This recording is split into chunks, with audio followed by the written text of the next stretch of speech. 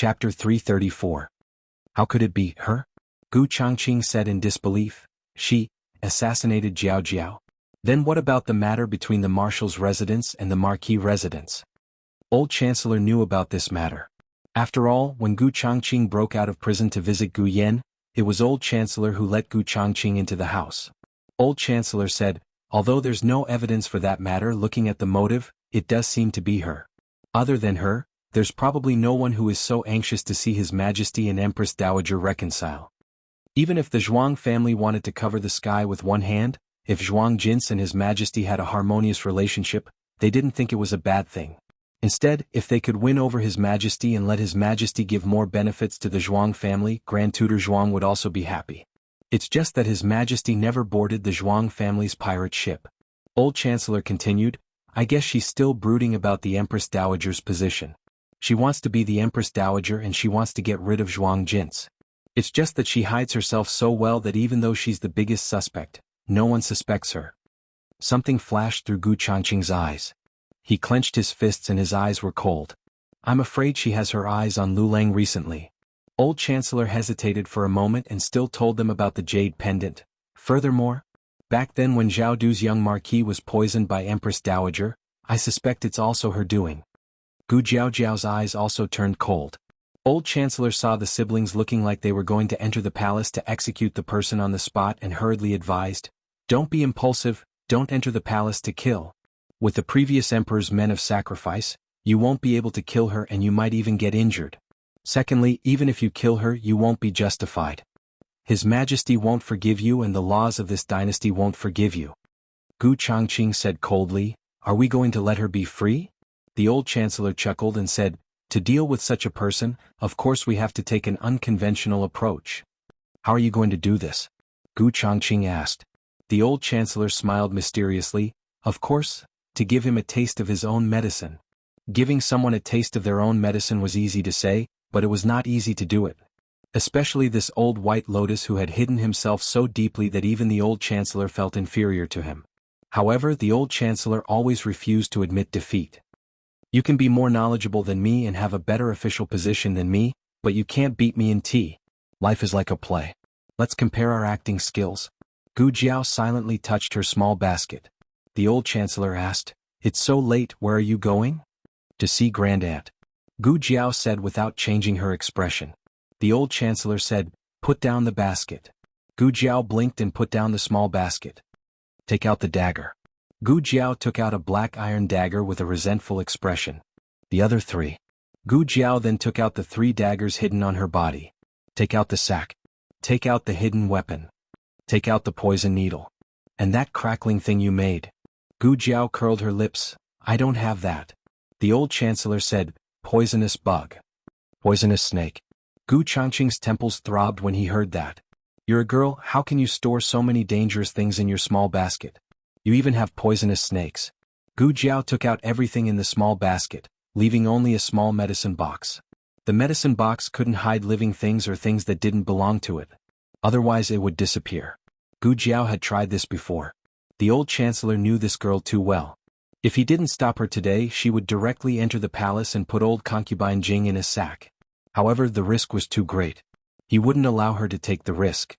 Gu Changqing automatically ignored his sister's basket of strange things and looked at the old Chancellor. Chancellor Hua, what do you plan to do? The old Chancellor stroked his beard. Well, he had a plan but he lacked a tool. This person needed to be trusted by the emperor and be able to enter the palace easily. The second point alone wasn't too difficult for him. However, ever since the emperor found out that he was his father for some time, the emperor had a lot of resentment towards him. He didn't trust him as much as before. The old Chancellor looked up and sighed. It wasn't easy to be a minister. While he was sighing, the sound of horses' hooves and the sound of wheels turning came from the alley. The sound stopped at the door next door. Then the whole alley heard little Jinkong's angry roar. Ah! I don't want to go out with you anymore. It's not fun. It's not fun at all. The old Chancellor muttered, what happened? Who did he go out with? Why is he so angry? Gu Jiao and Gu Changqing didn't know either. The 3 of them went out. Little Jing Kong jumped down from a tall carriage and stomped his feet angrily. Jing Kong. Gu Jiao called. When little Jing Kong saw Gu Jiao walking out of the young master's residence, He pouted his lips aggrievedly and ran over, throwing himself into Gu Jiao's arms. Gu Jiao squatted down, wiped the sweat on the little guy's forehead and touched his collar. His clothes were all soaked in sweat. Marquis Xianping came down from the carriage and looked at the little guy with raised eyebrows. I took you to such a high-end restaurant to eat, but you didn't appreciate it. Marquis. Gu Changqing cupped his hands in greeting. Yes. Marquis Xianping responded lightly. Little Jing Kong was especially angry. You're still talking about it? Such a big restaurant. There were so many good dishes, but you only ordered an egg for me. Marquis Xianping coughed softly. That was an egg braised with abalone juice. It's very expensive. Besides, can a child like you eat so much? Didn't I take you to row a boat? What kind of boat is that? It's leaking. I scooped water all the way. Oh. Little Jing Kong felt wronged. Jiao Jiao, my arms are sore. There were boats that cost 20 copper coins, boats that cost 50 copper coins, and even boats with black awnings that cost 1 tael of silver.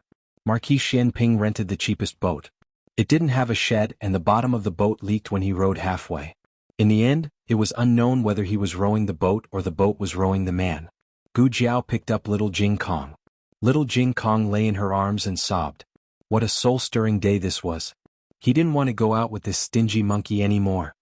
I'll take Jing Kong in first, Gu Jiao said and turned to enter the house. Gu Changqing and the old chancellor looked at Marquis Xianping with a complicated expression. I know you're stingy, but you don't have to be so stingy. Marquis Xianping coughed softly and said, Why are you looking at me like that? I'm also working very hard. I didn't even take care of Aheng when she was young.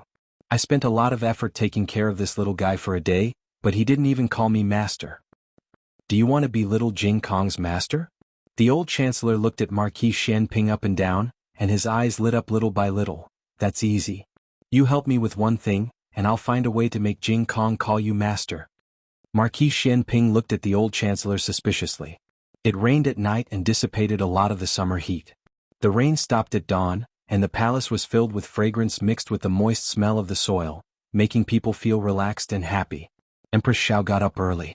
According to the rules of the palace, she should go to Rinshou Palace to pay respects to Empress Dowager Zhuang, but Empress Dowager Zhuang wasn't an ordinary Empress Dowager. She had to go to morning court, which saved her from setting rules in front of her. However, not paying respects to Empress Dowager Zhuang didn't mean not paying respects to Imperial concubine Jing.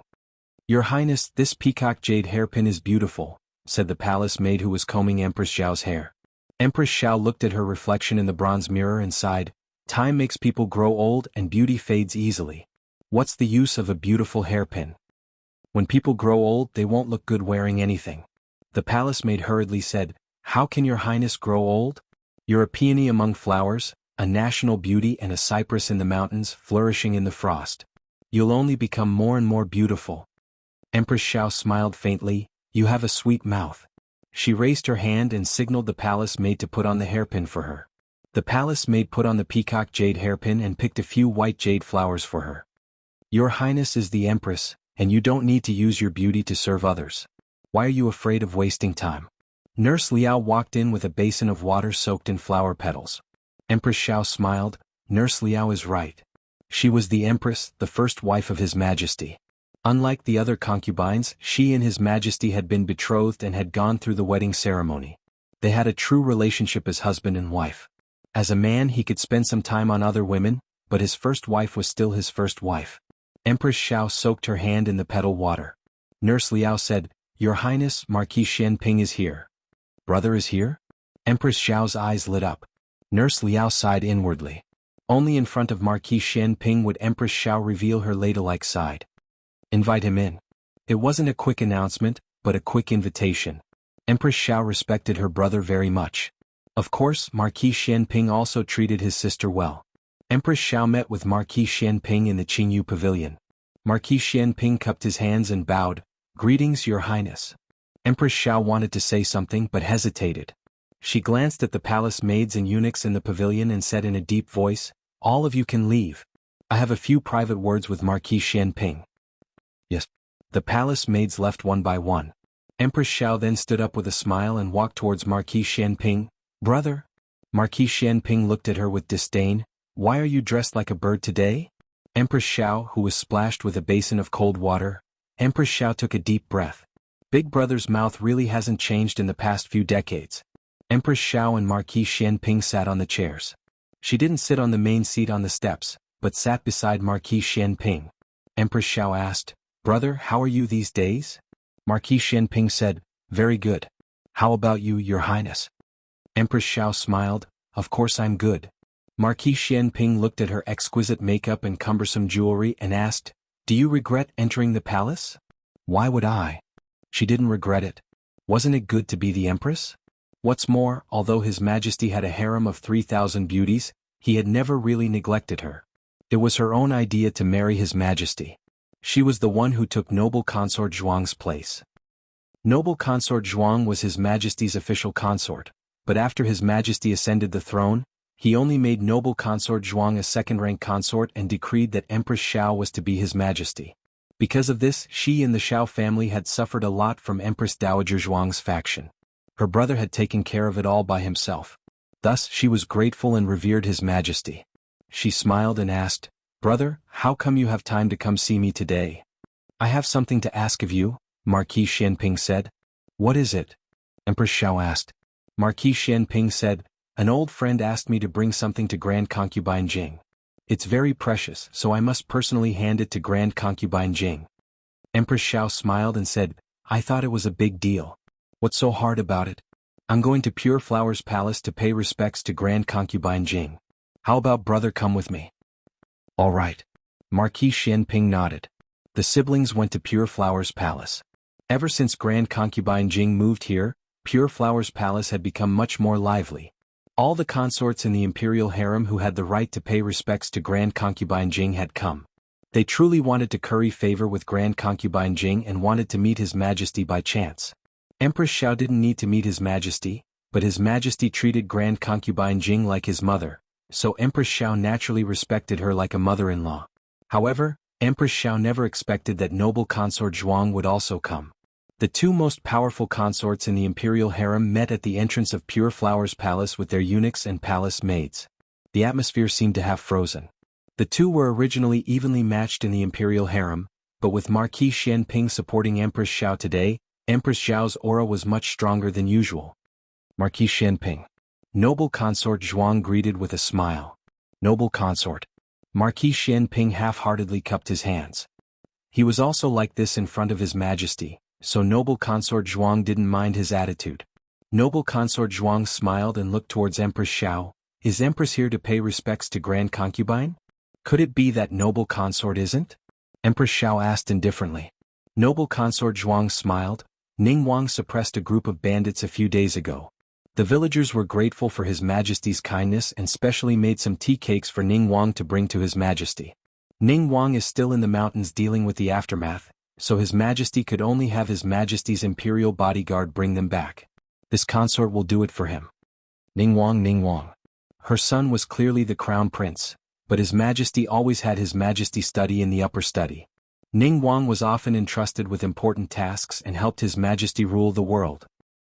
Thinking about it now, Ning Wang's reputation among the commoners was about to surpass His Majesty's.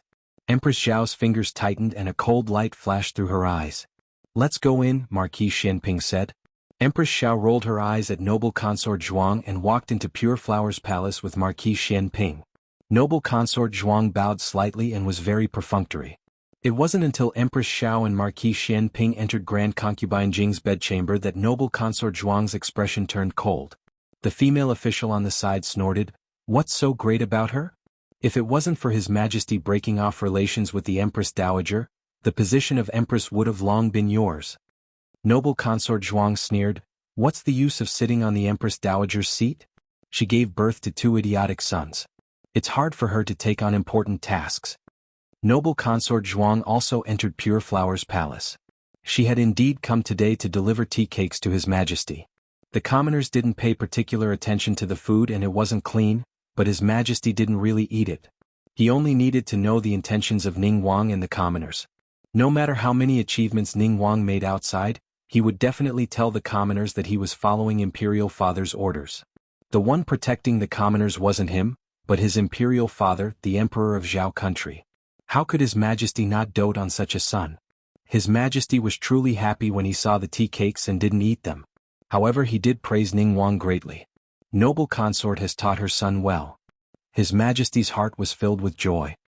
He thought of something and sighed softly. If His Majesty was half as sensible as his older brother, Zhen wouldn't be so worried. Noble consort Zhuang smiled.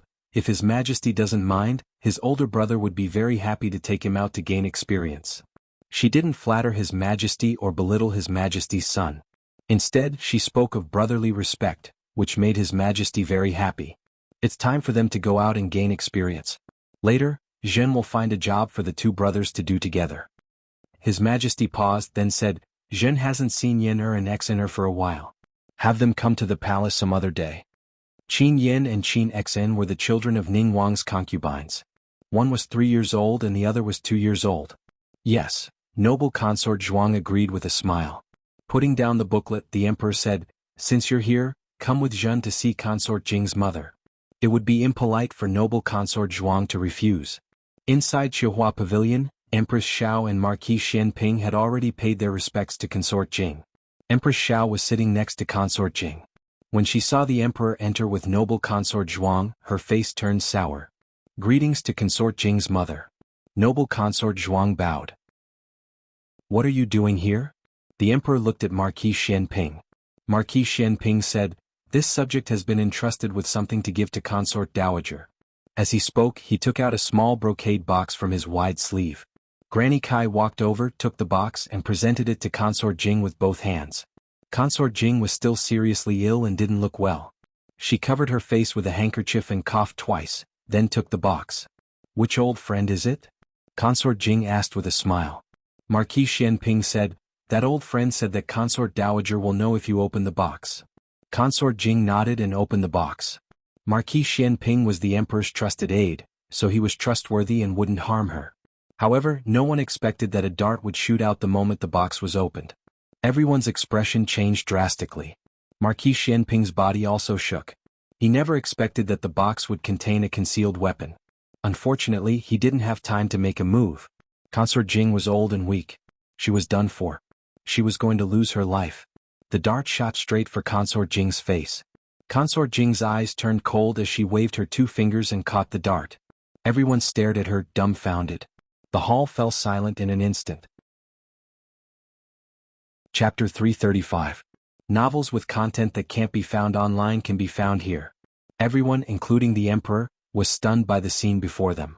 Grand concubine Jing, who had been sickly and on the verge of collapsing from a gust of wind, had caught a dart aimed at her with her bare hands in the next second. This was too exciting. Everyone was so shocked that no one could say anything for a long time. Logically speaking, the box that Marquis Xianping had given to Grand Concubine Jing should have been charged with the crime of attempting to assassinate the Grand Concubine. However, the fact that Grand Concubine Jing had caught the darts with her bare hands was so shocking that no one thought of Marquis Xianping. Even Marquis Xianping hadn't thought of himself. A mother? The emperor stuttered. Grand Concubine Jing immediately returned to her senses. Her body swayed and her fingers loosened, causing the dart to fall to the shiny floor with a loud thud.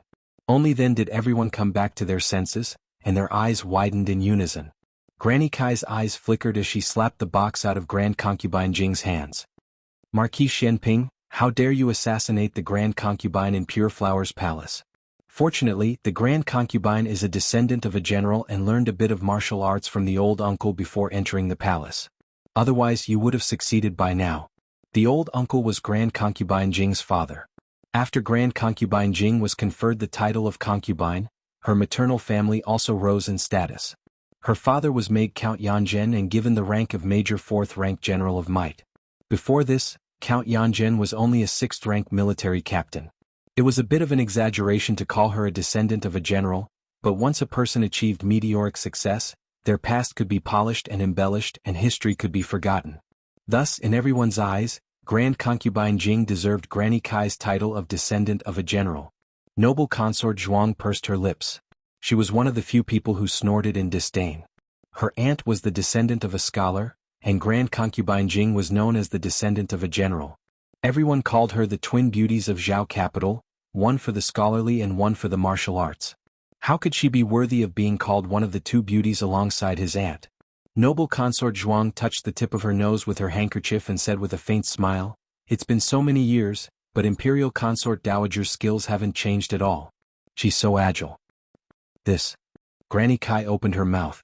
Old concubine Jing said with a smile, I neglected my practice in the palace and slacked off. Later on, I moved to the nunnery. When I had nothing to do, I would practice to pass the time. Cough cough. As she spoke, she covered her face and coughed. But I've been sick these days, so I can't practice anymore. The emperor said in a daze, in the past. I've never heard my mother mention it. They had had a very difficult time in the palace. After Empress Dowager Zhuang was banished to the cold palace, the three of them lost their protection and suffered a lot of bullying. He remembered that once, a Jowie whose position was below his lady mother's, had sent her dog to attack Ningyan who was beside his lady mother. Imperial concubine mother used her body to shield Ningyan. She was bitten black and blue all over, and Ningyan was also slightly injured. Since my mother knows martial arts, why did you? The emperor suddenly realized that he didn't trust old concubine Jing enough. Old concubine Jing smiled bitterly. Your Majesty wants to ask about the time Ningyan and I were chased and bitten by Mu Jiaoyi's dog? Mu Jiaoyi is noble consort Lu's person. I can hide once, but I can't hide forever. Noble consort Lu wants me to be injured. If I don't show her my injuries, she won't let it go. It's just that Ningyan also suffered some minor injuries. Fortunately, noble consort Lu vented her anger. Otherwise, the three of us would have been in a worse situation. Granny Kai said in a timely manner, old concubine mother injured her leg at that time. She didn't want Princess Ningyan and your Majesty to worry, so she kept it a secret. Since then, whenever it rained, her leg would hurt like it was being pricked by needles. It's gotten worse in recent years. She would occasionally fall ill even on sunny days. That's why she often falls down. People who practiced martial arts weren't immune to injuries. For example, Marquis Xianping had a waist injury on the battlefield. The surprise in the emperor's eyes dissipated, and he walked forward guiltily. I've wronged mother. He held old concubine Jing's hand with one hand and patted her back with the other to help her breathe. The emperor, who had favored noble consort Zhuang a moment ago, now glared at her coldly. Noble consort Zhuang knew that she had misspoken. She dropped her handkerchief and bowed. I meant to say that it's fortunate that old concubine mother didn't neglect her martial arts practice. Otherwise she might have met with misfortune today. Martial arts practice? Why hadn't she heard of it before? Granny Kai offered a cup of hot tea. I'll do it. The emperor took the tea and personally fed it to old concubine Jing. Old concubine Jing's expression relaxed a bit, and the emperor finally turned his attention back to Marquis Xianping. He said coldly, Marquis Xianping, what's going on? Marquis Xianping felt wronged. He also wanted to know what was going on. That damned old wine jar, was he playing with him? He said seriously, Your Majesty, this brocade box was given to me by Chancellor Hua. I didn't open it, so I didn't know there was a hidden weapon inside. He was a hoodlum, but he wasn't a gentleman who would sneak around and pry into other people's privacy. Of course, the main reason was that he didn't expect the old chancellor to trick him like this. Why? The emperor said coldly, Summon Hua Xian. Yes. Eunuch Wei responded. Eunuch Wei immediately sent a junior eunuch to the directorate to summon the old chancellor to Pure Flowers Palace.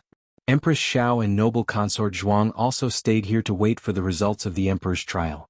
The old chancellor calmly and magnanimously entered the autumn flower pavilion in the side hall of Pure Flowers Palace.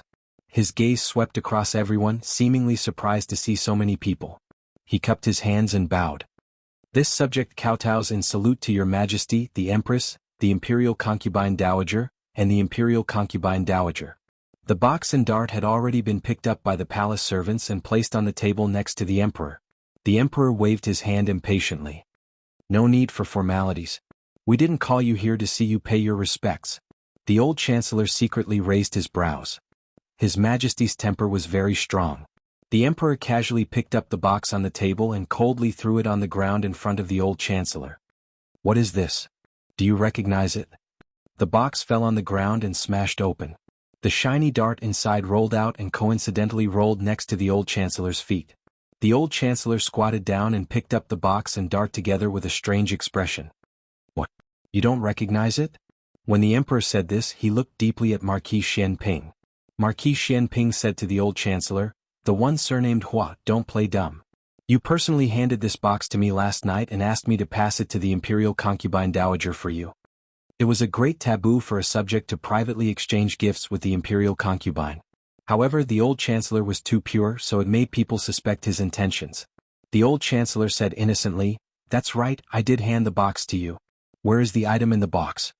The emperor said coldly, "This dart is the item in the box." The old chancellor looked at the emperor with a dumbfounded expression. "How is that possible?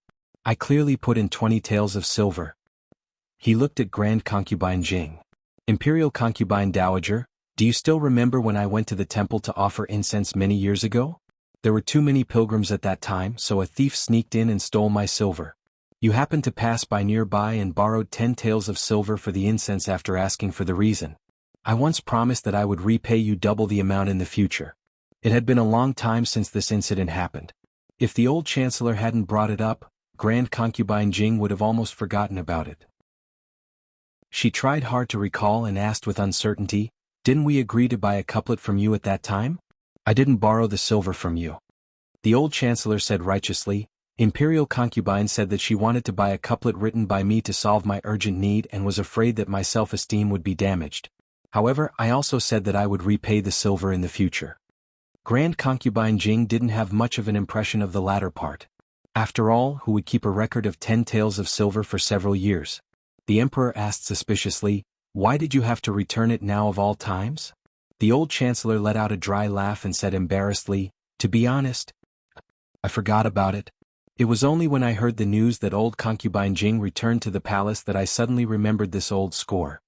Good heavens, good heavens. Grand Concubine Jing really did give him the silver. He did say that he would repay her double the amount, but Grand Concubine Jing didn't agree at the time. She only said that he might as well write a couplet for her and take it that she bought it from him. However, so many years had passed and he insisted on returning the silver. Grand Concubine Jing probably couldn't remember it clearly anymore. Even if she remembered it clearly, she wasn't afraid that there would be mistakes in her memory. He said that he remembered it that way. Fortunately, Grand Concubine Jing and the emperor didn't harp on the details of the silver. Instead, they talked about the item in the brocade box again. The emperor said, "You gave the silver, but Marquis Xianping used it as a dart today and almost injured Grand Concubine Jing." What? The old chancellor was flabbergasted and panicked. He knelt down with a plop. "Your Majesty is wise. This old subject has indeed placed silver taels. I also don't know why the silver became a concealed weapon. I can swear to the heavens." Marquis Xianping gritted his teeth. "Keep acting for me," Noble Concubine Zhuang said with a smile. "Chancellor Hua is so confident. Could it be that he really didn't put it there? But after him, it seems that Marquis Xianping was the only one who touched the box in private." Noble Concubine Zhuang. Empress Xiao stopped her with a stern voice. Noble Concubine Zhuang smiled. "I don't mean to slander Marquis Xianping. I'm just analyzing the facts." Marquis Xianping said, "I didn't open the box after receiving it yesterday and kept it with me. After returning home, I put it in my room. The only people who can enter my room are me and my bodyguard, Chang Jing. Chang Jing didn't touch the box. Chang Jing wasn't interested in this kind of boxy thing. He wouldn't even bother to look at it." Empress Xiao stood up and stood beside her brother. She saluted the emperor and said, "Your Majesty, Marquis Xianping is loyal to you and respectful to Concubine Jing's mother. He would never frame Concubine Jing's mother. Especially, in front of so many people. Isn't it stupid to use something he personally handed over?" Noble Concubine Zhuang smiled faintly and said, "Maybe someone used this idea to make the impossible possible, so that they could escape suspicion." Empress Xiao's eyes turned cold. "I'm talking to His Majesty. It's not your turn to interrupt." In the past, Empress Xiao didn't use her status to suppress Noble Concubine Zhuang. After all, Noble Concubine Zhuang had the support of the Empress Dowager and her real power wasn't small. Today she was anxious, so she said this. Noble Concubine Zhuang snorted coldly. The emperor looked at Marquis Xianping heavily. "Has anyone sneaked into your room?" Marquis Xianping calmly met the emperor's sharp gaze. "Your Majesty, this official doesn't dare to say that the entire Marquis Xianping is impregnable, but this official's room is guarded by Chang Jing, and this official also rests there. With our skills, it's impossible for anyone to do anything under our eyes." The emperor pondered. "The Chang Jing you're talking about is the assassin you brought back from the Dark Knight sect?" Marquis Xianping said, "That's right. The Dark Knight sect was a power outside of the 6 countries. It didn't belong to any country and was headquartered on an island. The assassins of the Dark Knight sect were all first-class experts. What's more, what Marquis Xianping said was right. He himself was also a first-class expert. The old chancellor muttered, "What if someone took action while you were asleep?" Marquis Xianping looked at him and chuckled. "Do you know that in Zhao country there are no more than 5 people who can defeat Changjing? One is the Grand Marshal of the world, Tang Yueshan. One is Marquis Ding'an's Marquis Gu. The other 3 are the Dragon Shadow Guards that the previous emperor left to the emperor. The reason I said 3 is because I've only seen 3 of them. I don't know if there are more." The old chancellor said seriously, "So there are still people who can commit crimes." Marquis Xianping said indifferently, "Tang Yueshan went with Prince Ning to suppress bandits early this month and hasn't returned yet. He's not in the capital, so how could he commit a crime in my manor?" The old chancellor said, "Then, what about Marquis Gu?"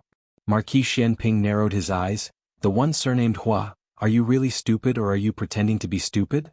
The old marquis was the emperor's confidant. This was something no one in the world knew.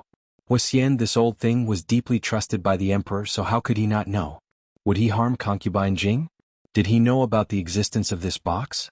Empress Xiao knew that the old marquis was secretly training soldiers for the emperor. She also believed that the old marquis had nothing to do with this matter. Noble consort Zhuang was one of the Empress Dowager's people, but the Empress Dowager was well informed. How could she not know that the old marquis and the emperor were only at odds on the surface? She sneered, "If that's the case, it's neither this nor that. Could it be the late emperor's Dragon Shadow Guard? Marquis Xianping, why don't you say that His Majesty wants to harm his mother?" Noble consort Zhuang didn't know that the emperor had already given the Dragon Shadow Guard to concubine Jing. So even if it was the Dragon Shadow Guard, it wasn't the emperor who wanted to harm concubine Jing, but concubine Jing herself.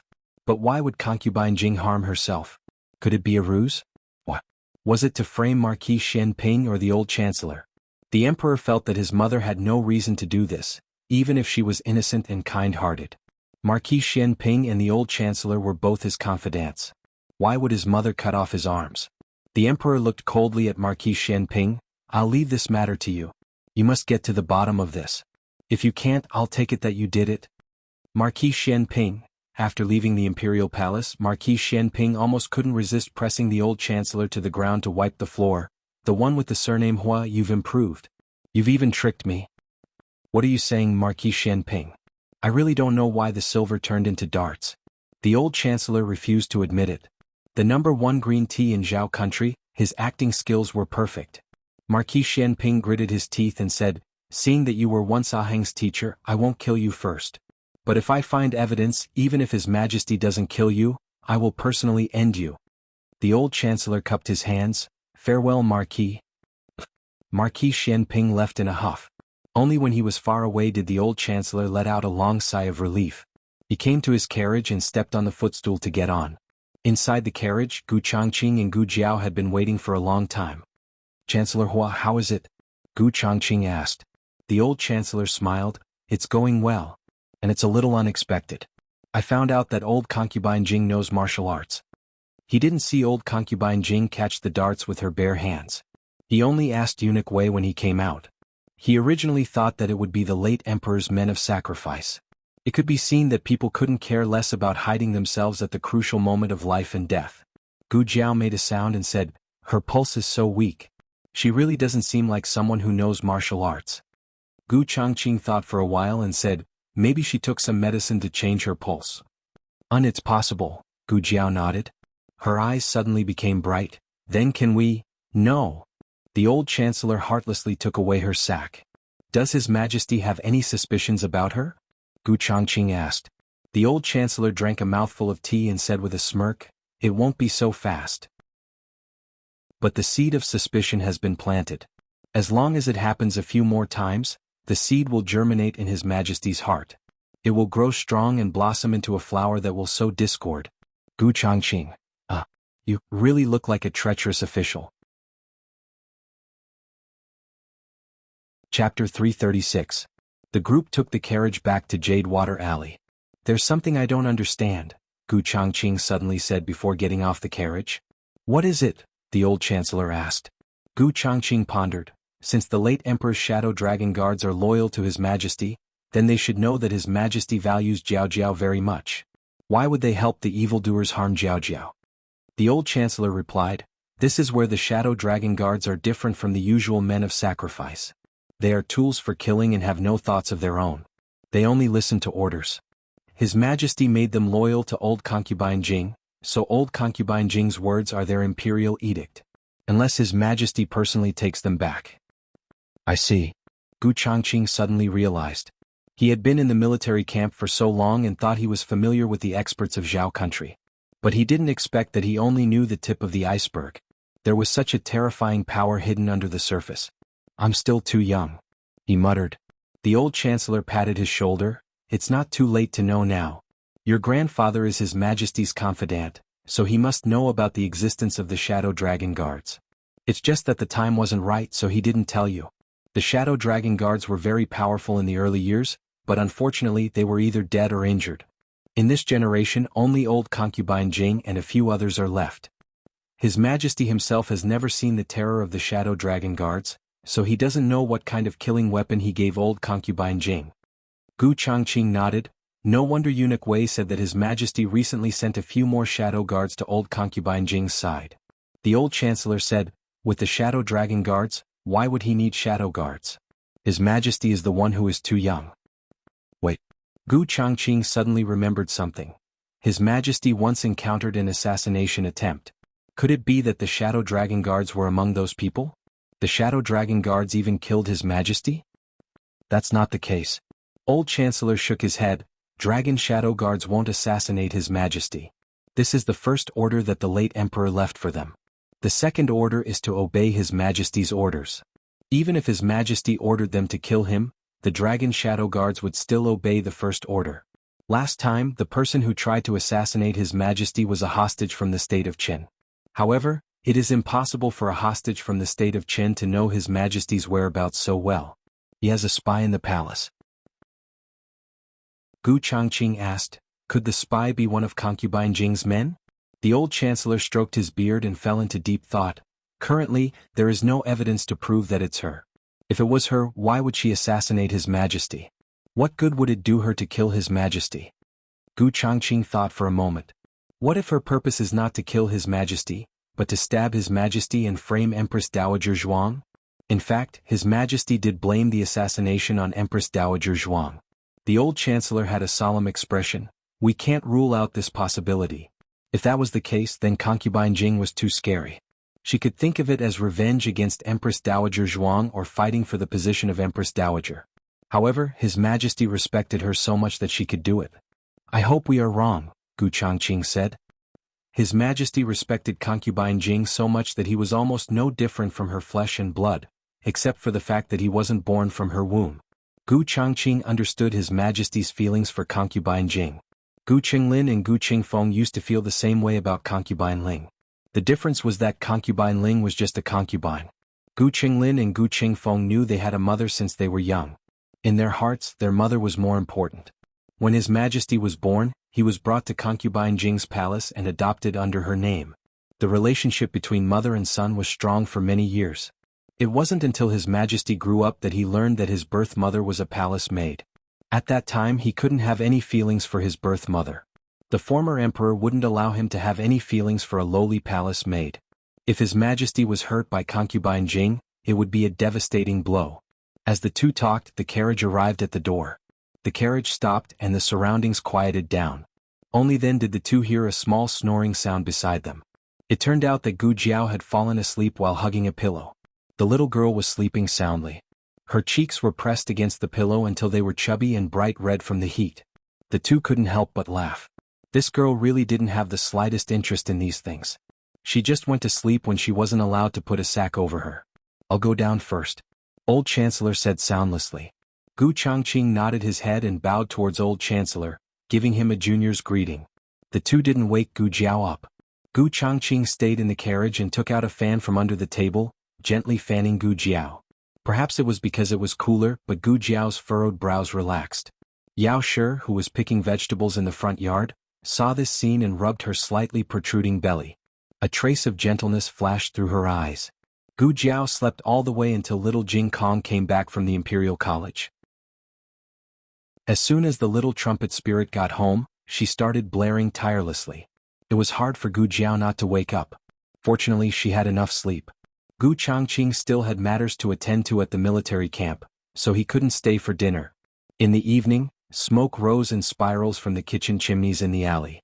Xiao Lulang had also returned from his duty at Hanlin Academy. He went to Old Chancellor's place to discuss some matters. When he returned home he found Gu Jiao sitting listlessly in the east room. She had slept for an entire afternoon, so logically speaking she should be full of energy. But her sighing and moaning really showed the essence of little Jing Kong's imitation of Master Zhao next door. Xiao Lulang couldn't help but smile. After dinner, Gu Jiao returned to the house listlessly and continued to be listless. Xiao Lulang knocked on the door. "It's me." Gu Jiao sat up. "Come in." Xiao Lulang pushed the door and entered. Gu Jiao thought he was here to give her mung bean soup again. Although she wasn't hungry, she still sat down at the table very cooperatively. Who knew that Xiao Lulang didn't give her a bowl of mung bean soup?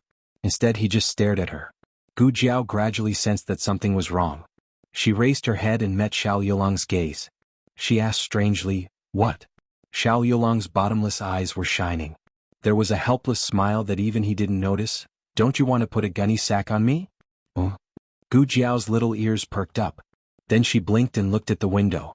She said in a serious tone, "I'm not that kind of person." Xiao Lulang almost believed her. Supporting someone until they couldn't get out of bed, you really aren't that kind of person.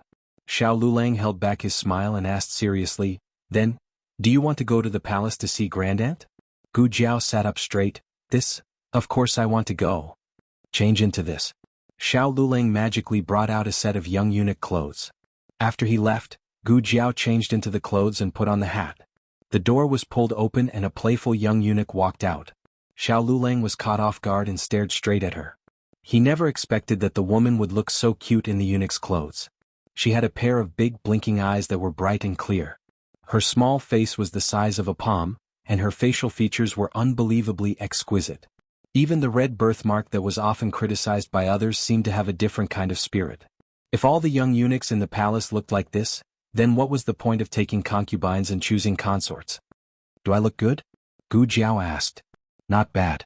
A certain person said with a cold face, "Get on." The two got on the carriage. Today, Nanxiang personally went to Qinghe Academy to pick up Gu Shaoshan and Gu Yan. Lu Quan was free, but now he wasn't free. He had to send the two to the palace. Gu Jiao sat obediently in the carriage. She stretched out her legs and tiptoed. It was obvious that she was in a good mood. The carriage arrived at the palace gate. Xiao Lulang generously showed his Rinshou Palace token. "Can I trouble you to see if there's anyone else in the carriage?"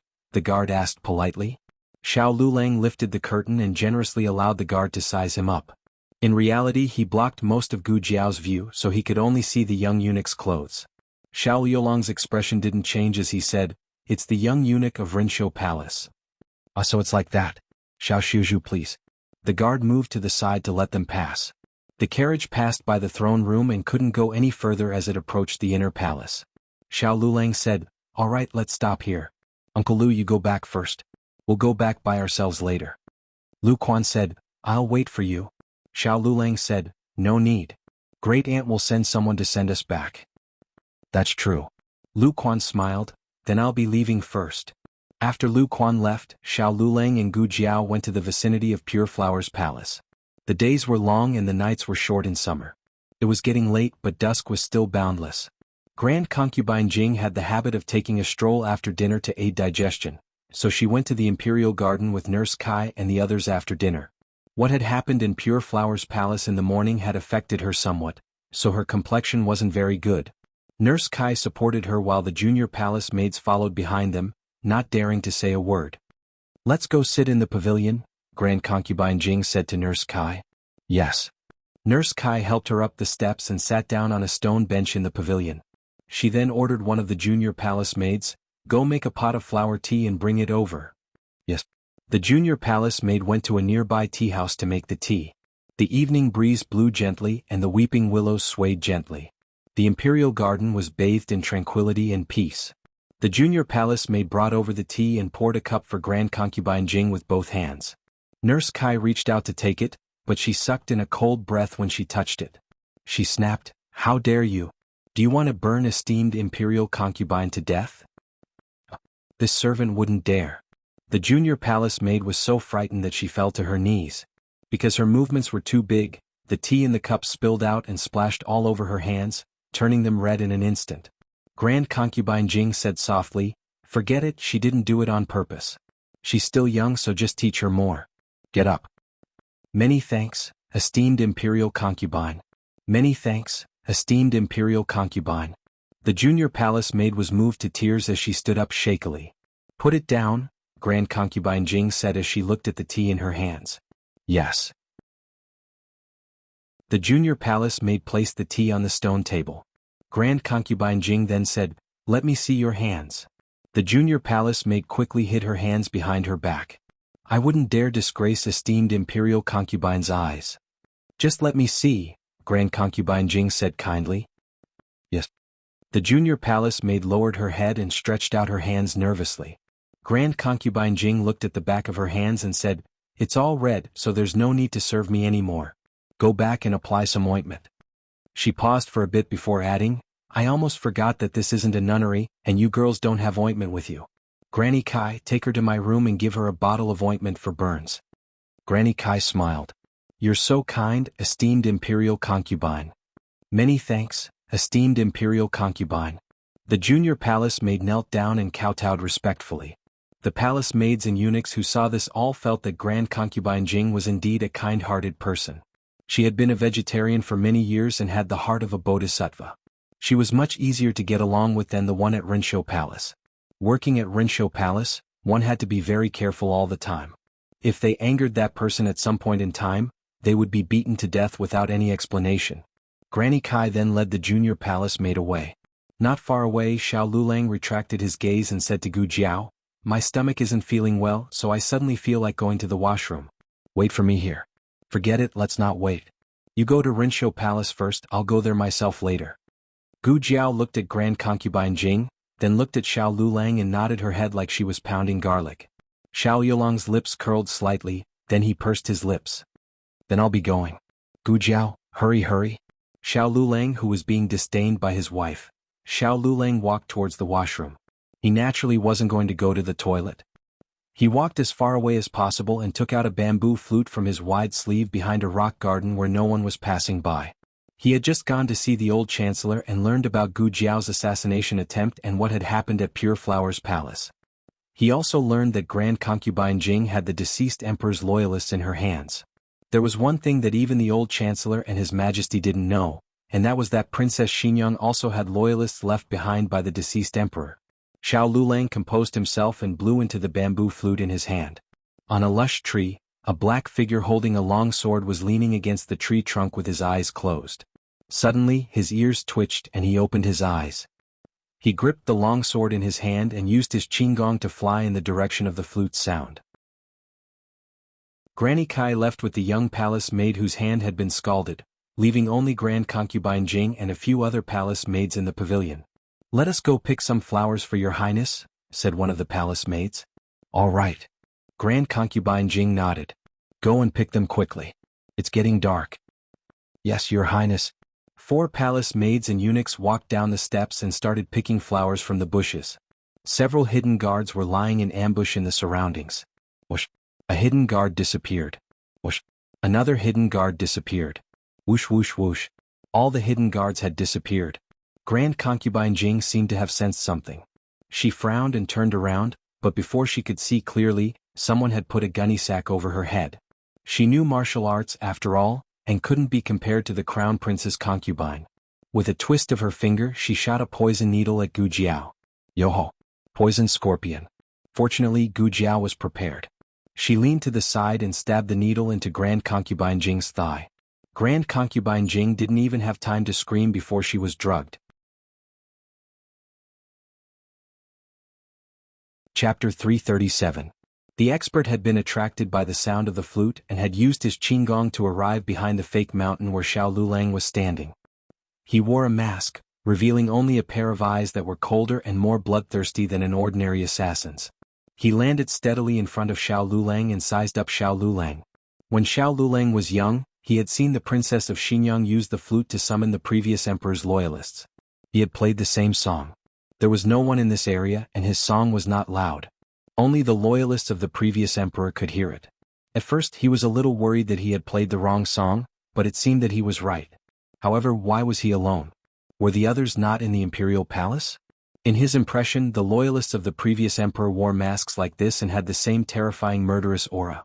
They would not indiscriminately kill people outside of their mission, especially people who did not know martial arts, unless they were obstructed in the middle of their mission. Xiao Lulang understood that as long as he did not make any provocative moves, he would not make a move against him. His eyes were filled with confusion and curiosity. Xiao Lulang generously allowed him to size him up. After a moment, as if to verify something, Xiao Lulang said to him, "Could I trouble you to help me pick a leaf from the top of my head?" But that person left without even looking back. Xiao Lulang sighed.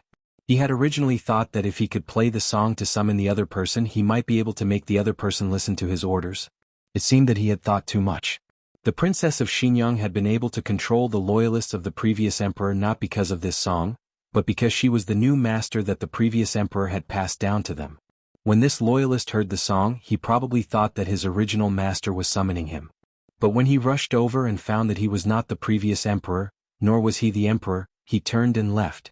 Well, he could only stall for so much time. Gu Jiao dragged the person into the small dark room near the supreme liquid pool.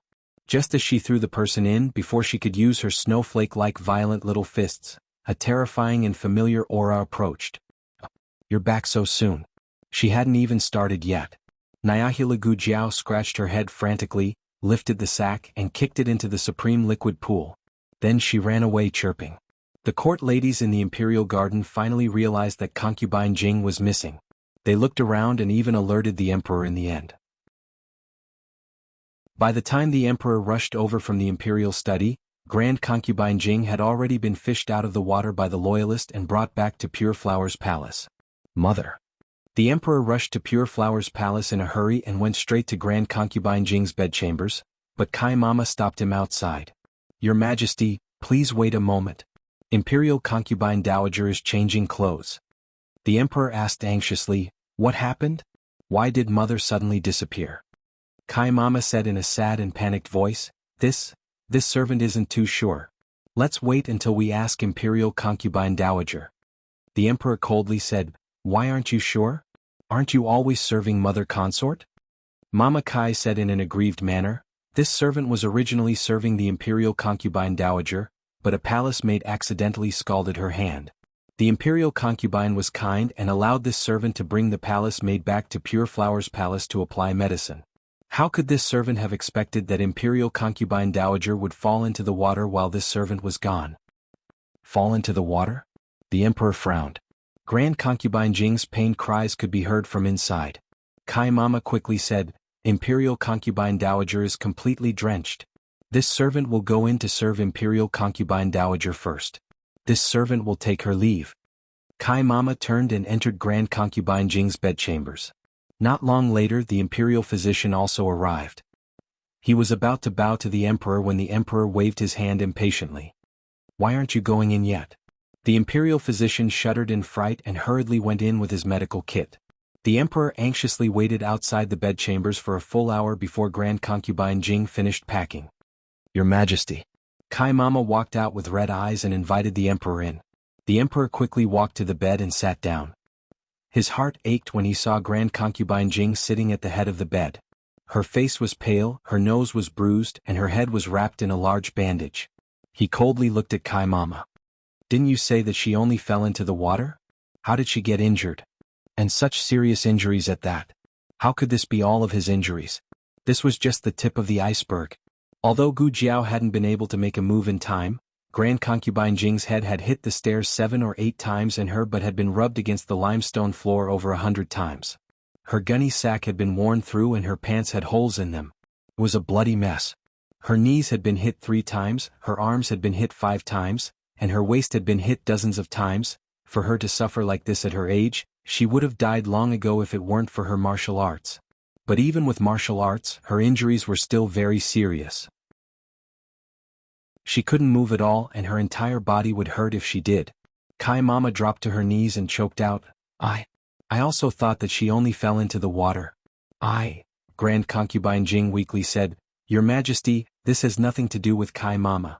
Please don't take your anger out on her." She wasn't pretending to be weak now. She was so weak that she could collapse at any moment. You may all leave, Grand Concubine Jing said to Kai Mama and the servants in the bedchambers. Kai Mama and the others looked at the emperor nervously, fearing that he would punish them. The emperor waved his hand coldly, and everyone retreated as if relieved of a heavy burden. What's wrong with the servants this time? The emperor gritted his teeth and murmured. Grand Concubine Jing raised her arm that was about to break from the pain and gently placed it on the back of the emperor's hand. She shook her head. It's not their fault. The opponent was too strong. The emperor asked, Where are the men of sacrifice and shadow guards I left for you?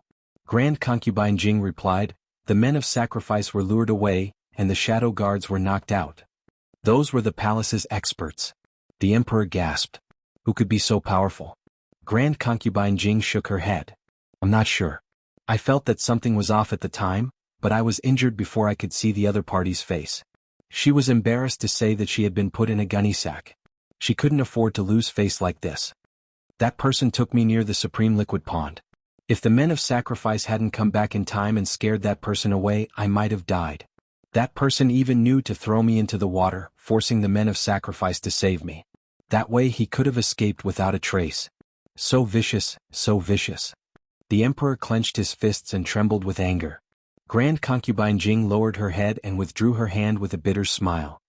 Have I caused trouble for your majesty? If I hadn't suddenly returned to the palace, none of this would have happened for no reason. The emperor held her hand tightly. Don't say that, mother. It was our intention for you to return to the palace.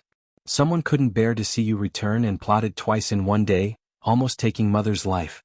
Don't worry, mother, we will definitely ferret out the mastermind. Even if we have to risk our lives, we will bring them to justice. We will seek justice for mother. He was just short of mentioning Empress Dowager Zhuang by name. Grand Concubine Jing covered her mouth with her handkerchief and coughed sadly. Mother. The emperor looked coldly at the imperial physician kneeling on the ground. How is mother's body? The imperial physician replied in fear and trepidation.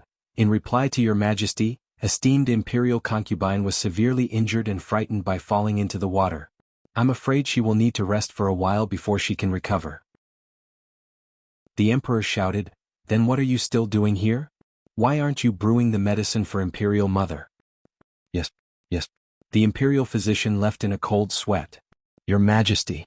Your majesty. Eunuch Wei walked in with small steps. What is it? The emperor asked. Eunuch Wei said, This servant found the unconscious Xiao Xiuzhua near the Supreme Liquid Pond.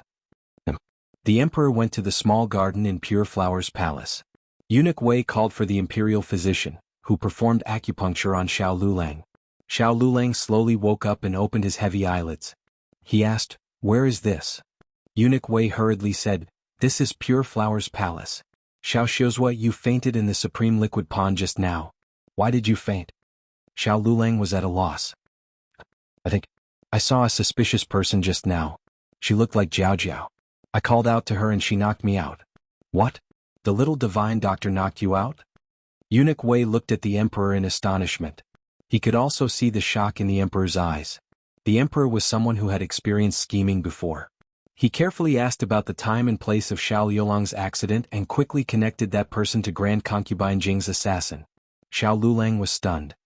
Your Majesty, you're saying that Grand Concubine Jing's assassin was Jiao Jiao? How is that possible? His acting skills had improved again. He had only done such a shameless thing once or twice, so how did he become so proficient in it? Did he really have some talent in this area? Eunuch Wei was puzzled. But this servant interrogated the palace servants just now. Aside from her, no one else appeared in the vicinity. Xiao Lulang said seriously, Jiao Jiao didn't enter the palace today. Although she has some skills, she doesn't know Qinggong. She wouldn't have been able to enter without using the main entrance. This was the truth. Gu Jiao Jiao truly didn't know any Qinggong. The emperor had experienced it firsthand. On the night of the assassination attempt, Gu Jiao Jiao had used all 4 legs to escape with him. The emperor's legs had almost broken from running. If she knew Qinggong, she wouldn't have not used it in a life-and-death situation. This time, Eunuch Wei didn't wait for the emperor's orders. In order to prove the young divine doctor's innocence, he went to the palace gates himself and asked the guard if Gu Jiao had entered the palace. No. The guard replied with absolute certainty. Eunuch Wei asked, Xiao Xiuzhua entered the palace by himself? The guard replied, There was also a young eunuch from Renshou Palace. This young eunuch didn't arouse Eunuch Wei's suspicions because Empress Dowager Zhuang did often send people to Jadewater Alley to deliver things or bring people from Jadewater Alley into the palace. Eunuch Wei returned to Pure Flowers Palace to report. The young divine doctor truly didn't enter the palace today. Xiao Lulang said thoughtfully, could it be, someone is impersonating Jiao Jiao? The emperor gritted his teeth. Did you see her appearance clearly? Xiao Lulang shook his head. I didn't see her clearly. Her back was very similar, her clothes, her hair accessories were all the same, and there was also that small basket on her back. In the imperial palace, there wasn't a single palace maid who would wear green clothes and carry a small basket on her back. This was clearly Gu Jiao's attire. The emperor's gaze turned cold. It seems that someone really is impersonating the young divine doctor. Xiao Lulang suddenly realized. Why didn't she kill this subject to silence him? She probably wanted to use this subject to reveal her identity. Unfortunately, she didn't know that Jiao Jiao didn't know Qinggong and instead exposed herself. This balance was very delicate. Even Eunuch Wei didn't know that Gu Jiao didn't know Qinggong. He thought that since the young divine doctor was so skilled, he would definitely be able to leap onto roofs and vault over walls like the palace's experts. It was because he didn't know that the emperor believed that the culprit didn't know either. It seemed that the culprit had miscalculated something. Since the culprit wanted to frame Gu Jiao, then the mastermind couldn't be Empress Dowager Zhuang. No matter how prejudiced the emperor was against Empress Dowager Zhuang, he couldn't believe that she would frame Gu Jiao. When he was recuperating in Jadewater Alley, he had personally seen how well she treated Gu Jiao. He knew that she cherished Gu Jiao as much as she cherished him. Empress Dowager Zhuang's suspicions were naturally dispelled. But if it wasn't her, then who would be so intolerant of Consort Jing's mother? The emperor coldly muttered to himself. His voice wasn't loud, but Eunuch Wei still heard it. Eunuch Wei cautiously glanced at Xiao Lulang. He thought that this kind of thing shouldn't be said in front of Xiao Xiuzhua, right? He could only pray that Xiao Xiuzhua didn't hear it. Xiao Liulang's expression didn't change at all, as if he really hadn't heard anything. He thought seriously for a moment, then said, Your Majesty, since that person is framing Jiao Jiao, they must be trying to stir up conflict between Pure Flowers Palace and Renshou Palace. It wasn't a secret that Gu Jiao was close to Renshou Palace. If they couldn't prove that the culprit wasn't Gu Jiao, then the fire would definitely burn Empress Dowager Zhuang's head. Xiao Lulang sternly said, Your Majesty, forgive this subject for speaking bluntly, but someone wants Your Majesty, the Grand Imperial Concubine, and the Empress Dowager to fight among themselves. When the sandpiper and the clam fight, the fisherman benefits. This subject understands that there is an unresolvable conflict between Your Majesty and the Empress Dowager, but Your Majesty must not fall for someone else's scheme in the face of a great enemy. In the past, the emperor wouldn't have listened to these words. However, the evidence today was conclusive, so it was hard for him not to believe it. After Xiao Lulang left the palace, the emperor sat quietly in his study for a long time. It wasn't until the imperial physician came to report to him about Grand Concubine Jing's condition that he got up and went to her bedchambers. Have you found the culprit? Grand Concubine Jing asked weakly. The emperor hesitated for a moment, but in the end, he didn't mention that the culprit had pretended to be Gu Jiao and met Xiao Lulang by chance. There aren't many leads for now. Imperial Mother, please don't worry. We will continue to investigate. Grand Concubine Jing smiled. Amen. Chapter 338. Grand Concubine Jing's matter caused such a huge commotion that everyone in the palace knew that she had been ambushed twice in a day. Who do you think did it? In a corner of the palace, a group of palace maids and eunuchs gathered together to secretly discuss Grand Concubine Jing's matter. Who else could it be? Think about it, who in the palace doesn't want Grand Concubine Jing to come back the most? Could it be the Grand Concubine of Renshou Palace? Shoo! Lower your voice. Do you want to be beheaded? Don't even mention the name of that person. Keep it in your heart and don't say it even in your dreams. Otherwise, just wait for your head to be chopped off. Hundreds of palace maids and eunuchs have died at that person's hands, if not 1,000. So cruel? The new palace maid trembled in fear. In fact, it wasn't just the palace maids and eunuchs who thought so.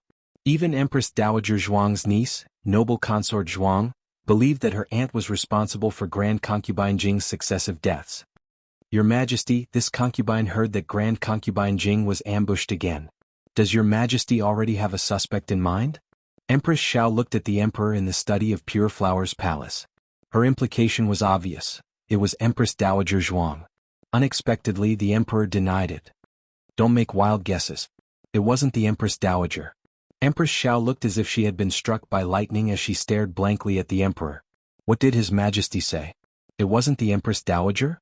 Since when did His Majesty speak up for the Empress Dowager? He wanted nothing more than to blame it on Empress Dowager Zhuang. Your Majesty. Empress Xiao began. The emperor cut her off. All right, don't ask about concubine Jing's matters.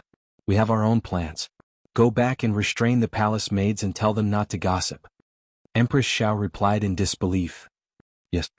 Noble consort Zhuang went to Rinshou Palace with a smile and walked into Empress Dowager Zhuang's study. She smiled as she walked. Aunt, you're too amazing. How did you do it? He also taught that vixen, Grand Concubine Jing, a lesson without leaving any evidence behind. I heard that His Majesty did not suspect you at all. There were a few eunuchs in the Palace of Earthly Tranquility who gossiped. Guess what happened? They were all dealt with by the Empress. And you are really... Noble consort Zhuang was halfway through her words when she saw Empress Dowager Zhuang's cold, knife-like gaze. She quivered. Aunt. Do you have nothing better to do? Empress Dowager Zhuang said with dignity. Noble consort Zhuang was suffocated by her aunt's powerful aura. She didn't dare to look directly into Empress Dowager Zhuang's eyes. She hurriedly lowered her head and saluted. Greetings to Aunt. Empress Dowager Zhuang said angrily, I'm very busy. Don't bother me if there's nothing important. Yes. Noble consort Zhuang retreated resentfully. As soon as she left, Eunuch Qin walked in with a cup of tea. Empress Dowager Zhuang looked at the booklet in her hand and asked indifferently, Have you sent him here? Yes, the carriage has arrived at the entrance of Jadewater Alley. Eunuch Qin said with a smile. Empress Dowager Zhuang responded faintly and continued to look at the booklet. Eunuch Qin walked over and put the tea on the table, unable to hide his smile. What are you laughing at? Empress Dowager Zhuang looked at him strangely. Eunuch Qin said, This servant is happy for Empress Dowager. Empress Dowager Zhuang snorted, What is there to be happy about? Two little things who don't know the immensity of heaven and earth. Their skin is boundless. Gu Jiao wore the little eunuch's clothes and escaped into Rinshou Palace. How could Empress Dowager Zhuang not know what was going on? Keep a close eye on the servants' mouths. Empress Dowager Zhuang ordered. Eunuch Qin said, Don't worry, Empress Dowager. This servant has arranged everything properly. Today Xiao Chuanzi went shopping. Halfway through the carriage broke down. He met Xiao Xiuzhua by chance and returned to the palace with Xiao Xiuzhua. The little eunuch that the imperial bodyguard saw in Xiao Xiuzhua's carriage was Xiao Chuanzi. Xiao Chuanzi did go out to buy today. However, after this incident, Eunuch Qin didn't wait for him to come back before sending an imperial bodyguard to intercept him. When Gu Jiao left the palace, she still used the identity of Xiao Chuanzi. Inside there was a problem with the cloth that she bought. Xiao Chuanzi went to change the cloth. At night, the real Xiao Chuanzi would return to the palace with the changed cloth. Eunuch Qin continued, There are also eyewitnesses. Imperial bodyguard Lu of the Imperial Guards and Nurse Zhou of the Cold Palace will see a woman in green with a small basket on her back. They speculate that the other party came from the Cold Palace. Xiao Lulang and Gu Jiao didn't ask Empress Dowager Zhuang to do these things. After they were done, they left happily. Empress Dowager Zhuang's face was stiff. She snorted, Aren't they afraid of being exposed? Do they really think that they did it flawlessly? Eunuch Qin couldn't stop laughing. Obviously she liked them very much. She appreciated that the two children were newborn calves who were not afraid of tigers. However, she had to pretend to dislike them. Eunuch Qin laughed. Isn't this because they know that Empress Dowager will clean up for them? Empress Dowager trusts them. They also give their backs to Empress Dowager. She didn't know how many times she had snorted. Trust between people was never expressed through words. It was a tacit understanding through actions. It was a trust in a person's sincerity and ability. It was quite satisfying. Empress Dowager Zhuang snorted. Gu Jiao and Xiao Lulang returned to Baishui Alley. Tonight, the owner of the orchard had invited a theatrical troupe to set up a stage in the orchard. The neighbors all went to watch the play. Yao Shi and the family's children also went. The home was empty. Although they had eaten dinner after the ruckus in the palace, the two of them were a bit hungry. Let's go out and eat, Xiao Lulang said. In the end, he couldn't bear for her to cook in the middle of the night. Moreover, this place was close to the busy streets. It was very convenient to eat anything. Okay. Gu Jiao agreed. They went to Xuanwu Avenue. The capital was always very lively on summer nights. The shops were lined up in rows and the hawkers' stalls were like a long dragon. In the middle of the street, there would occasionally be carriages and horses slowly passing by. On both sides there was an endless stream of people. In the past, it had always been Gu Jiao who walked on the outside. She had to protect her husband. Today she had been placed on the inside by Xiao Lulang. Xiao Lulang leaned on his walking stick. Compared to last year, his body clearly had a bit more masculine strength. He helped her block the flood of people. However, there was a peddler carrying a load who did not walk on the middle path and insisted on walking on the inside. He almost bumped into Gu Jiao. Xiao Lulang pulled on her arm. His hand did not immediately let go. After a moment of hesitation, he slid down to hold her hand. Don't get lost. Gu Jiao was surprised. She then smiled. Okay. Husband, don't get lost. Xiao Lulang was almost dazzled by her smile. He looked forward and asked, what do you want to eat? And anything is fine. She said, what do you want to eat? He said, anything is fine for me too. The two of them were not picky eaters. Xiao Lulang looked to the east and said, there's a new noodle restaurant over there. Do you want to try it? Their braised noodles are very delicious. You've eaten it before? Gu Jiao turned her head to look at him and asked. He nodded. I ate it when I was young. At that time, their family had not yet opened such a prosperous area. They had to go to a very remote suburb to eat it. In the past few years, they seemed to have made a fortune and opened several branches. As for his previous identity, he would not take the initiative to talk about it. However, if it was brought up, he would not deliberately avoid it. However, he had never admitted who he was. Marquis Xianping's illegitimate son, Xiao Lulang. This was the only identity he could reveal to those close to him.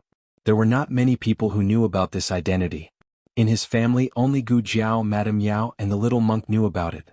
Gu Yin, that little imp, might have guessed something, but he should not have guessed as far as Xiao Heng. As for Gu Jiao, Xiao Lulang did not ask how far she had guessed. And Gu Jiao did not seem to want to get to the bottom of this matter. She respected him and trusted him. It had nothing to do with who he was. Gu Jiao curved her lips. All right, then let's go eat braised noodles. Although this noodle restaurant was newly opened, both the upper and lower floors were full. Oh, it's already so late and there are still so many people eating noodles? Gu Jiao asked strangely. The waiter smiled apologetically. It's a newly opened restaurant. Most of the customers are regular customers. Moreover, our restaurant doesn't only have noodles. Our cold dishes and stews are also the best. It's hot right now, so it's hot to eat inside. How about this little one set up a table in the courtyard for you two to cool down? There were several tables set up in front of the restaurant. At a glance, it looked just like the food stalls in her previous life.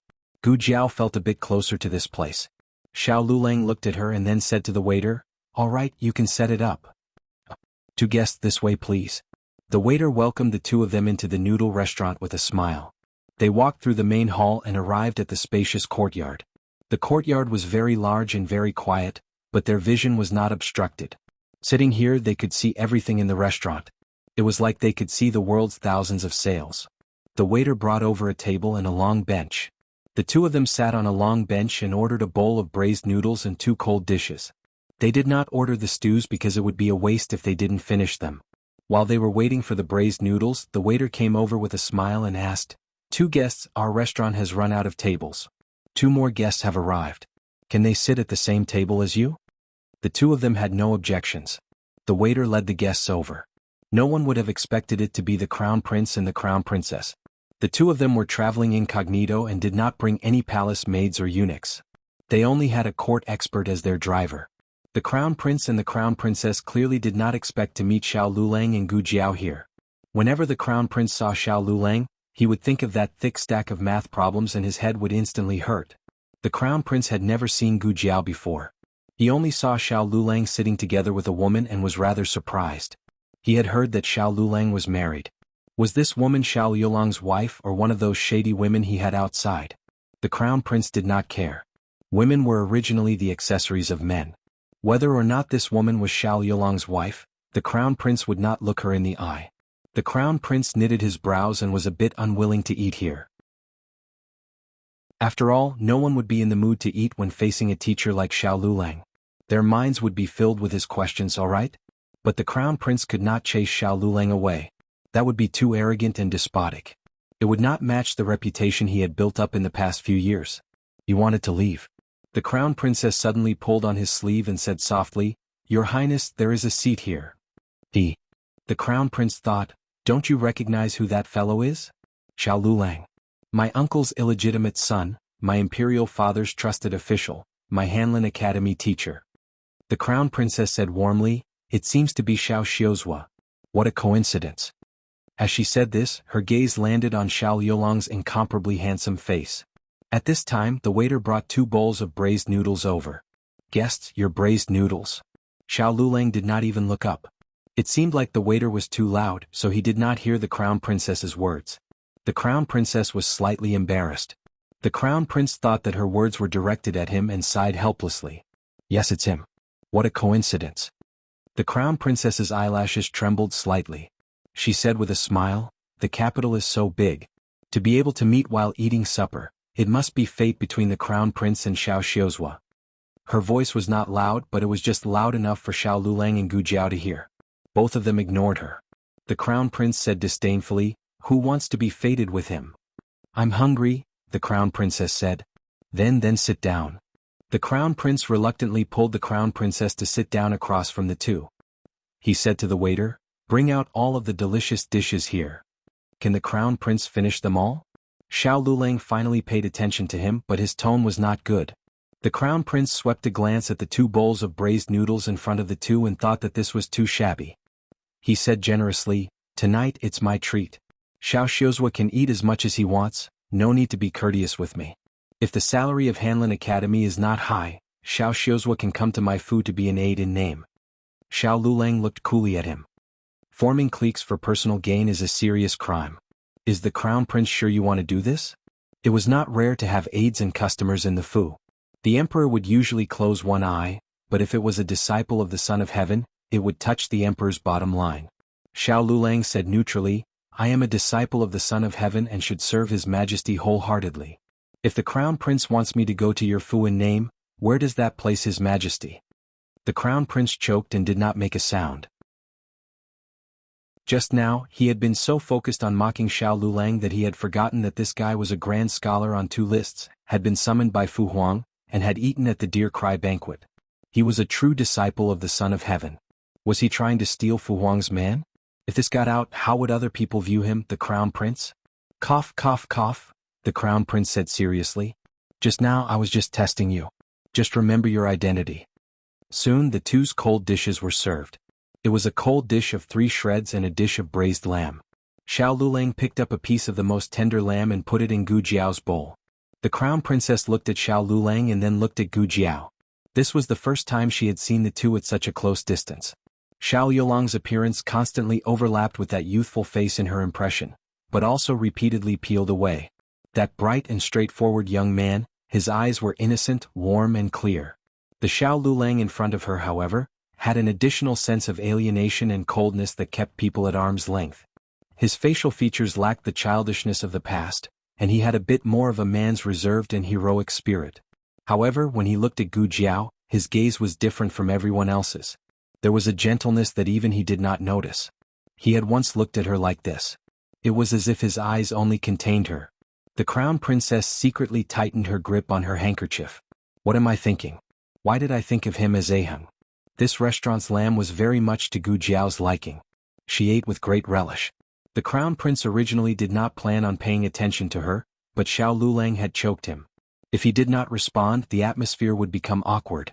He subconsciously turned his gaze to Gu Jiao's face. If he did not look, he would not know. Once he did, he was given a fright.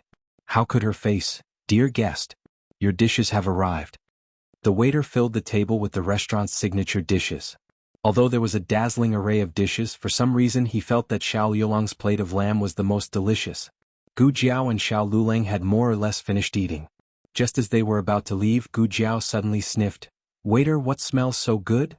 The waiter smiled and said, "It's our restaurant's osmanthus wine. If dear guest likes it, I will gift you a jar. A new restaurant has opened. Please come back often in the future." "Is this wine?" Gu Jiao looked at the bottle that the waiter handed over and asked. The waiter said, "It's not wine. You won't get drunk. Girls like it the most. Gu Jiao took a sip. In the next second, with a bang, her small head hit the table and she passed out drunk.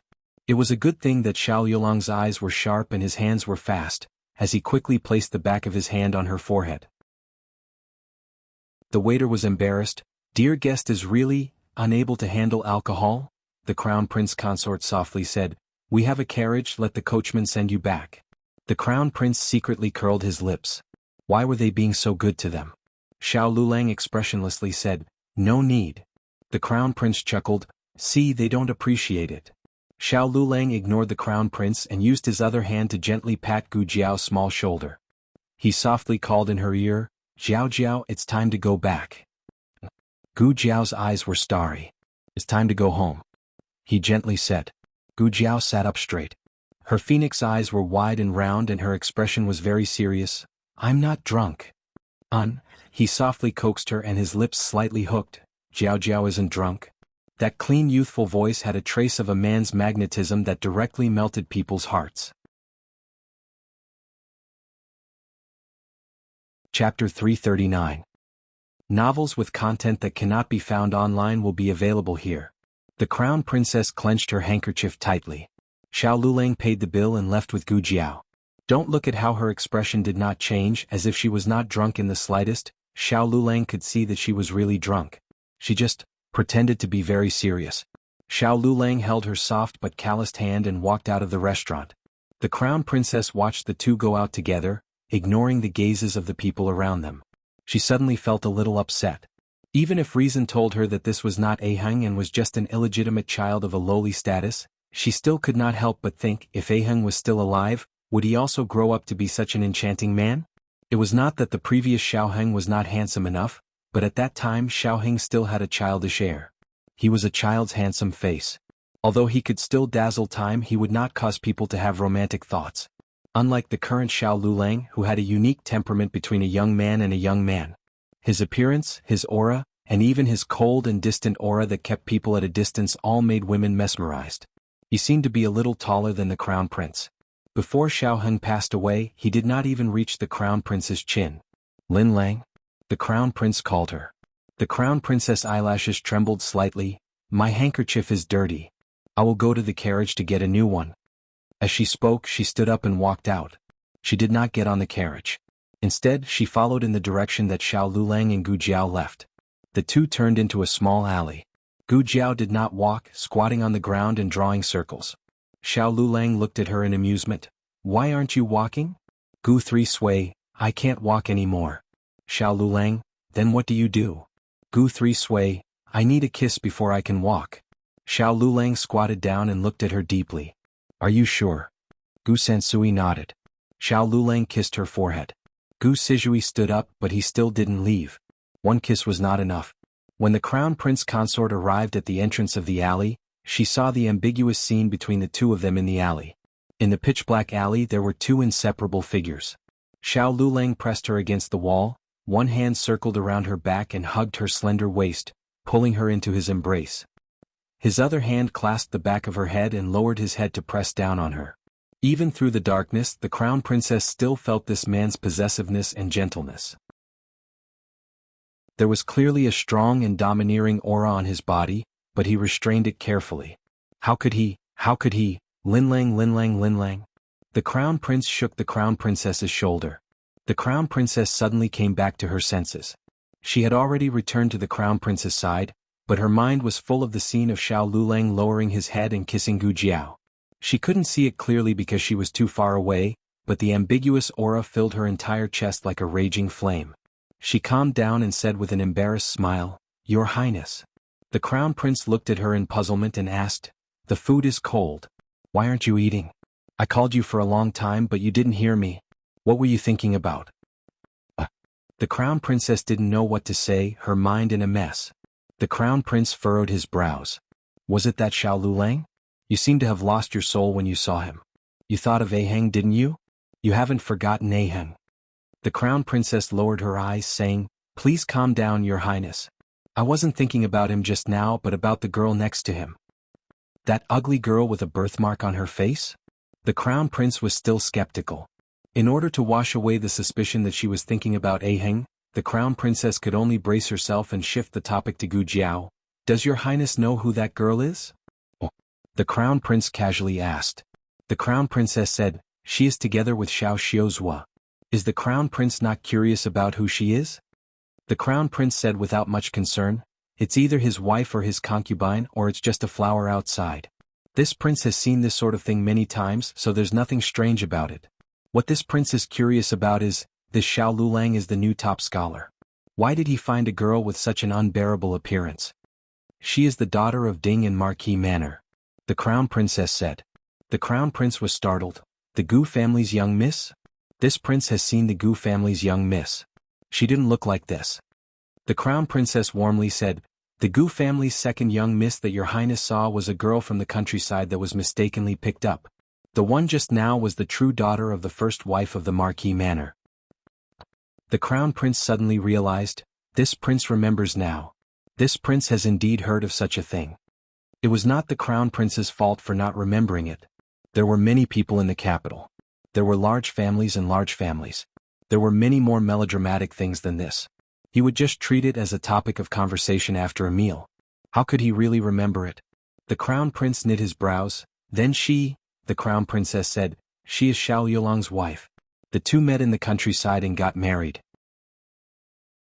It was only after they got married that they found out that they were the wrong daughters. The crown prince snorted.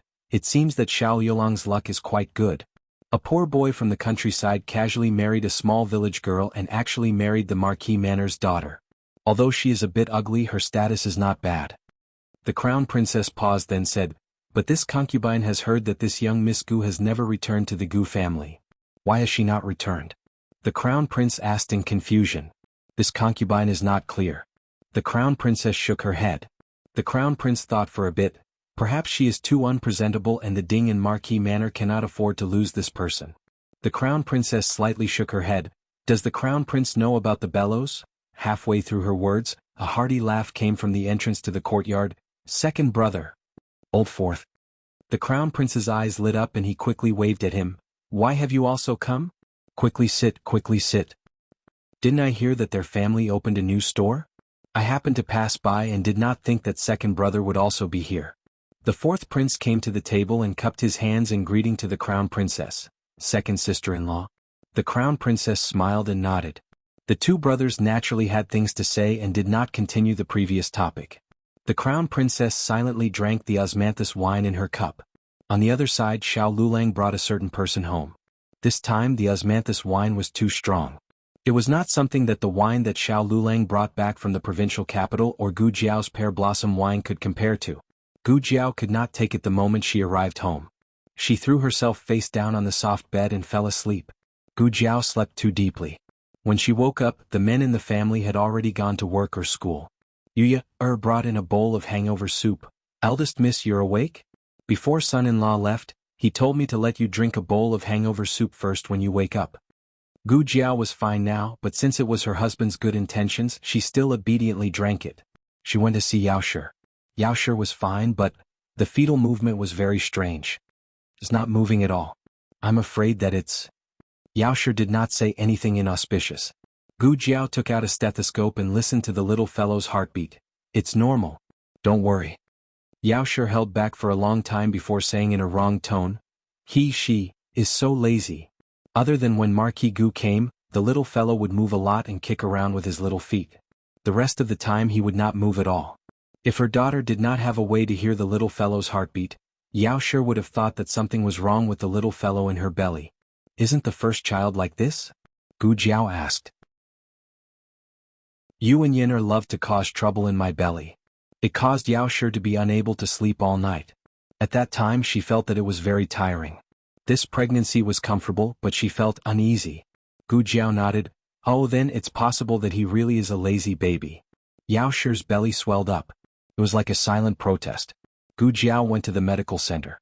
To her surprise, she saw Huang Zhong. Huang Zhong had been building a manor with Marquis Gu and had not returned to the capital for a long time. Eldest Mississippi Huang Zhong respectfully saluted. Is something the matter? Gu Jiao asked. It's like this. The Marquis wanted me to send some banknotes to young Miss. As Huang Zhong spoke, he pulled out a brocade box. This is 1,000 taels. Eldest miss, please accept it. Gu Jiao accepted it. Wang Zhong was dumbfounded. That's not it. Eldest miss, isn't your reaction a bit off? Are you not going to ask why the Marquis suddenly sending you banknotes? The truth was that the old Marquis had somehow found out that the Marquis had cut off the young master's monthly allowance. He was furious and taught the Marquis a lesson. After that, he forced the Marquis to open his little treasury and took out a sum of money to send to the eldest miss. Forget it. The eldest miss' way of doing things was strange. She would even beat her own father. How could she be expected to act like a normal person? Wang Zhong gave up on the treatment. He only needed to clearly explain what needed to be explained. He continued, "This 1,000 taels is for the eldest miss to thank the eldest miss for taking care of the young master. Also there is 10 taels of monthly allowance for the young master. In the future the manor will send 10 taels of silver to the young master every month." Gu Jiao nodded, "Got it. I will pass it to Yen." In the evening Gu Jiao returned home. Gu Yen, who was shoveling chicken poop, received the 10 taels of silver from the Marquis. He put his hands on his waist and laughed 3 times. Little monk. He found little Jing Kong in the vegetable garden in the front yard. He proudly stuffed the shovel and small dustpan into the little Jing Kong's little hands. "Well, from now on, you can shovel chicken poop yourself." Little Jing Kong frowned and looked at him. "Are you slacking off again?" Gu Yen raised his eyebrows and smiled. He bent down and took the 2 silver ingots in front of him, saying proudly, "See? What is this?" Little Jing Kong cast a sidelong glance at him. "Are you stupid? You have to ask me about this." Hiss. Gu Yen was so angry that he took a deep breath. He knelt down on one knee and looked at the little guy. "I mean, I have money now. I can pay back the money I owe you. I don't have to work part-time to pay my debts anymore." "Really?" Little Jing Kong dragged his tone and looked at him suspiciously. Gu Yen chuckled and said, "Of course it is. This is real money. If you don't believe me, you can ask Jiao Jiao." Generally, a 4-year-old child would not recognize the specific size of silver, but little landlord had been collecting rent for more than half a year. He paid 30 taels of silver a month, so he was very familiar with silver. "This is 10 taels of silver," Little Jing Kong said. "Yes, it is 10 taels of silver." Gu Yen nodded. Little Jing Kong said, "Oh, do you know how much you owe me?" This question made Gu Yen speechless. Yes, how much did he owe the little guy? Little Jing Kong put down the small spatula and small dustpan, and took out a small account book from his arms. He flipped through it and said to Gu Yen seriously, "You borrowed a total of 50 taels of silver from me. The interest is 3 cents. That is to say, the monthly interest is 1.5 taels. You have been in debt for 9 months, so the total interest is 13.5 taels." Gu Yen was stunned. But I have been working for so long. How can this be calculated?" Little Jing Kong shook his head helplessly and broke the account book into pieces for him to calculate. He did not use an abacus and directly calculated in his mind. "You have 4 main sources of income: feeding the chickens once a day 5 copper coins, walking the chickens once a day 5 copper coins, cleaning the chicken poop once a day 5 copper coins, praising me once a day 10 copper coins." Gu Yen was confused. "Why do I praise you so much?" He did not think much of it before, but after listening carefully today, he felt that it was a scam. Little Jing Kong said seriously, "Isn't it because I have too many good points? It is easier for you to earn money. I'm thinking for you." Gu Yan's face was full of doubt. "Do I look easy to fool?" Little Jing Kong, "You are indeed easy to fool in terms of knowledge." Little Jing Kong cleared his throat and flipped to a page. He looked at the data in the account book and continued, "But you have not praised me for 8 months. You have only praised me for 1 month, so the total is 300 copper coins, cleaning the chicken poop 100 times 500 copper coins, walking the chickens 20 times 100 copper coins, feeding the chickens 35 times 175 copper coins. The total is 1 tael of silver and 75 copper coins. Adding the 10 taels of silver you have, it is 11 taels of silver and 75 copper coins." He closed the account book and sighed like a little adult. "All your assets are not even enough to pay me the interest." Gu Yen was stunned. This, Little Jing Kong flipped to another page. "I haven't counted the chickens that you have spoiled, so I will deduct 100 copper coins. For saying that I am not cute, I will deduct 500 copper coins." Gu Yen was furious. "Why are you deducting so much?" Little Jing Kong said, "Little boss stole chicken food 3 times, so I will deduct 200 copper coins." Gu Yen looked at the stupid little dog. Little Ba lay on the ground and covered its eyes with its paws. I can't see it, I can't see it, I can't see it. Gu Yan was so angry. How dare you steal chicken food? Do you still remember that you are a dog? Gu Yan clenched his fists. How would I know that you did not just casually record it? Little Jing Kong said frankly and confidently, every time I record the accounts I ask Jiao Jiao to sign it. Jiao Jiao is the guarantor. If you have any questions you can ask Jiao Jiao directly. Baby Gu felt wronged. Baby Gu did not say anything. Little Jing Kong kept the account book and bent down to pick up the small spatula and dustpan on the ground. He put them back into Gu Yan's hands and patted Gu Yan's. He wanted to pat Gu Yan's shoulders, but he was too small to do so. He could only pat Gu Yan's thigh. Okay, now you can go scoop chicken poop. Brother Yan, good luck. Gu Yan Wu. Chapter 340. In the middle of June, there was a rainstorm in the capital that lasted for 5 days. Many fields and houses were flooded. The Ministry of Works was busy dredging the sewers in the capital. Even Empress Dowager Zhuang's residence was temporarily suspended. Marquis Gu was called back to take on the task at hand. The Ministry of Revenue was busy helping the people resume farming. Some of the Hanlin officials who knew agriculture were also transferred to the countryside. Xiao Lulang was among the conscripted. The day before departure he went to Rinshou Palace to say goodbye to Empress Dowager Zhuang.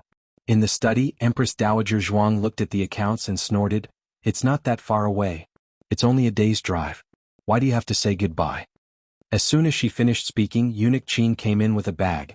"Xiao Xiuzhu, the things for you have been put away." They were all personally selected by the Empress Dowager. "This servant was just about to send them to Bishui Alley when you came by yourself." Xiao Lulang looked at the 2 bags full of things and then looked at his grandaunt. "Oh, what happened to not saying goodbye?" Empress Dowager Zhuang glared at Eunuch Qin. Eunuch Qin touched his nose resentfully.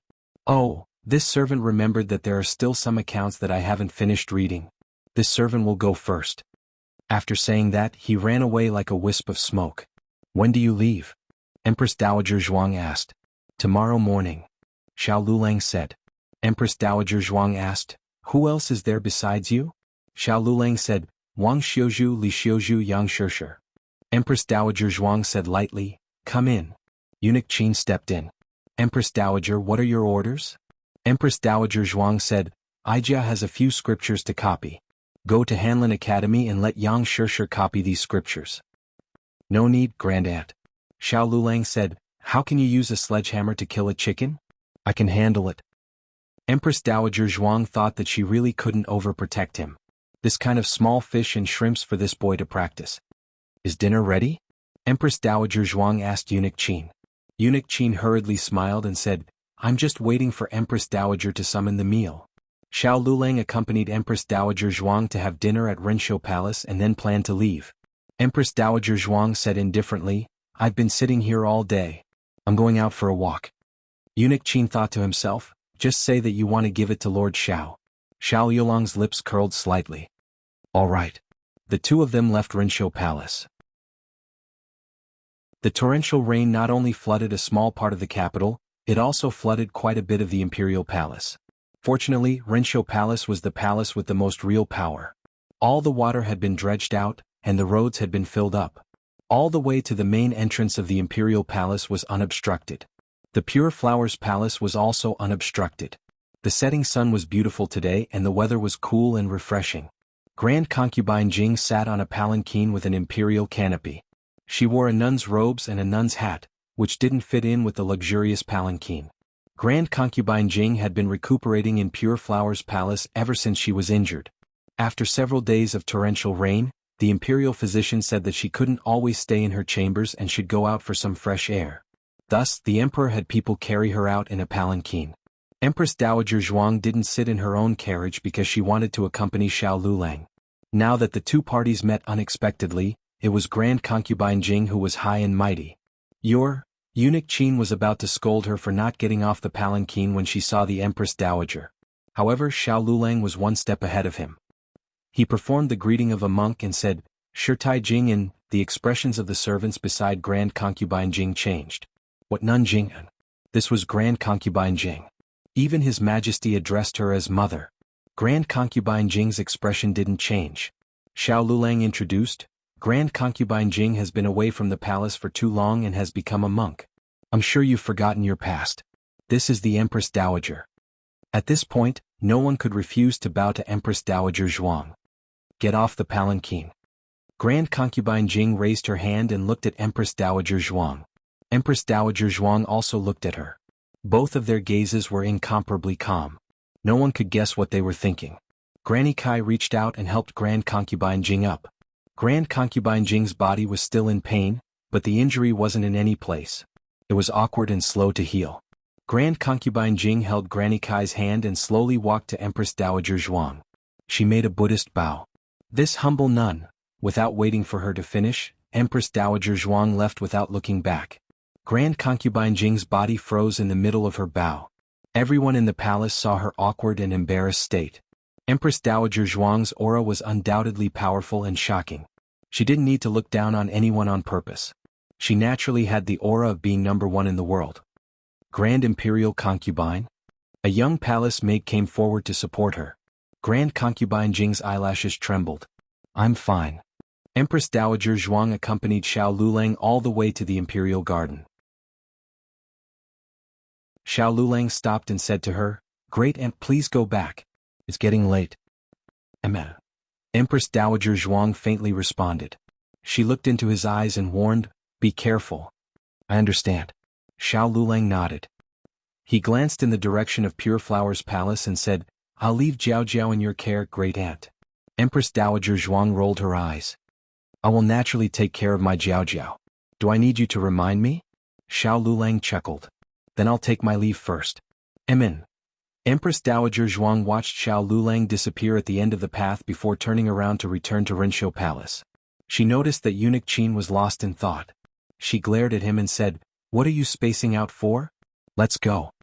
Eunuch Qin sighed ruefully. When Xiao Shizhuang smiles, he looks very good. Empress Dowager Zhuang thought, of course he looks good. How could the young marquis who was crowned at the age of 13 not have some good looks? It's just that this child doesn't like to smile. This didn't seem right either. He used to love to smile.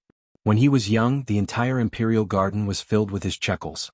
It was that fire at the Imperial College that burned away his laughter. Was that fire really an accident? If Xiao Heng survived, then who was the charred corpse that died in the fire? When Xiao Lulang woke up the next day, Gu Jiao had already packed his luggage. This wasn't the first time he was going on a long journey. In the past, he was rushing to take the imperial exams. Now he was going on a business trip. The mosquito repellent incense is in this bundle. The mosquito repellent, diarrhea medicine, and motion sickness medicine are in this sachet. There are also some fruits and dry rations to eat on the road. Gu Jiao knew that he didn't have much money on him. If he didn't earn money to pay the rent, then it would be used for her household expenses. Gu Jiao put 100 taels of silver in the innermost part of the bundle, as well as a bag of silver and copper coins. Xiao Lulang took the bundle. I'll be back in half a month at the earliest. At the latest, I won't be back later than next month.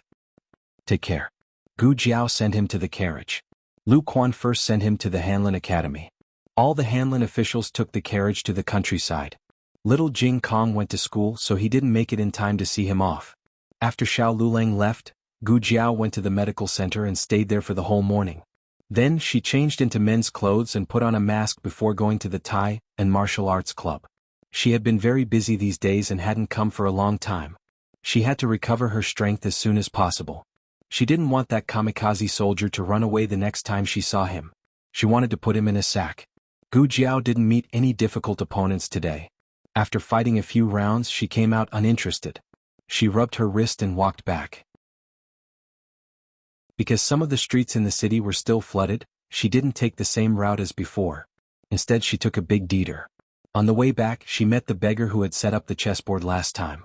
The beggar still covered his face with a book as if he was asleep. In front of him was a different chessboard from last time. Gu Jiao looked at it curiously. This time, the chessboard was obviously more difficult. She didn't solve it as quickly as last time. She began to deduce in her mind. There were more than 10 moves in this chessboard, and each move would produce dozens of chessboards. Ordinary people couldn't deduce with such a huge amount of data in their minds. After about half an hour, Gu Jiao opened her eyes. She picked up a chess piece and put it on the chessboard. Just as she was about to leave, a skinny old hand suddenly grabbed her wrist. It was the old beggar. She was so focused on deducing the chessboard that she didn't notice that he had woken up. The old beggar grabbed her wrist and said, "Hey, you want to leave after playing my game? Don't you see what's written on this sign?" It was a broken wooden sign that Gu Jiao had seen before. It said 10 taels per game. Oh. Gu Jiao stretched out her hand. The old beggar looked at his empty hand and was surprised. "What? Didn't you want to give me money?" Gu Jiao pointed at the wooden sign, 10 taels. The old beggar gasped, "You're the one who gave me 10 taels." No, listening to the voice, this little girl was a girl? Oh, so he wasn't asking for help to solve the chessboard. Gu Jiao misunderstood. She thought about it and said strangely, "But this kind of broken chessboard is worth 10 taels?" The old beggar almost choked to death. He pointed at the chessboard on the ground. What did you say? Solve the chessboard? You call this a broken chessboard?"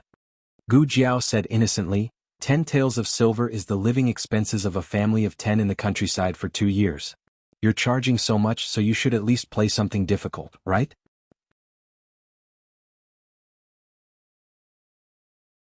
Chapter 341.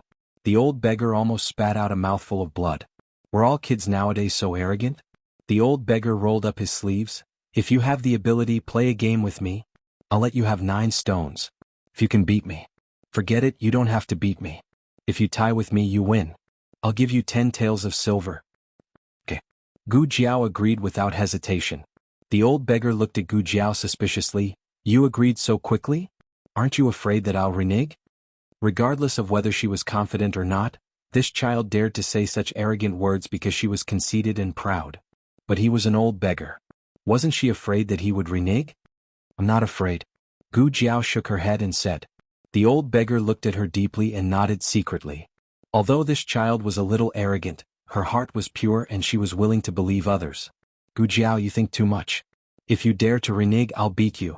The old beggar cleaned up the stone chess pieces on the chessboard and put them into 2 broken bowls according to their color. He put a bowl of black stones with ink on it in Gu Jiao's hand. "You play black." She played black first. He said that he would let her have 9 stones. Gu Jiao didn't refuse. He wanted to let her have the stones, she didn't force him. That's right.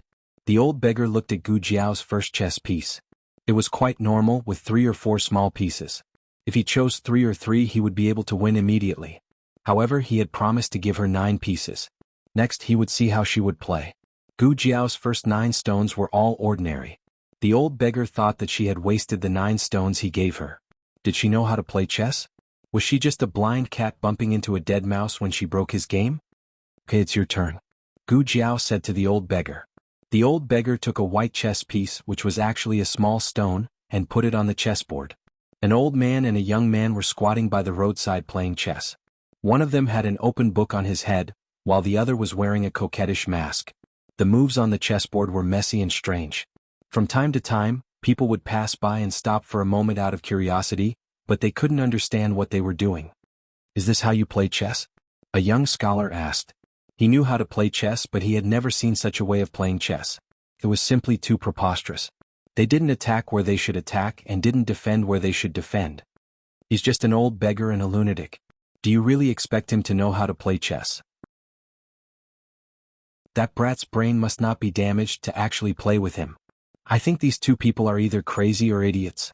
What the hell are they playing? Let's go. What's so interesting about 2 idiots playing chess? It was better to go to the Qinghuan Chess Club. It was said that there were several masters there, and there would be 3 games of masters today. Have you heard of Maoshan Hermit? Why haven't I heard of Maoshan Hermit? He's a master of our Zhao country. Is he also in the Qinghuan Chess Club? Yes. Then let's go and have a look. The onlookers all dispersed when they heard the name of Maoshan Hermit.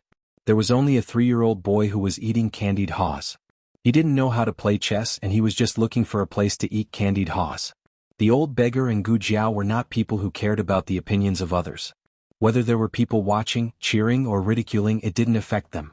The 2 of them concentrated on playing chess. If Maoshan Hermit came here, he would be able to see what kind of murderous intent and stormy waves were hidden in the seemingly messy chess game. The old beggar didn't pay much attention at first, but after a few steps he noticed that something was wrong. What a tricky move. Her 9 sons seemed to be scattered in the east and 1 in the west without any order, but in reality, it was a huge net that covered the sky, tightly blocking every single one of his escape routes. He played the second half of the game seriously, and finally tied with Gu Jiao. The old beggar laughed in surprise. Little girl, you're the first one who tied with me at such a young age. Where did you learn from? No teacher. In her previous life she watched people play chess in the park, and then she learned it by herself. Occasionally she would play chess with her godfather. Her godfather was a very busy man, but as a reward for every task she completed, he would spare some time to play with her. The old beggar looked at Gu Jiao seriously to make sure that she wasn't lying. Then he was really surprised. The tie today was mainly because he was careless and underestimated the enemy. He thought that the little girl didn't know how to play chess, so he played carelessly. If he played seriously from the beginning, he could still beat the little girl even if he lost 9 pieces. But the little girl didn't specially find someone to learn chess. In other words, she learned it by herself. Her talent was very scary. The old beggar said again, "Have you played chess with a master?" Gu Jiao thought for a moment. Have you played chess? Her godfather should be considered a master. Anyway, she didn't win against him. The old beggar was secretly relieved. That was more like it. Otherwise, it would be too scary if only she and he could play at such a high level. However, even with the experience of playing chess with a master, it wasn't easy to figure it out. She was a talented child. The old beggar looked at Gu Jiao with admiration. Just as he was about to ask her name and where she lived, Gu Jiao spoke first. You said it before. If it's a tie, it's your loss. Silver. The old beggar's mouth twitched. Can you not ruin the atmosphere at such a critical moment? The old beggar took out a few pieces of silver from his wrinkled money bag with a dark face. It added up to about 10 taels, which was all he had. He handed it to Gu Jiao. For you, for you, for you. Gu Jiao counted and waited. She picked out the smallest one and gave it back to him. I said that I only need 10 taels. She was honest. Gu Jiao got up and left after taking the silver. The old beggar stopped her. Hey, wait. You haven't told me your name yet. Are you still coming tomorrow? Gu Jiao walked away. 10 taels for a game. Gu Jiao came back again. The old beggar was speechless. Gu Jiao went back to the clinic to change her clothes. Little Jing Kong ran into her small courtyard. Jiao Jiao. Jiao Jiao. He ran too fast and fell down again. Fortunately, the wrestling monk's reputation was not in vain. He held his head and rolled half of the courtyard to the stairs like a small winter melon. Then he got up as if nothing had happened and went up the stairs valiantly. He was not delicate at all. Jiao Jiao. He entered Gu Jiao's room with a letter in his hand. Gu Jiao just put away the mask and turned to look at him. You're out of school so early today? Who sent you here? Brother Yin, little Jing Kong said. He didn't send him for free. He paid for the trip. That's right. In order to expand his business of paying off his debts, Gu Yin developed a program to send the little guy to the clinic after school. It cost 20 copper coins per trip. Where is he? Gu Jiao held the little guy's hand and led him to the wash basin. She fetched some water for him to wipe his sweat. Little Jing Kong obediently handed over his little head and let Jiao Jiao wipe it for him. He met his classmate outside the clinic and is talking to him. Did you fall again? Gu Jiao finished wiping his little head and found a lot of grass on his body. Yes. Little Jing Kong suddenly felt wronged. He pulled up his pants and said with tears in his eyes, It hurts. Gu Jiao looked at his non-existent wound and washed his face and hands. Okay, I'll rub it for you. Little Jing Kong squinted his eyes in enjoyment. After rubbing his calf, Gu Jiao looked at the letter in his hand. What's that in your hand? A letter. Little Jing Kong said, I received a letter from Brother Ming. Ming the son of Prince Yu and his wife, was the little envoy of the Liang Kingdom. Before leaving, the two little guys agreed to exchange letters. She didn't expect Ming letter to come so soon. I want to read it with Jiao Jiao. Little Jing Kong said seriously. Gu Jiao smiled and said, Okay. Little Jing Kong climbed onto Gu Jiao's lap and found a comfortable position to sit down. He leaned his little head on Gu Jiao's arm and handed the letter to her. Jiao Jiao, read it. Gu Jiao opened the letter. To Jing Kong, I see that Xin as well. I am Brother Ming. Do you remember me? I had a fruitful trip to the Zhao Kingdom. I was so happy that I didn't think of home. After returning, you missed you and Brother Yu very much. Are you both well? Little Jing Kong's letter wasn't written entirely in vernacular, but Gu Jiao understood the general meaning. Ming and Prince Yu had returned to the Liang Kingdom 3 days ago. After that, Ming began to fulfill his promise to little Jing Kong. Ming-er used Prince Yu's hunting eagle to send the letter to the Zhao Kingdom's royal courier station. This was also why little Jing Kong could receive Ming-er's letter so quickly. The Liang Kingdom was very hot. Ming-er said in the letter that he was about to become a steamed bun because he was going to be 10 years old and was no longer a child. It was time for him to learn the etiquette of a prince, so he would be very busy. In the process of reporting to the king of the Liang Kingdom, a major event happened. The king of the Liang Kingdom was dissatisfied with Prince Yu's decision to exchange the glaze technology to the Zhao Kingdom. He almost punished Prince Yu. From this, Gu Jiao could see how much Prince Yu had compromised for Ming-er. However, the letter also said that the king of the Liang Kingdom didn't punish Prince Yu because Ming-er offered the long-lost original music score of Master Yu Yin, Reflected Shadow. Master Yu Yin was the best musician in the Six Kingdoms. He not only made the best imitation of the Fuxi zither, but also created the peerless divine songs Graceful Grace and Reflected Shadow that were suitable for both the Fuxi zither and the jade flute. Graceful Grace was the first half of the song, and the music score was in the Liang Kingdom's palace. However, the music score of Reflected Shadow was lost. Master Yu Yin himself disappeared from the Liang Kingdom 5 years ago. The king of the Liang Kingdom was very fond of music and was proficient in it.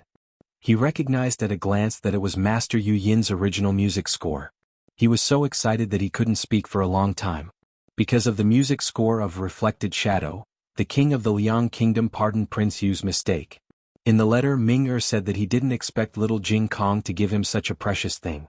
Well, actually, Ming-er chose it randomly. Little Jing Kong gave Ming-er a farewell gift made of gold. Ming-er felt that it was too expensive and couldn't accept it. Thus, he chose a piece of scrap paper that he didn't think was expensive at all.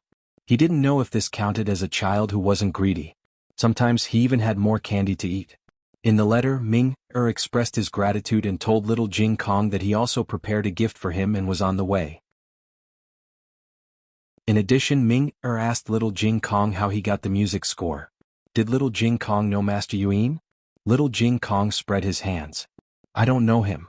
Those are things that Master didn't want. The corner of Gu Jiao's mouth twitched. Things that he didn't want? Was a white-bearded old monk so rich?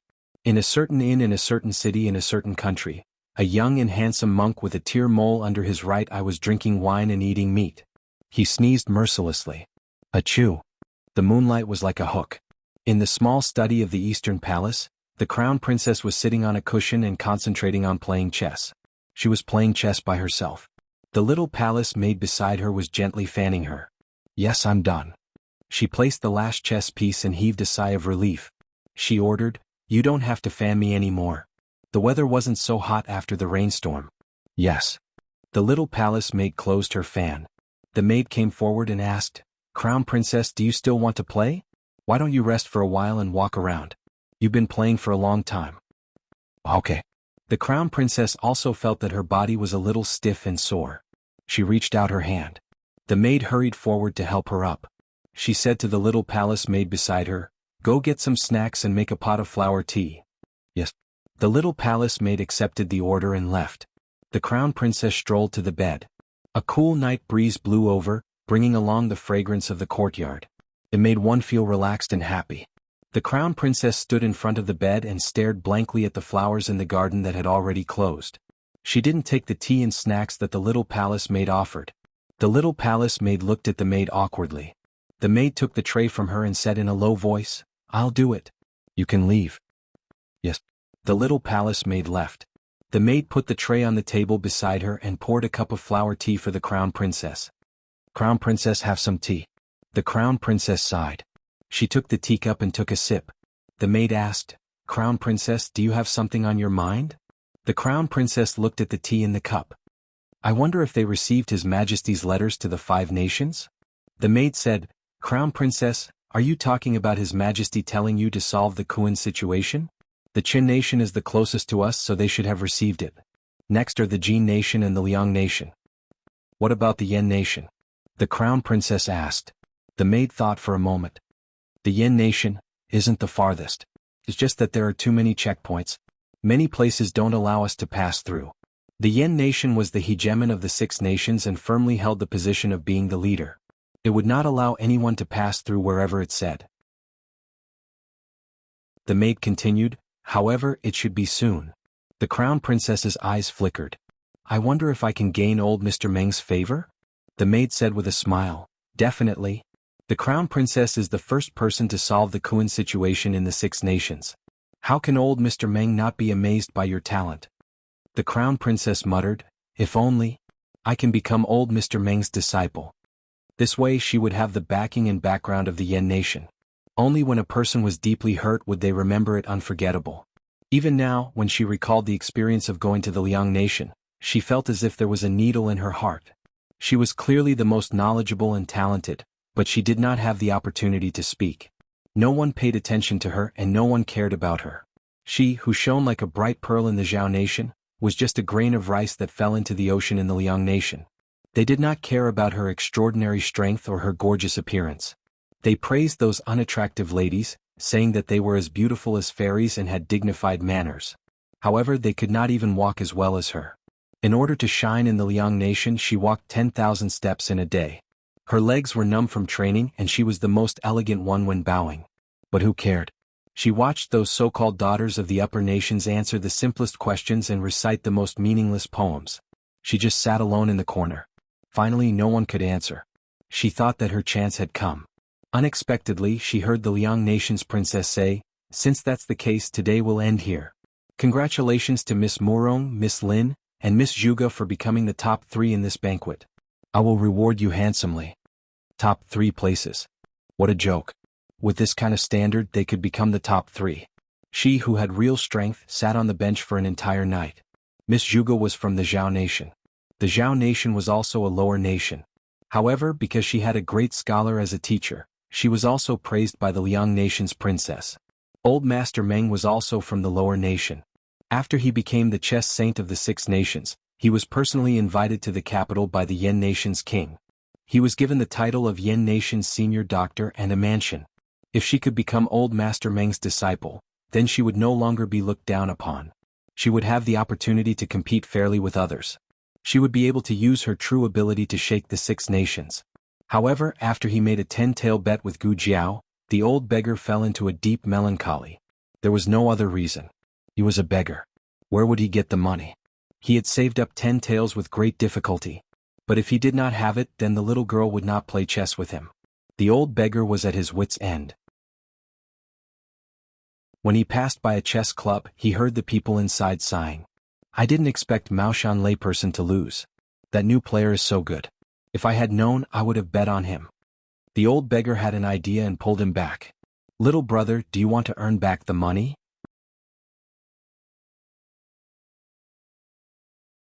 Chapter 342. At night, little Jing Kong replied to brother Ming with an emotional letter. Then he hung the letter around little Jing Kong's neck and carried little Jing Kong to the east room. Jiao Jiao, I have an eagle too. Using little Jing Kong to send a letter to brother Ming, Gu Jiao was amused. She patted his little head and said, little Jing Kong has never been to Liang State, so he doesn't know the way. Besides, even if he knew the way, wouldn't the letter fly away if he hung it around his neck? Why was this kid so funny? Little Jing Kong was no longer a little eagle chick. He was a real gerfalcon. He didn't understand what his little master wanted him to do, so he opened his eyes wide in confusion. Oh, that's good. Little Jing Kong was a little disappointed. He used an eagle, it could fly very fast. Brother Ming would receive his letter in 2 days. Can I use the 800-mile express? He really hoped that brother Ming would receive his letter soon. Gu Jiao looked at him and said, the public's letter can't be used for the 800-mile express. Little Jing Kong tilted his head. But I used it last time. I sent the letter to master together with brother-in-law. Brother-in-law sent it to me with an express delivery of 800 miles. This little guy was probably fooled by Xiao Lulang. Well, since he was her husband, she wouldn't expose him. Gu Jiao said, because brother Ming isn't in Zhao State, the 800-mile express can't reach Liang State. Little Jing Kong lowered his little head. I see. Gu Jiao looked at the little fellow's depressed look and couldn't bear it. She thought for a moment and said, how about this? Let's go to the palace tomorrow to see my grandaunt and ask her if she has sent any official letters to the Liang kingdom recently. Official letters are much faster than ordinary letters. If there are, we can bring your letter. Okay. Little Jing Kong was happy again. The next day, after little Jing Kong finished school at the Imperial College, Gu Jiao took him to the Imperial Palace. Gu Xiaoshan and Gu Yan had to learn their skills, so they didn't bring them along. Little Jing Kong's Ming-er gave him a letter with a red candle stamp on it. She begged brother Xiaoshan to make one for him. Gu Xiaoshan carved his own seal, and then dripped the burning red candle on the seal of the letter. While it was still hot, he stamped the seal on it and it was done. Not only that, but Gu Xiaoshan also made him a beautiful and practical wooden box to hold the letter. Little Jing Kong took the wooden box and the gerfalcon Little 9. His little Jiao had not entered the palace before, so he decided to bring little Jiao to see the world. In addition, Jiao Jiao said that little Jiao had not been to the Liang Kingdom and did not know the way. He wondered if he could send little Jiao to the Liang Kingdom so that little Jiao would know the way. He wasn't afraid that little Jiao would not be able to fly back. Little Jiao was a spirited gerfalcon. It had beautiful and shiny feathers. When it spread its wings, it was full of power to soar in the sky. The palace servants of Rinshou Palace were afraid at first, but after observing for a while, they found that it really didn't hurt people. They became bolder and began to feed it and stroke it gently. However, they didn't know if it was an illusion, but why did this eagle look a little like a chicken? Don't all birds hop around on the ground? Why was it swaggering around like that? Recently, the imperial court had sent some official letters to the Liang Kingdom. Empress Dowager Zhuang asked people to put little Jing Kong's wooden box in the accompanying letters, indicating that it was to be sent to Prince Yu's mansion.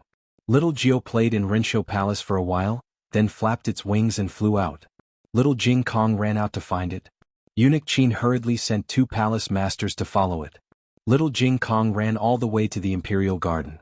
Little Jiao landed on the shoulder of a little fatty. The little fatty was none other than little Jing Kong's classmate, Qin Chuyu. Qin Chuyu hadn't gone to school for a few days. He had caught a cold and had been resting in Empress Zhao's cunning palace. He often went to the medical center, and little Jing Kong had taken little Jiao there several times. Except for the first time when they almost ate each other, he and little Jiao got along quite well. Brother Chuyu, little Jiao came to find you. Little Jing Kong ran over. Qin Chuyu didn't run to him excitedly like before. Qin Chuyu hesitated for a moment and turned around. Little Jing Kong came behind him and looked at him in surprise. Brother Chuyu, what's wrong with you? Qin Chuyu lowered his head and tried to control himself not to turn around. He already knew who little Jing Kong was. Although little Jing Kong wasn't a member of the Zhuang family, he called Empress Dowager Zhuang his grandaunt and had a close relationship with Rinshou Palace. Although he was only 8 years old, he vaguely understood that Empress Dowager Zhuang didn't like him, his parents, and even his brother and sister-in-law. He didn't have any relationship with Rinshou Palace. Brothers were important, but so were his parents. He had his parents first and then his brothers. He couldn't abandon his parents for someone else. He felt sorry for little Jing Kong. But it was so sad. They were such good brothers.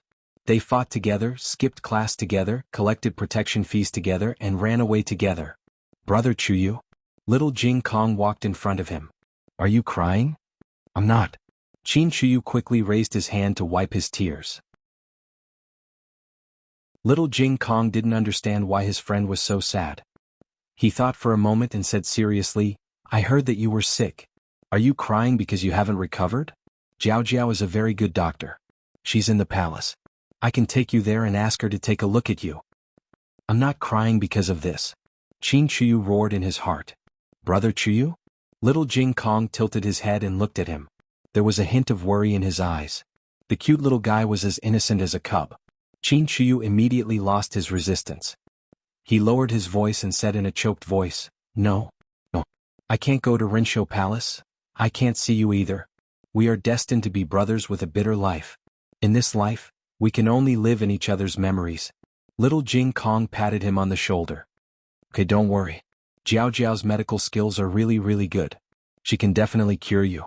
As he spoke, he held Qin Chuyu's chubby hand. Qin Chuyu wanted to shake his hand off, but for some reason he felt dizzy and was pulled to Rinshou Palace. Qin Chuyu had always been deeply afraid of Rinshou Palace. He had never taken the initiative to come here. Except for the necessary greetings during festivals, he would always come here with his father and mother. When he reached the gate of Rinshou Palace, he suddenly realized something and turned around to run away. Coincidentally, Gu Jiaojiao was adjusting the swing in the courtyard in the front hall. She saw the 2 little guys and greeted them. Jiu, you're here. Come in and play with Jing Kong. I don't. Before he could finish his words, he saw the swing that was taller than a tree. His attention was immediately attracted. It was a child's nature to have fun. Moreover, Gu Jiaojiao was here. It gave him the illusion that he was still in the small courtyard of the medical center. In fact, the courtyard here had been remodeled. It was similar to the small courtyard in Clearwater Alley and the small courtyard in the medical center. He walked in a daze.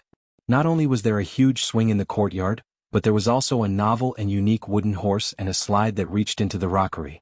They were all designed by Gu Jiaojiao. Qin Shiyu was stunned. Jiaojiao, Qiyu is sick. Can you take a look at him? Little Jing Kong came to Gu Jiaojiao and asked cutely. Okay. Gu Jiaojiao waved at Qin Shiyu. Come here. Qin Shiyu walked over in a daze. Gu Jiaojiao touched his forehead and then checked his pulse. There's no problem. You're fine. Little Jing Kong looked at Qin Shiyu and said happily, Did you hear that? Jiaojiao said you're fine. You can rest assured. Don't cry anymore. Go and play. Gu Jiaojiao smiled. It was a child's nature to love to play. No matter how much Qin Shiyu was afraid of Empress Dowager Zhuang in his mind, at this moment, he was just a happy little fat boy accompanied by Gu Jiaojiao and little Jing Kong. The two of them played in the yard until they were covered in sweat. At first, Qin Shiyu was a little restrained. But after playing for a while he became more excited than little Jing Kong. His laughter and screams filled the yard. Even the trumpet girl couldn't beat him in shouting. Empress Dowager Zhuang, who was reading the memorials in the study, became angry. Little fatty, you're so noisy. Qin Shiyu was having so much fun in Rinshou Palace that he forgot about his home and had dinner there. He was so engrossed in playing that when Gu Jiaojiao asked him and little Jing Kong to come in for dinner, he agreed without hesitation. But when he saw Empress Dowager Zhuang sitting at the table with a dignified expression, he was so scared that his legs went soft and he almost fell on the ground. Yes, although he became bolder after going to the Imperial College, he was still a little coward in front of Empress Dowager Zhuang, who was a big evil god. Empress Dowager Zhuang didn't look at little fatty. She sat in her chair calmly. Gu Jiaojiao and little Jing Kong were used to her behavior, so they didn't find it scary. But Qin Shiyu was different. His legs trembled. It was even scarier than being kidnapped by human traffickers. Gu Jiaojiao took Qin Shiyu and little Jing Kong to wash their hands. Then she took the two little guys to the table and sat down. Little Jing Kong still had his own little chair. Qin Shiyu was 8 years old and could reach the table. He sat between Empress Dowager Zhuang and little Jing Kong and didn't even dare to move his chopsticks. Every time people from Qingshui Alley came, the small kitchen would cook according to their tastes. When little Jing Kong was there, the dishes would be cute and childish. Looking at the white and tender buns in front of him, Qin Shiyu's saliva flowed down his mouth. The buns were stuffed with red bean paste. The red bean paste was very crushed and had a dense texture. It seemed that it would melt in the mouth. There was a little bit of cheese in it. It didn't taste like milk, but it smelled like milk. Gu Jiaojiao taught the chef from Rinshou Palace to make it. Other palaces couldn't eat it. Qin Shiyu only took one bite and fell in love with it. The buns were just appetizers.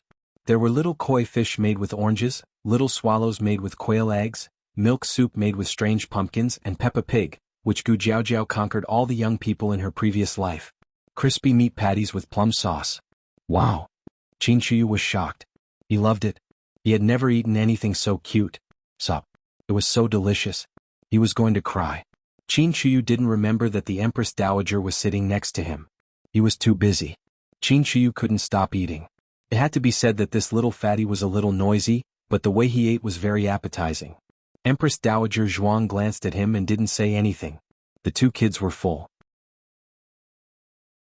Qin Shiyu could have 2 more bites, but Gu Jiao was worried that he would eat too much and said that she would cook for him next time. Can I come again next time? He blinked and asked. Of course he was asking Empress Dowager Zhuang.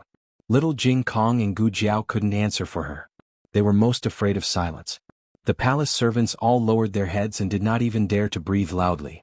The Empress Dowager had a clear boundary with Pure Flower's palace. Would she allow the 7th prince to visit her again and again? The last time the people from Pure Flower's palace came here, they accidentally got into trouble. Everyone looked calm on the surface, but they were all listening carefully. Empress Dowager Zhuang replied indifferently. Little Jing Kong patted his friend's shoulder. That's great. Great Aunt agreed. You can come and play with me often in the future. Qin Shiyu was so excited that he waved his arm and knocked over a bowl of soup on the table. Empress Dowager Zhuang was in trouble. The soup splashed all over her body and dripped down. The palace servants' expressions changed. Eunuch Qin quickly stepped forward. Empress Dowager. After eating for so long, the soup had already turned cold. It was just that being splashed all over made her feel very dirty and uncomfortable. Eunuch Qin quickly took out a handkerchief to wipe Empress Dowager Zhuang, but he found that it was impossible to finish. This servant will help you change your clothes. Qin Shiyu was so scared that his face turned pale. Empress, Imperial Grandmother? He heard that Imperial Grandmother ate people. Not only did she eat people but she also killed people. Enough, don't make a fuss. Empress Dowager Zhuang pushed Eunuch Qin's hand away. She didn't let the palace servants help her and calmly stood up. Ijia is going to change my clothes. Qin Shiyu was dumbfounded. That's it? Imperial Grandmother didn't get angry? She didn't punish him? As the night deepened, Qin Shiyu finally came out of Rinshou Palace with his personal eunuch. Eunuch Su, who had been waiting nearby for a while, exclaimed in surprise. He walked forward and held Qin Shiyu's small shoulder. My little ancestor, are you all right? Why did you go to Rinshou Palace? Eunuch Su was Empress Zhao's trusted eunuch. Qin Shiyu didn't go to Rinshou Palace secretly. Empress Xiao naturally got the news. However, she got it a little late. Empress Xiao thought he went to the East Palace. Eunuch Su grabbed Qin Shiyu's wrist. The Empress is so worried about you. Come with me to tell the Empress that you are safe. Qin Shiyu was pulled forward by him. He asked confusedly, Mother, why are you worried about me? Eunuch Su sighed. Why else? Seventh Prince, you can go to any palace. Why do you have to go to Rinshou Palace? Don't you know that you can't go to Rinshou Palace? It was no wonder that Empress Xiao had warned Qin Shiyu to stay away from Rinshou Palace. It was because Empress Xiao didn't keep an eye on little Xiaoheng more than 10 years ago, and she accidentally went to the vicinity of Rinshou Palace. As a result, he was poisoned and almost lost his life. Eunuch Su stared at the eunuch behind Qin Shiyu and said, You didn't stop your master from going to Rinshou Palace. I'll punish you later. Qin Shiyu frowned. Don't punish Detzi. I'm the one who wants to go. How dare he stop me? Eunuch Su said, but he should at least send a message to the Empress. Qin Shiyu said seriously, I won't let him do that. If he did, you would take me away and wouldn't let me play at Imperial Grandmother's place. Imperial Grandmother isn't as scary as you make her out to be. What's scary about her? The Emperor's smiling voice came from nearby. The Emperor would be in a good mood every time he saw this little fatty. Your Majesty. Eunuch Su turned and bowed to the Emperor on the sedan chair.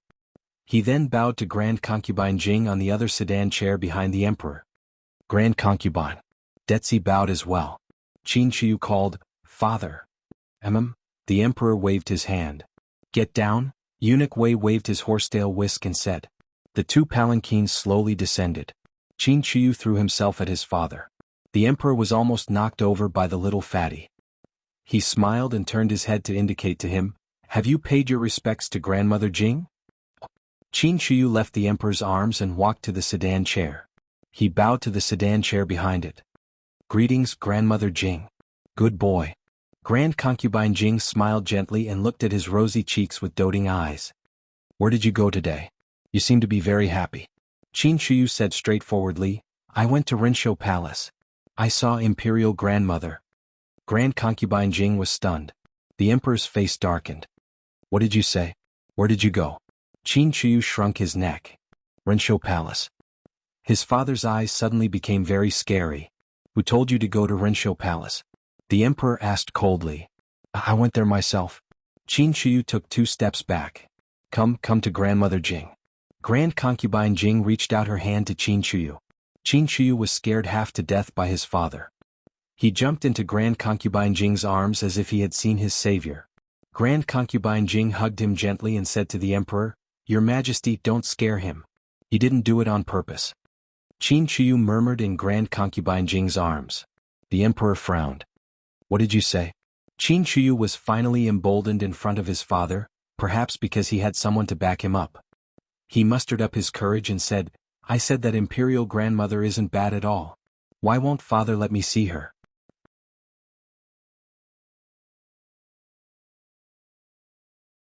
Chapter 343. The Emperor was furious. He hated that vicious woman to the core, but everyone around him had been bribed by her. There was no need to mention the little divine doctor and Xiao Lulang since they knew her first. But why didn't she let his son off as well? Children were easy to fool, especially this gluttonous little fatty. Just give him a sweet date and he'll run away. The emperor didn't think it was difficult to bribe him, nor did he think that he had truly discovered Empress Dowager Zhuang's good points. It was just the Empress Dowager trying to steal people away from him. Qin Shiyu trembled in Concubine Jing's arms. Concubine Jing gently caressed his face. "Don't be afraid. Let's go to Grandmother Jing." Qin Shiyu hid in Concubine Jing's arms and refused to come out. The emperor couldn't really pull Qin Shiyu out of Concubine Jing's arms and teach him a lesson. He suppressed his anger and said, "Let's go back to the palace." The group returned to Pure Flower's palace. Qin Shiyu was worried that his father would spank him, so he ran into Concubine Jing's room. The emperor's mouth twitched as he watched his son run away faster than a rabbit. Concubine Jing didn't know whether to laugh or cry. "Little Qi is still young. Don't be too harsh on him. You'll make him sad." The emperor snorted. "It's better to make him sad than to lose his life." Concubine Jing shook her head with a sigh. "Your Majesty, don't you think you've misunderstood the Empress Dowager too much? Renshou Palace isn't a place of tigers and wolves. The Empress Dowager is Little Qi's grandmother. How could she harm Little Qi?" The emperor stood in the corridor and looked at the quiet courtyard with a cold gaze. Imperial Mother has probably forgotten what happened to Xiaoheng. How innocent was the 4-year-old Xiaoheng? Didn't he still suffer at her hands? Concubine Jing said, "Maybe it's just a misunderstanding." The emperor looked at Concubine Jing and said, "How could there be so many misunderstandings?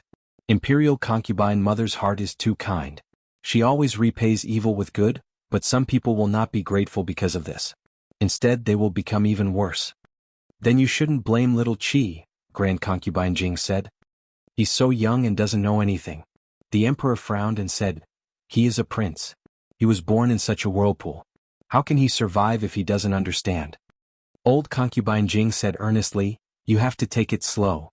You can't be impatient. Weren't you as innocent as Little Qi when you were Little Qi's age?" Thinking of the past, a trace of guilt appeared in the emperor's eyes. "It was because I became sensible too late that I couldn't properly protect Mother and Ningyan. That was why you suffered so much in the palace." Old Concubine Jing shook her head. "Don't say that. We didn't suffer much. The Empress Dowager still gave us a lot of protection." The emperor felt a wave of disgust and anger at the mention of Empress Dowager Zhuang. "She didn't give us protection. At most, it was a deliberate scheme." Old Concubine Jing waved her hand. All right. Let's not argue about this. Go and do your work. Little Qi can be taught slowly. There's no rush." At this point, the emperor couldn't continue to hold on to Qin Shiyu. "I'll leave Little Qi to you, Mother." Old Concubine Jing smiled gently. "I know. I'll have someone send him back to the Empress later." There were a lot of memorials piled up in the imperial study. The emperor went to read them while Old Concubine Jing returned to her room. Qin Shiyu hid behind the pavilion of many treasures and poked his round head out to look carefully. Amused, Old Concubine Jing walked over and sat down on a chair. "Come here. Your imperial father has left. Don't be afraid." Qin Shiyu asked suspiciously, "Has imperial father really left?" Old Concubine Jing smiled. "He has left. Grandmother Jing is a monk. I won't lie to you." "Oh." Qin Shiyu remembered that little Jing Kong once said that monks didn't lie. That meant that monks didn't lie. Relieved, Qin Shiyu walked to the chair next to Old Concubine Jing and sat down. He sighed in relief. "I was scared to death." Old Concubine Jing took out a handkerchief and wiped the sweat off his forehead. "Your imperial father won't eat you." Qin Shiyu curled his lips. "But he'll beat me." Old Concubine Jing paused in the middle of wiping his sweat. "Does your imperial father beat you often?" "Huh?" Qin Shiyu thought about it carefully. "A few times but not often."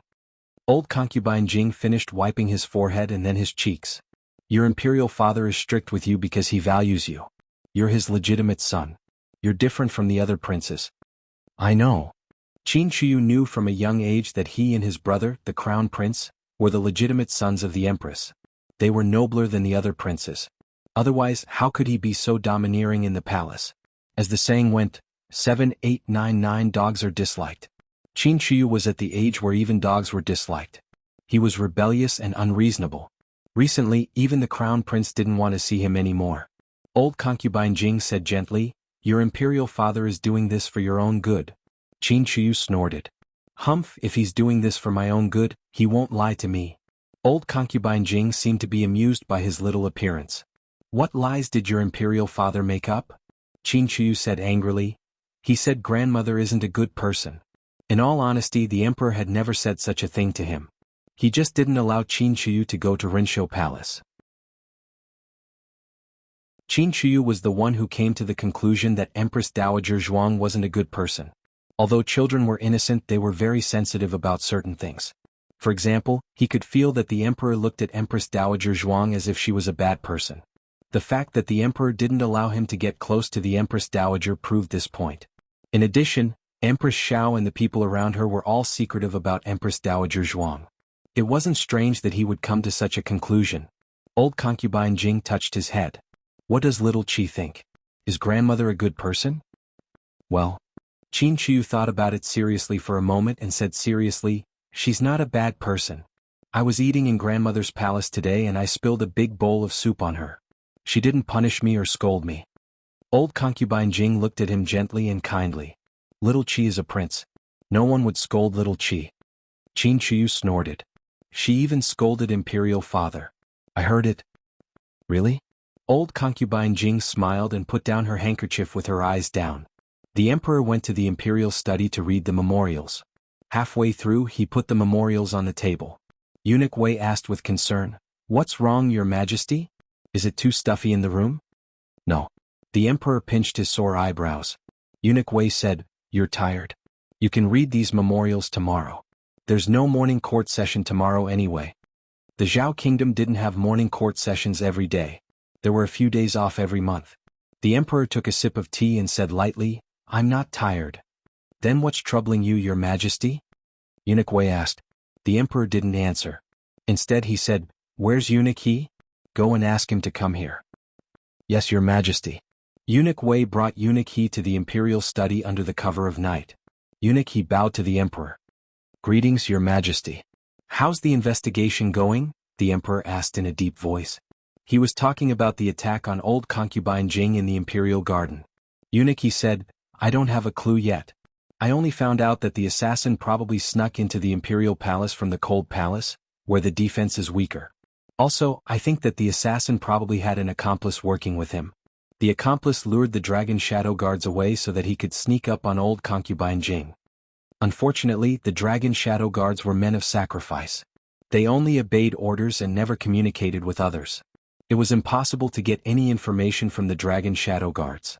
As such, Eunuch He didn't bother to interrogate the dragon shadow guards. The emperor knew that the dragon shadow guards were special, so he didn't blame Eunuch He for not doing his job well. However, he was curious as to how the dragon shadow guards were lured away. The dragon shadow guards were different from ordinary secret guards. They wouldn't chase after their masters just because of the slightest disturbance. Unless it was old concubine Jing who ordered them to chase after the assassin, but she didn't. The emperor couldn't figure out who had the ability to lure the dragon shadow guards away.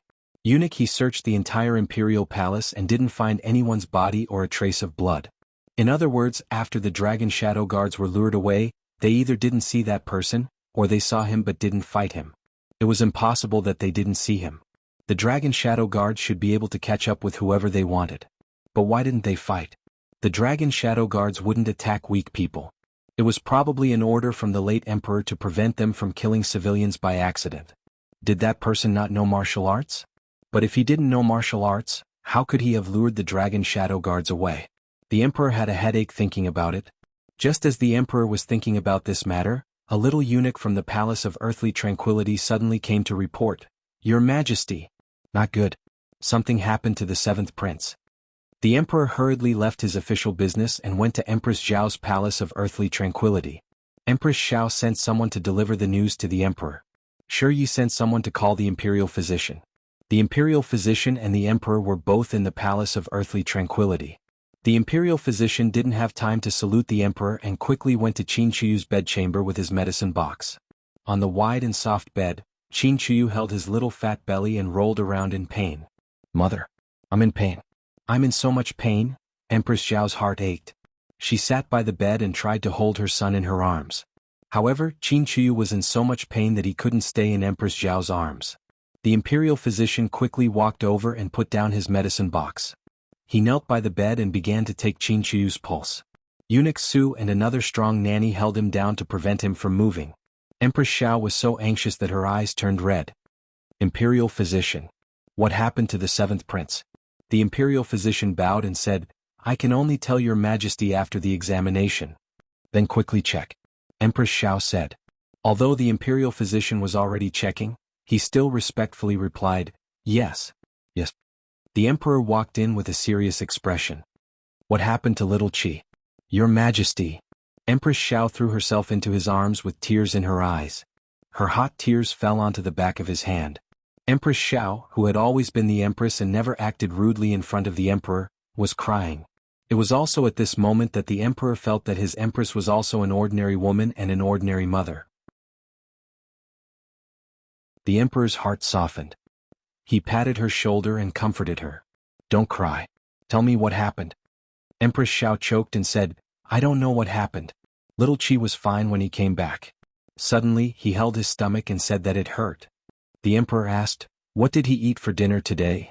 He ate at Rinshou Palace. Empress Xiao wiped her tears with a handkerchief and said seriously, Little Da. Little Da dragged his injured body into the room. Obviously, Eunuch Su had punished him just now. He knelt down and kowtowed to the emperor and Empress Xiao. Your majesty, your majesty. Empress Xiao said coldly, let me ask you, did the seventh prince eat anything strange in Rinshou Palace? Strange things? Little Da scratched his head. They all seem strange. I have never seen those flatbread and steamed buns. They look like pigs and fish. The emperor understood. Those were the special snacks that little Jing Kong usually ate in Clearwater Alley. Is there anything else? Then there are some dishes. Xiao Detzi reported the dishes on the table to him. There was no problem. They were all dishes that the emperor and Empress Xiao usually ate. Empress Xiao asked, then, did they give the seventh prince anything to eat alone? It was no wonder that Empress Xiao was so suspicious. It was because the tragedy of Xiao Heng was still vivid in her mind. She didn't want her son to be the second person to be killed by the Empress Dowager. No. Little Da shook his head. Empress Xiao frowned and said, could it be that they fed him alone but you didn't see it? Have you been guarding the seventh prince all the time? You didn't leave his side at all? Well. Little Da lowered his head guiltily and said in fear, I went to the toilet. Empress Xiao was so angry that she almost slapped him. On the other side, the imperial doctor finished his diagnosis. He said to the emperor and Empress Xiao, Your Majesty, Your Highness, the seventh prince ate too much and got a stomachache. I will give him some pills to help with digestion. He can't eat like this anymore. It's harmful to his body. Empress Xiao said angrily, Your Majesty, listen. Rinshou Palace is really up to no good.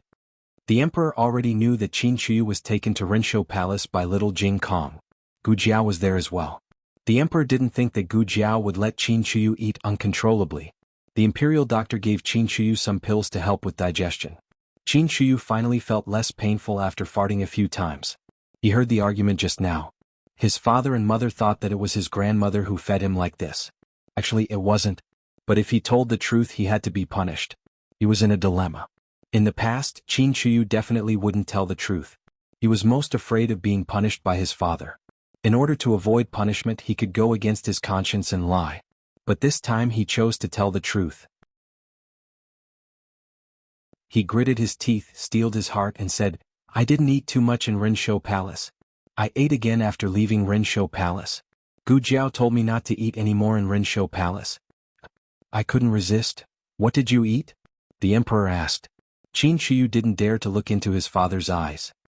He lowered his head and said, I ate a few pieces of osmanthus cake, and drank a bowl of iced sour plum juice.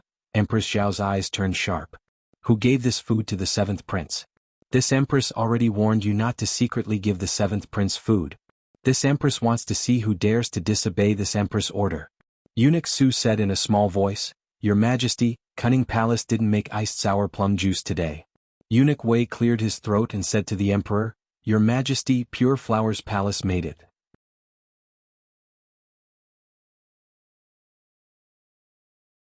Chapter 344. The servants of Pure Flowers Palace didn't have the guts to give Qin Chuyu random food. Empress Xiao looked at the emperor, who was even more clueless about the situation than she was. It didn't seem like he was the one who gave it to Qin Chuyu. Then there was only one person left.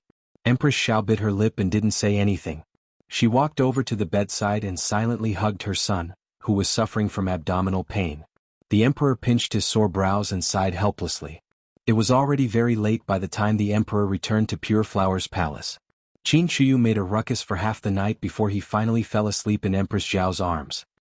He was still twitching even after he fell asleep, muttering, "Imperial father, don't punish this son. This son knows his mistake." Empress Zhao's heart ached so much that she shed tears.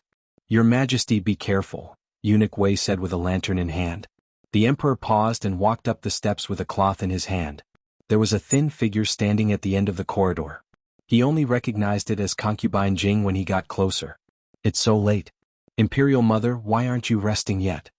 Concubine Jing held a string of prayer beads in her hand and couldn't hide the worry in her eyes.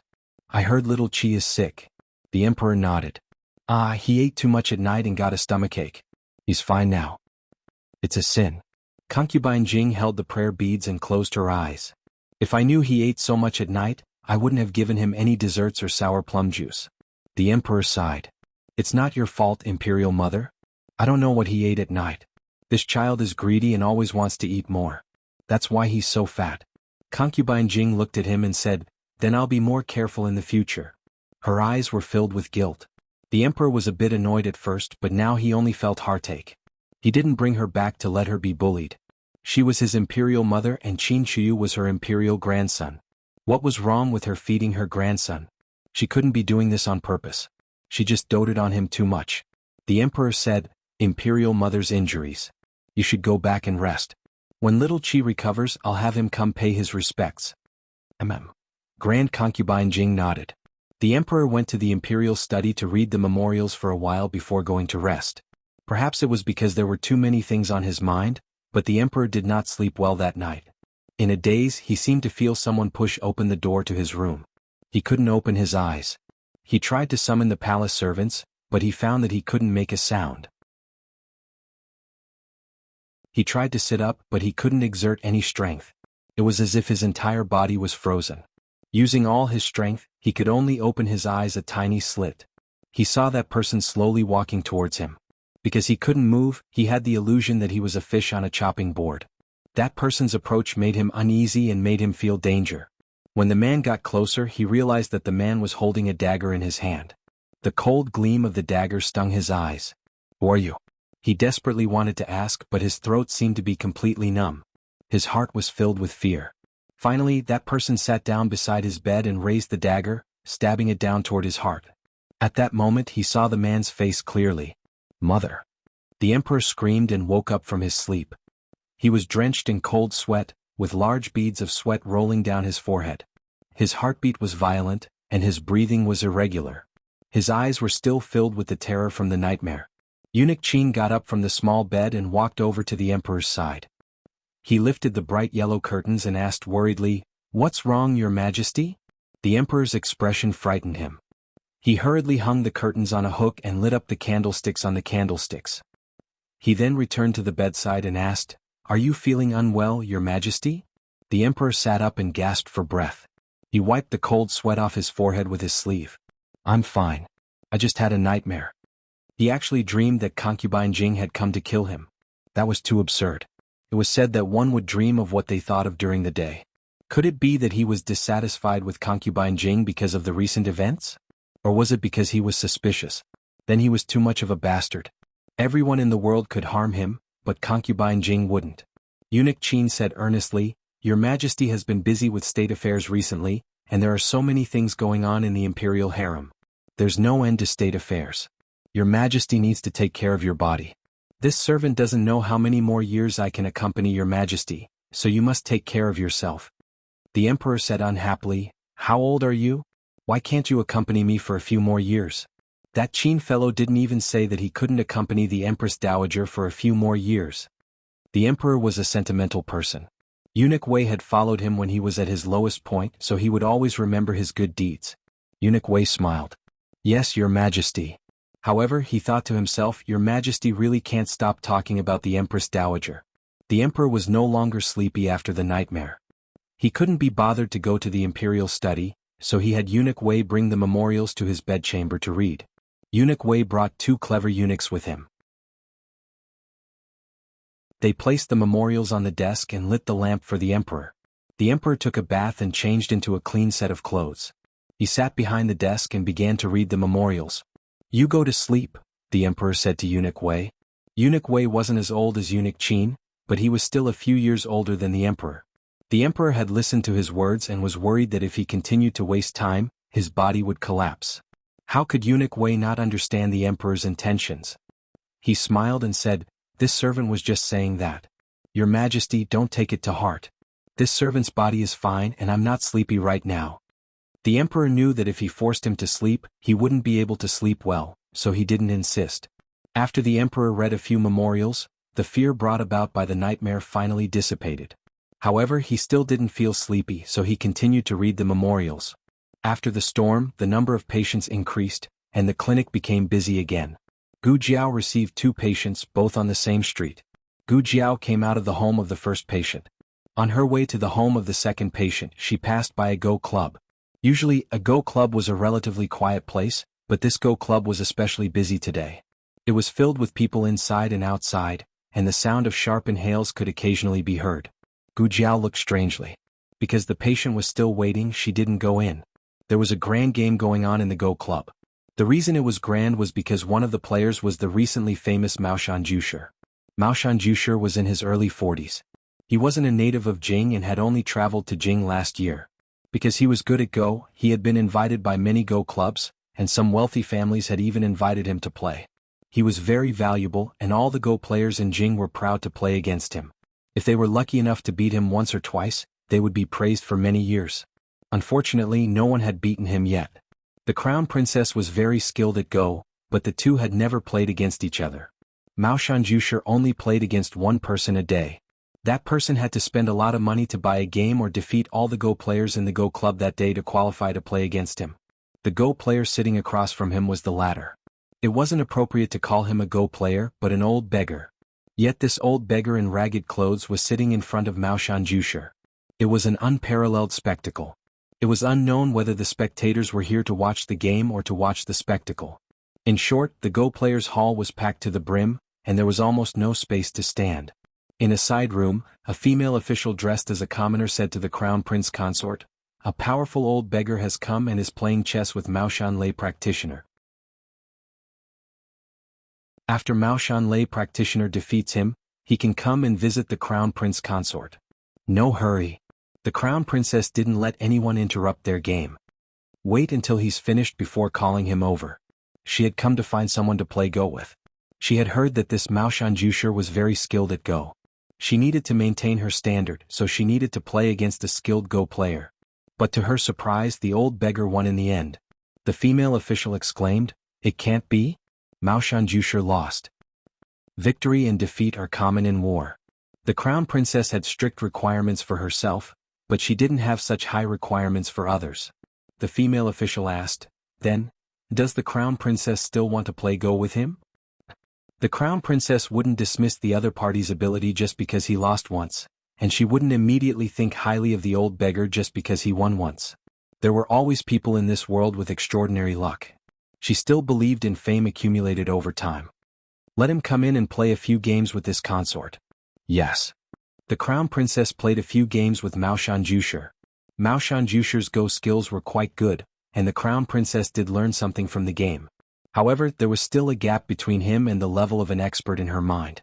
Unfortunately, there weren't many people in Zhao country who were more skilled than him. "Thank you for your teachings, sir. I will come again another day." The Crown Princess politely bid farewell to Mao Shanjusher and left the Go club. After sitting in the carriage, the female official lifted the curtain and suddenly exclaimed in shock, "Crown Princess, look!" The Crown Princess looked over and saw an old beggar and a young girl in green with a small basket on her back squatting at the corner of the street. "It's her?" The Crown Princess' expression stilled. "It's him." The female official thought that the Crown Princess was speaking of the old beggar and responded, "He was the one who won against Mao Shanjusher at the Go club just now." The Crown Princess didn't speak. She didn't even look at the old beggar. Her gaze was completely attracted by Gu Jiao. The scene she had seen that night in the alley had given her too much of a shock. Now, whenever she saw Gu Jiao, she couldn't help but recall how she had been pressed against the wall by Xiao Lulang. She felt irritated. Gu Jiao was playing Go with the old beggar. She wasn't wearing a mask today, but the old beggar recognized her when she spoke. Today the old beggar wasn't messing around. He seriously played around with Gu Jiao. Gu Jiao was beaten very miserably. The old beggar roared with laughter. "How is it, little doll? Now you know how good I am."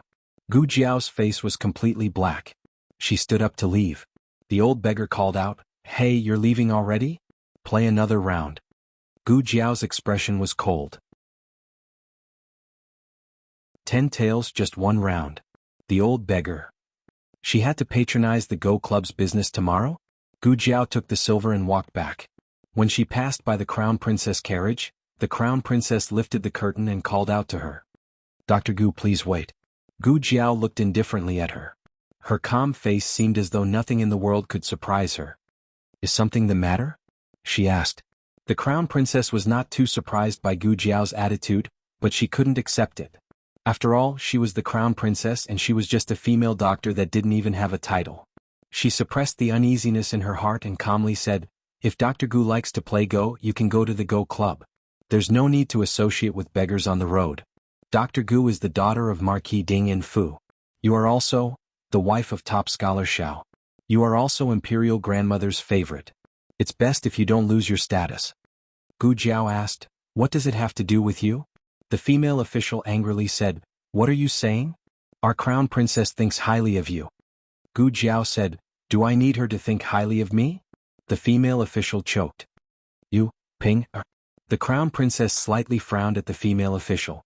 The female official called Ping, coldly glared at Gu Jiao and unwillingly closed her mouth. The Crown Princess then pretended to say to Gu Jiao, "If Miss Gu doesn't mind, I can introduce Miss Gu to the Go Club. There are many good Go Clubs in the capital. The nearby Qinghuan Go Club is pretty good. Of course, if Miss Gu wants to be closer to the medical center, you can go to Hao Tian Go Club." "No need," Gu Jiao indifferently said and left without any pretense.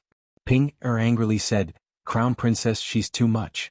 Even if she's relying on the Empress Dowager's favor, she can't disregard you like this." The Crown Princess did not get angry.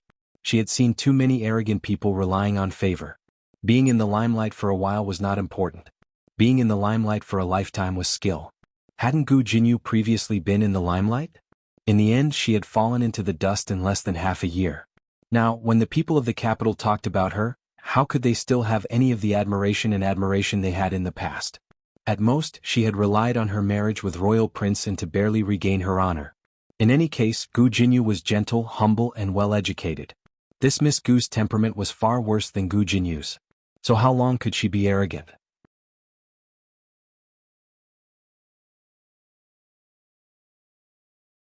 Chapter 345. The novel was updated at a faster rate.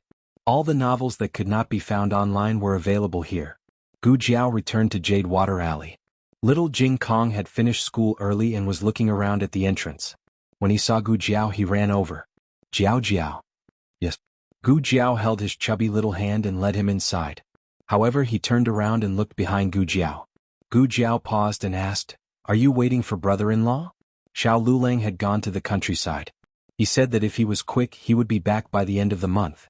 If he was slow, it would be next month. Little Jing Kong widened his eyes and said seriously, I'm not." Gu Jiao smiled. "So, brother-in-law will be back soon." Little Jing Kong sighed like a little adult.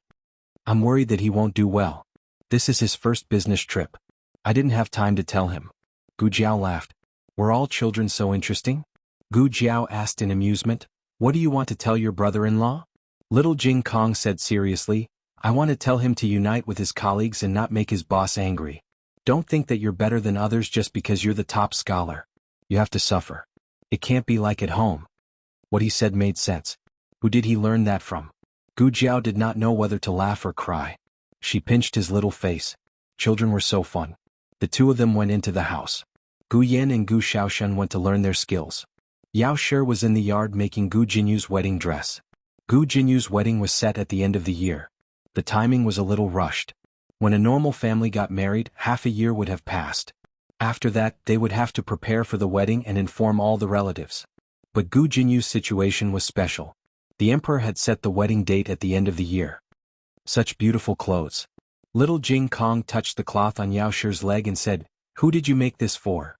"I made it for older sister Jinyu." Yao Shi said. Little Jing Kong tilted his head and asked, "Why did you make such beautiful clothes for her?" Not even Jiao Jiao. The child didn't have any ill intentions. She was just curious. Why was it that elder sister Jinyu had one, but Jiao Jiao didn't? Jiao Jiao was the older sister. Shouldn't he cook for the older sister first? These words caused Yao Shi to freeze. That's right, her Jiao Jiao got married in the countryside. She didn't even have a proper wedding dress, nor did she have any dragon, phoenix, incense or parents who doted on her. She got married alone. To be exact, she was chased out of the house as a little jinx. Both of them had been forced, so they were only husband and wife in name, and had yet to consummate their marriage. Thinking of this, a trace of guilt flashed through Yao Shi's heart. She could not even continue with the wedding dress. Come and eat grapes. Next to the ancient well, Gu Jiao washed a bunch of shiny purple grapes. Little Jing Kong's attention was quickly attracted and he ran over. He squatted down, picked the biggest and brightest grape and fed it to Gu Jiao. Jiao Jiao eat. Okay. Gu Jiao ate the grape he fed her. After that, little Jing Kong picked another grape and gave it to Yao Shi. He didn't forget senior servant Fang Yuye and the young master next door. Overall, he was a child who could make people go crazy when he made a fuss, but when he was sensible he could soften people's hearts. However, the old chancellor was not in the mood to eat the grapes little Jing Kong gave him. Recently he was worried about his storybook. At the beginning of the month he taught the script for the third book. The plot of the third book was about the hostage Yun Ting overthrowing the imperial power of the enemy dynasty. In order to save her dynasty, the sixth princess did not hesitate to give herself to Yun Ting and become Yun Ting's concubine. When General Fu returned from suppressing the bandits, he found that his sweetheart was taken away by Yun Ting. In a fit of anger he asked to go north. He made a military pledge in front of the imperial court that he would not return to the court until he rescued the sixth princess. He led 100,000 troops to the Tsangshui River and fought with Yun Ting to the death. When Yun Ting was a hostage in the state of Great Xia, he had received General Fu's favor. General Fu also received help from Yun Ting when he went on an expedition. The two of them should have become good brothers, but they turned against each other for the sake of national enmity and a woman. The third book stopped here. The fourth book was the last book. In this book, General Fu died under Yun Ting's sword, and the 100,000 troops were all annihilated. However, the death of General Fu and the soldiers of the state of Great Xia aroused the hatred in the sixth princess' heart. Although she loved Yun Ting deeply, she finally killed Yun Ting with a knife. She used the dagger that Yun Ting gave her on their wedding night. At the end of the book there was a heavy downpour. The sixth princess held the blood-stained dagger and walked out of the palace barefoot. She laughed crazily. The rain wet her clothes and tightly clung to her body, outlining her 2-month pregnant belly that Yun Ting did not notice. She raised her head and looked at the heavy rain. Her stomach suddenly hurt. The story came to an abrupt end here. Because there was not much content in this book, the old chancellor handed in the manuscript early. The first 3 books sold so well that as soon as the manuscript was handed in, the study room copied it overnight. This book was elegant and popular, and the audience was very wide. Any one of the 8-legged essays and poems in it was not inferior to the literary talent of the top 3. There were once people speculated whether The Record of Cloud Court was an 8-legged essay written by the new top scholar, because the two people's literary talent and style were similar, but it was not as sharp as the 8-legged essay written by the top scholar Xiao. Of course, there were also people who suspected that The Record of Cloud Court was written by the top scholar Xiao. They went to the Hanlin Academy to inquire about the news, but the result was not. In short, because the audience was too wide and there were too many people who read it as soon as the ending came out, it immediately caused a bombardment of a wave of book chasers. What about The Record of Cloud Court? Why did Yun Ting die? General Fu, who was brave and good at fighting, also died. General Fu fought for the sixth princess all his life and died without even letting her know his feelings. This was too tragic. And the sixth princess, she was actually pregnant with Yun Ting's flesh and blood? Her stomach hurt a little. Did she manage to keep the baby or not? The public anger was too terrible, and the study room was bombarded one after another. In the end, a young man came out of nowhere and wrote The Epilogue of Cloud Court. There were not many words but only a few pages, but this tragedy was perfectly reversed. It wrote that all this was a dream of Yun Ting. After waking up, Yun Ting understood that the sixth princess was just an ungrateful and vicious woman who stabbed him at the critical moment. He decisively gave up the opportunity to save the sixth princess when they first met, kicked the sixth princess down, and then went to find General Fu to enjoy the Jianghu with him. Fuck the life of a hostage. Fuck the black-hearted White Lotus. I want to travel the world with Xiao Fu. Then this epilogue became popular. At first, it was only circulated in a small circle at some poetry and tea parties. Later, the study room that sold The Record of Cloud Court printed it and sold it to a large number of talents and beauties in the capital. Old Chancellor was stupefied. What kind of nonsense was this? The writing was immature, the sentences were illogical, the words were obscure, and the words were incoherent. Was it for people to read? The old Chancellor felt that this epilogue was a complete insult to his work, so he decided to go to the study room and ask them to take down this epilogue. He couldn't let others take advantage of him for nothing. Unexpectedly, the boss of the study room told him, "Well, now you are taking advantage of others." The epilogue sold so well that many people who didn't read the foreword ran to buy The Record of Cloud Court, one after another, wanting to know how dramatic the three people used to be.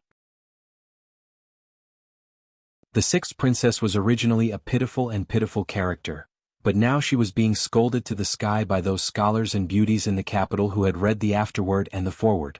Even the author was being scolded to the sky. The old Chancellor's mouth kept twitching. Who wrote the epilogue? It was too wicked. In the end, the old Chancellor didn't force the study room to take down the epilogue because the banknotes were really fragrant. The old Chancellor, who made a lot of money, immediately bought a new carriage. The new carriage would be used by Jiao Jiao and the others in the future. Gu Yin had hidden guards, so he didn't have to worry about a coachman. He could use the old carriage himself.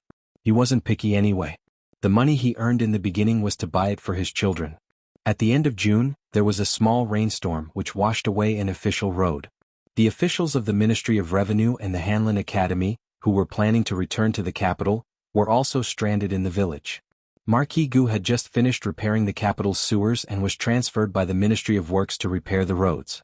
Recently, old concubine Jing didn't make any moves. It was unknown if she guessed that she was about to be exposed, so she simply stopped. As the saying goes, if you don't seek death, you won't die. How could she not do it? She must be allowed to do it. Jiao Jiao. The old Chancellor, who was cutting vegetables in the kitchen, called Gu Jiao over. Today, senior servant Fang went back to his son's house, so he would be making dinner. Gu Jiao put down the half-chopped firewood in his hand and walked into the kitchen. "Great uncle, you called for me?" Although their relationship had been clarified, the family and neighbors still didn't change their words. The old Chancellor didn't have any objections. It didn't matter whether he was Zhuang Jin's old companion or not. The important thing was that he couldn't let down his children's filial piety. The old Chancellor whispered, "Come with me to the palace later. I'll go see His Majesty, and you go see the Empress Dowager. Let's talk like this."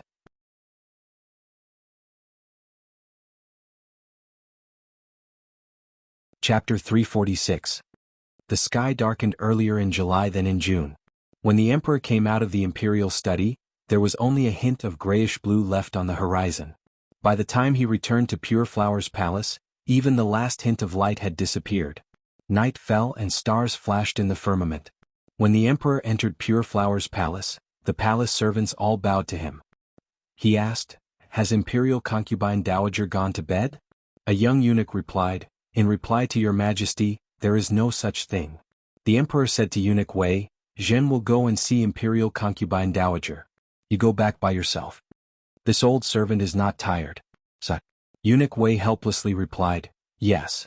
The emperor went to concubine Jing's bedchamber. She was kneeling in front of a Buddhist shrine with prayer beads in one hand and a wooden fish in the other. Her eyes were closed as she devoutly chanted Buddhist scriptures. The emperor did not disturb her and quietly waited for her to finish knocking on the wooden fish. After Granny Kai helped her up, she seemed to see the shadow on the ground. She turned her head and didn't know whether to laugh or cry. "When did His Majesty come? How long have you been here?" The emperor said, "I've just arrived. After listening to Mother recite Buddhist scriptures for a while, my heart suddenly calmed down a lot." Grand concubine Jing looked at him and asked, "Is there something bothering you, Your Majesty?" Of course there were. Storms, natural disasters, bandits, and man-made disasters. Rumor had it that the Qin kingdom's borders were on the verge of making trouble again. There was also no clue as to who was behind the assassination attempt on Grand Concubine Jing. The first few were dealt with by the civil and military officials of Zhao country. Only the last murderer left the emperor at a loss. "It's nothing. I'm just tired from working so hard on state affairs. The emperor decided not to let concubine Jing worry. Granny Kai, go to my room and bring me the calming incense, Grand Concubine Jing ordered. Yes. Granny Kai answered and left. The emperor helped Grand Concubine Jing to the Autumn Splendor Pavilion. The two of them sat down on the chairs. A little palace maid served up desserts and scented tea, which was old concubine Jing's favorite. The emperor liked Longjing tea, but strong tea couldn't be drunk at night. Go get some fruits, Grand Concubine Jing said. Yes. The little palace maid turned around and brought over a plate of fresh grapes and a few delicious pears. Grand Concubine Jing was about to peel a pear for the emperor, but just as she picked up the dagger on the table, the teacup in the emperor's hand fell to the ground with a bang. Grand Concubine Jing was taken aback. What's wrong, Your Majesty? Did you burn yourself? No, I didn't hold it firmly. The emperor wiped off his cold sweat and said, what was wrong with him? Mother Jing was merely peeling a pear for him, but the nightmare of her stabbing him with a knife flashed through his mind. I've been so tired recently that my brain isn't working properly. Old concubine Jing put down the dagger and pear and took out a handkerchief to wipe the tea off the emperor's clothes. The emperor, however, unconsciously leaned back. Old concubine Jing's hand froze in midair as she stared at him blankly. The emperor realized that he had lost his composure and secretly scolded himself for being unfilial. His mother was so concerned about him, how could he disappoint his mother? He took the handkerchief from concubine Jing and said, don't get mother's clothes wet. Jim will do it myself. Old concubine Jing smiled. Okay. Fortunately, the emperor didn't lose his composure again. The mother and son chatted happily until Eunuch Wei came to report that the old chancellor was seeking an audience. Only then did the emperor get up and bid farewell to old concubine Jing. Old concubine Jing said, I'll have the calming incense delivered to your bedchamber. The emperor smiled. Thank you, mother. The emperor then went to the imperial study. The old chancellor bowed respectfully. This subject greets your majesty. The emperor went around to the desk and sat down. All right, enough with the empty formalities. What business do you have in the palace at this hour? Your Majesty, Jiao Jiao was attacked by an assassin. What? The emperor stood up abruptly. How did she get attacked? Where is she? Is she injured? The old chancellor sighed inwardly. At least you have a conscience and know how to care about Jiao Jiao. Don't worry, Your Majesty. This happened a few days ago. Her injuries are fine now. The emperor heaved a sigh of relief but soon frowned again. How many times was she attacked? The old chancellor said, 3 times. Actually, it was 2 times. The first time was when she went to the nunnery with concubine Rui Wang and was saved by King Ning. The second time was when she encountered the dragon shadow guards and met Gu Changqing not long ago. The old chancellor didn't intend to tell the emperor that the other party was the dragon shadow guards. Before Xiao Luleng left, he told him one thing. It turned out that the dragon shadow guards weren't only left to the emperor by the late emperor. Princess Xingyang also had one. As for whether there were others, Xiao Luleng wasn't sure. The old chancellor didn't dare to say that there was absolutely no one. The emperor didn't seem to know that there were other dragon shadow guards in Zhao country, but it was hard to say whether old concubine Jing, this old fox, knew. If she knew and insisted that it wasn't her dragon shadow guards, wouldn't it implicate the innocent? The emperor's expression turned cold. Why didn't you tell me earlier that the little divine doctor had suffered so many assassination attempts? The old chancellor had an expression of being wronged. It's this girl who didn't tell me? If I didn't find a new scar on her hand today, I wouldn't have known that she had encountered so much. Commandant Gu is also muddle-headed, helping her hide this kind of thing from me. It was like what the siblings would do. Both of them were taciturn. The emperor frowned. The old chancellor continued, Your Majesty must have heard about that time when she was saved by King Ning. The emperor knew about this, but he didn't think of Gu Jiao. He thought that the other party was targeting Rui Wang's residence. The old chancellor said, the second time was a few days ago. A servant lied that someone in his family was sick and asked Jiao Jiao to treat them. They were ambushed on the way. Fortunately, Commandant Gu arrived in time. In addition, the Jiao Jiao had powerful hidden weapons in his hands. Only then did he manage to scare the other party. The emperor was slightly surprised. Even Gu Changqing wasn't a match for the assassins? That's right. There was a very powerful assassin among them. I don't know where he came from. The old chancellor said calmly, as for the third time, it was just now. We met another assassin on the way to the palace. Fortunately, there wasn't that powerful assassin this time. Otherwise, both of our lives would have been over. This was made up purely for the effect of superposition. Why did you enter the palace so late at night? The emperor asked. The old chancellor sighed. I originally dragged her here to report to your majesty about the assassination. Who knew that she would be assassinated again? Fortunately, it was more daunting than dangerous. Then where is she? The emperor asked anxiously. She. The old chancellor looked embarrassed and said with a dry smile, she said that your majesty hates her now and definitely won't stand up for her. She might as well go to the empress dowager. This provocation properly angered the emperor. The emperor slapped the table. Who said that I won't stand up for her? Am I so untrustworthy in her heart? Isn't that because you're blind? Cough cough. Too much, too much. He was a subject. He shouldn't criticize the emperor like this. Ever since he became the emperor's father, he couldn't control his guts anymore. This wasn't good, this wasn't good. The old chancellor straightened his expression and cupped his hands. Your Majesty, this subject boldly guesses that the person who murdered the imperial concubine and the person who murdered Jiao Jiao are the same group. The emperor asked suspiciously, how do you know? The old chancellor boldly looked at the emperor. Your Majesty, if something happened to the imperial concubine, who would be the first person you suspect? Empress Dowager Zhuang. The answer was almost obvious. Last time, the murderer disguised herself as Gu Jiao to assassinate imperial concubine Jing and wanted to frame Empress Dowager Zhuang. Unfortunately, the emperor saw through it. The emperor still had a lingering fear when he recalled it. He clenched his fists. But what does this have to do with Jiao Jiao? If something happened to her, I wouldn't suspect the Empress Dowager. Would the Empress Dowager suspect me? The old chancellor shook his head. That's not it. However, because of Jiao Jiao, the relationship between your Majesty and the Empress Dowager has eased up. This is an indisputable fact. The emperor ridiculed, who has eased up with her? The old chancellor automatically ignored the emperor's insincere bravado and said seriously, your Majesty knows what it is, so I won't say more. Jiao Jiao is the only person who has both your Majesty's favor and the Empress Dowager's love. If she dies, there will be no possibility for your Majesty and the Empress Dowager to reconcile. All of this is aimed at driving a wedge between your Majesty and the Empress Dowager. The emperor didn't say anything. After thinking carefully, it did make some sense. The old chancellor struck while the iron was hot. Lulang told me that the imperial concubine was thrown into the supreme liquid pool by the assassin. Your Majesty must be looking for the assassin's movement. I wonder if your Majesty has any clue. No.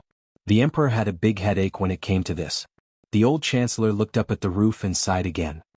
It seems that the assassin realized that he had acted rashly and alerted the enemy. In order to avoid the limelight, he completely hid himself. The other party is very cunning and didn't leave any trace. But your Majesty, are you really going to wait for death? The imperial concubine and Jiao Jiao's lives will be hanging on the tip of a knife as long as the murderer is not eliminated. These words completely poked the emperor's weak spot. Apart from his own son, weren't the people he cared about the most now imperial concubine Jing and Gu Jiao? He couldn't let anything happen to them. The emperor stared at the old chancellor and asked, then tell me, what should I do? The old chancellor raised his eyebrows. Lure the snake out of its hole. As long as your Majesty is willing to cooperate with me, I will definitely have a way to make her reveal her true form.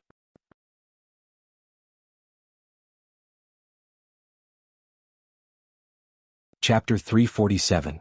No. I won't listen. No. Over my dead body. In the bedchamber of Rinshou Palace, Empress Dowager Zhuang rejected Gu Jiao's suggestion without hesitation. There was no room for negotiation.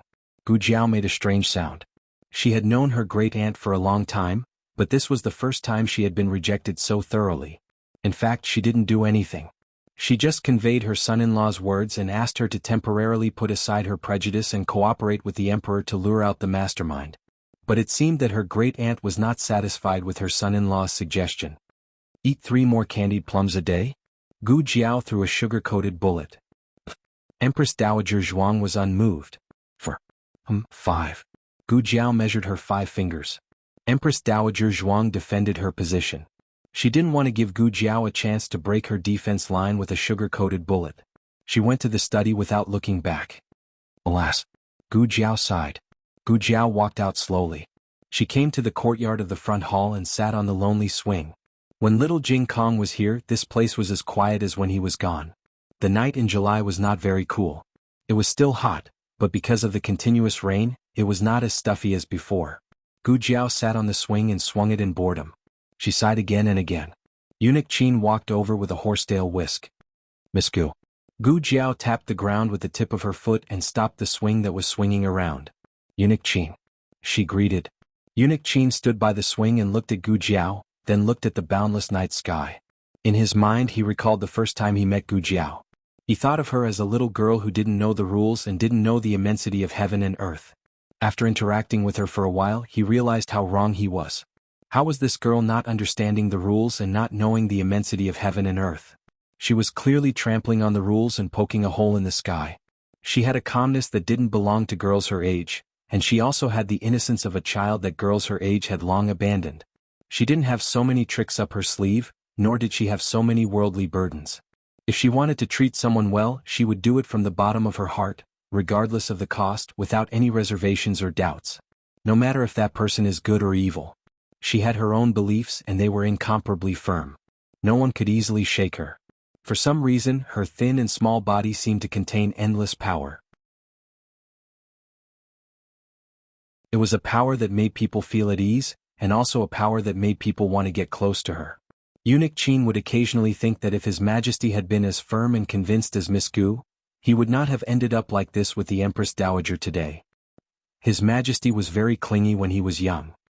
He was very clingy to the Empress Dowager, even more so than Princess Ningyan. As Eunuch Qin spoke, he seemed to recall something interesting and laughed. This old servant remembers one time. The Empress Dowager brought a young master from the Zhuang family here. That young master didn't know the way and was frightened by noble consort Lu's dog. The Empress Dowager didn't want to hold him, so she casually held his hand. Who knew that His Majesty would get jealous because of this? He wouldn't eat properly at night and wouldn't sleep well at night. He would lie in bed and throw a tantrum, but he wouldn't say what was wrong with him. Old concubine Jing asked him if he was feeling unwell. He didn't say anything. Princess Ning also asked him, but he just sulked and didn't say anything. Gu Jiao's expression was indescribable. Even little Jing Kong wasn't so childish. Then what happened next? Gu Jiao asked. Eunuch Qin recalled with a smile. Later, old concubine Jing sent him to the Empress Dowager's palace, which is the Qinghuan Palace where Empress Xiao lives now. His Majesty climbed into the Empress Dowager's bed and slept with her for a night. The next day he was alive and kicking. Gu Jiao curled her lips. So childish. Gu Jiao asked, how old was His Majesty then? Eunuch Qin thought for a moment. About 7 or 8 years old. This old servant doesn't remember the details. He was a little younger than the 7th prince now, and not as fat as the 7th prince. Although His Majesty is tall now, he was as thin as a monkey when he was 7 years old. He looked only 5 years old when he was 7 years old. The Empress Dowager once thought that His Majesty wouldn't be tall in the future. He was about the same as little Jing Kong. It seemed that she didn't have to worry too much about the height of little Jing Kong. Some people did grow up against the wind when they grew up. And then? Gu Jiao felt that this story was quite interesting. Eunuch Qin sighed. Later, His Majesty and the Empress Dowager slowly drifted apart for some reason. This old servant doesn't know when it started. In short, their relationship became more and more strained. Princess Ning was caught in a dilemma. After His Majesty ascended the throne, the Empress Dowager held court behind the curtain and sent old concubine Jing to the nunnery. The relationship between the two was completely broken. It sounded quite sad. Gu Jiao couldn't understand complicated emotions, but she put herself in the shoes of little Jing Kong. If one day little Jing Kong abandoned her for another person, she would be very sad, very sad. Emotions were the most wonderful thing in the world. It had nothing to do with blood. It was just that once you became a family, you couldn't lose this person. Was it the same for Grandaunt and old concubine Jing? Gu Jiao asked. Eunuch Qin nodded. The Empress Dowager used to treat old concubine Jing as a friend. But who didn't make a mistake in their youth? The enemy's attack wasn't scary, but the betrayal from the person you trusted the most was the real pain. Gu Jiao paused and asked, even someone as smart as Grandaunt couldn't take His Majesty back from that person? Eunuch Qin shook his head helplessly. It's not that she couldn't. She just didn't want to think of a way. Once her heart was cold, nothing mattered. There's no greater sorrow than a dead heart? Gu Jiao looked at Eunuch Qin and asked. Eunuch Qin nodded. That's right. Gu Jiao had probably experienced this feeling before, but she couldn't remember it. Her childhood memories of being abandoned by her parents had long been reduced to a few voices and images. She could calmly look at them without feeling any pain. This was called numbness. She became numb when she was very young. That was why she could become an agent of the organization and the most cold-blooded killer. Empress Dowager Zhuang only experienced this when she was middle-aged. She couldn't be completely numb. She could only try to let her heart die. She was Zhuang Jin's, the most powerful Empress Dowager in the Zhao Kingdom. She had her own pride. When she was the Empress, she didn't even bother to compete with the harem for favor. How could she compete with concubine Jing for a man now? Even if that man was her adopted son. Gu Jiao understood. She held the rope of the swing and looked at Eunuch Qin. I understand. Thank you, Eunuch Qin. She wouldn't force her grandaunt to do something she didn't want to do. Since her grandaunt's method didn't work, she would think of something else. Eunuch Qin was secretly pleased. She was such a sensible child. Not only did the Empress Dowager love her, but even he couldn't help but want to love her. Unfortunately, he was a eunuch and didn't have much ability to love her. Gu Jiao got up from the swing and went to Empress Dowager Zhuang's study. Empress Dowager Zhuang was furious when she read the memorials. One of her subordinates was caught cheating again. She wasn't a monarch who used people based on their ability. After so many years in the harem and the imperial court, she deeply understood that there were no fish in the clear water. She had always valued a person's ability. She used people's strengths and tolerated their shortcomings. This didn't mean that her subordinates could do whatever they wanted. There was a limit to everything. They couldn't really kill people or set fires, and they couldn't unscrupulously take advantage of people to satisfy their desires. There was a limit to everything. She wouldn't condone or cover up for anyone who crossed the line. 1 million taels of relief money. You embezzled 950,000 taels of relief money and were caught. If I don't kill you, who should I kill? Empress Dowager Zhuang snorted and threw the memorials into the pile on her left. These were memorials that could be presented to the emperor. With the emperor's temper, he would definitely deal with this matter strictly. Grandaunt? A round head poked in. She didn't need to look to know who it was. Empress Dowager Zhuang responded indifferently. What do you want? Gu Jiao said, It's getting late. I'll go back first. You should rest early. Then she gently closed the door for her grandaunt. Wait. Empress Dowager Zhuang called her indifferently. Gu Jiao pushed the door open again. She rolled her eyes and stepped over the threshold. Her phoenix eyes stared at Empress Dowager Zhuang without blinking. Empress Dowager Zhuang took a memorial and said casually, Does what I said just now still count? Which sentence? Gu Jiao asked. Empress Dowager Zhuang cleared her throat. It's the sentence of 5. Gu Jiao reached out her hand and looked at her 5 fingers. Then she looked at Empress Dowager Zhuang with bright eyes. It counts. But you don't want to, do you? Empress Dowager Zhuang angrily threw the memorial in her heart. A successful Empress Dowager couldn't go against candied plum. Empress Dowager Zhuang said coldly, It counts from today. Gu Jiao did not hesitate. Coincidentally, her purse was filled with new candied fruits. She took out the candied fruit box, counted 5 of them and put them in the candied fruit box. The rest were all stuffed into her mouth. Empress Dowager Zhuang took a deep breath and suppressed her tumbling heart. Isn't it 8? How come there are only 5? Originally there were 3 a day. If she said there were 5 more, wouldn't it be 8? She just resisted today and didn't eat a single one. Gu Jiao's mouth was full of candied plums. She said vaguely, It's 5. If you don't believe me, think again.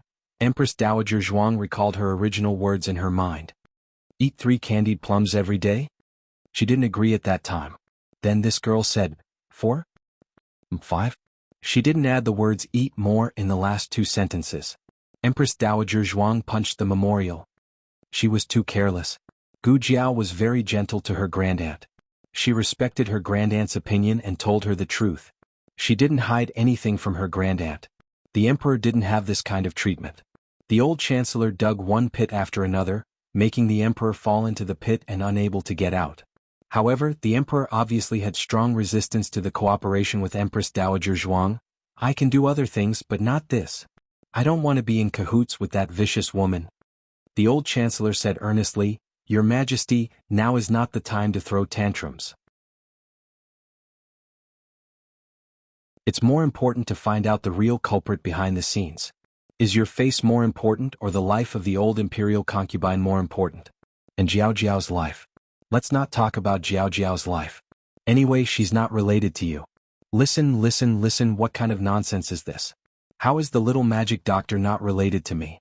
So in the whole world only Zhuang Jin's, that vicious woman, would love her and I would ignore her? I misspoke. The old chancellor apologized embarrassedly. What I mean is that Jiao Jiao can at least protect herself. The old imperial concubine was persecuted by noble consort Lu in her early years and has old injuries. If the assassin tries to kill the old imperial concubine again, it will be hard to guard against. This was what the old imperial concubine Jing and her servants said. The old imperial concubine Jing had old injuries and was very weak. The emperor was finally convinced. So in the morning court the next day, there was a scene that made the civil and military officials drop their jaws. The emperor went to the throne room with Empress Dowager Zhuang. Didn't they dislike each other even when they appeared in the same courtyard? Why did they come to court 2 hours earlier today? In the past, either Empress Dowager Zhuang or the emperor arrived first. In short, they didn't see each other face to face.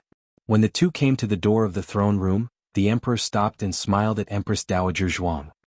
He made a gesture of invitation and said, "Mother, please."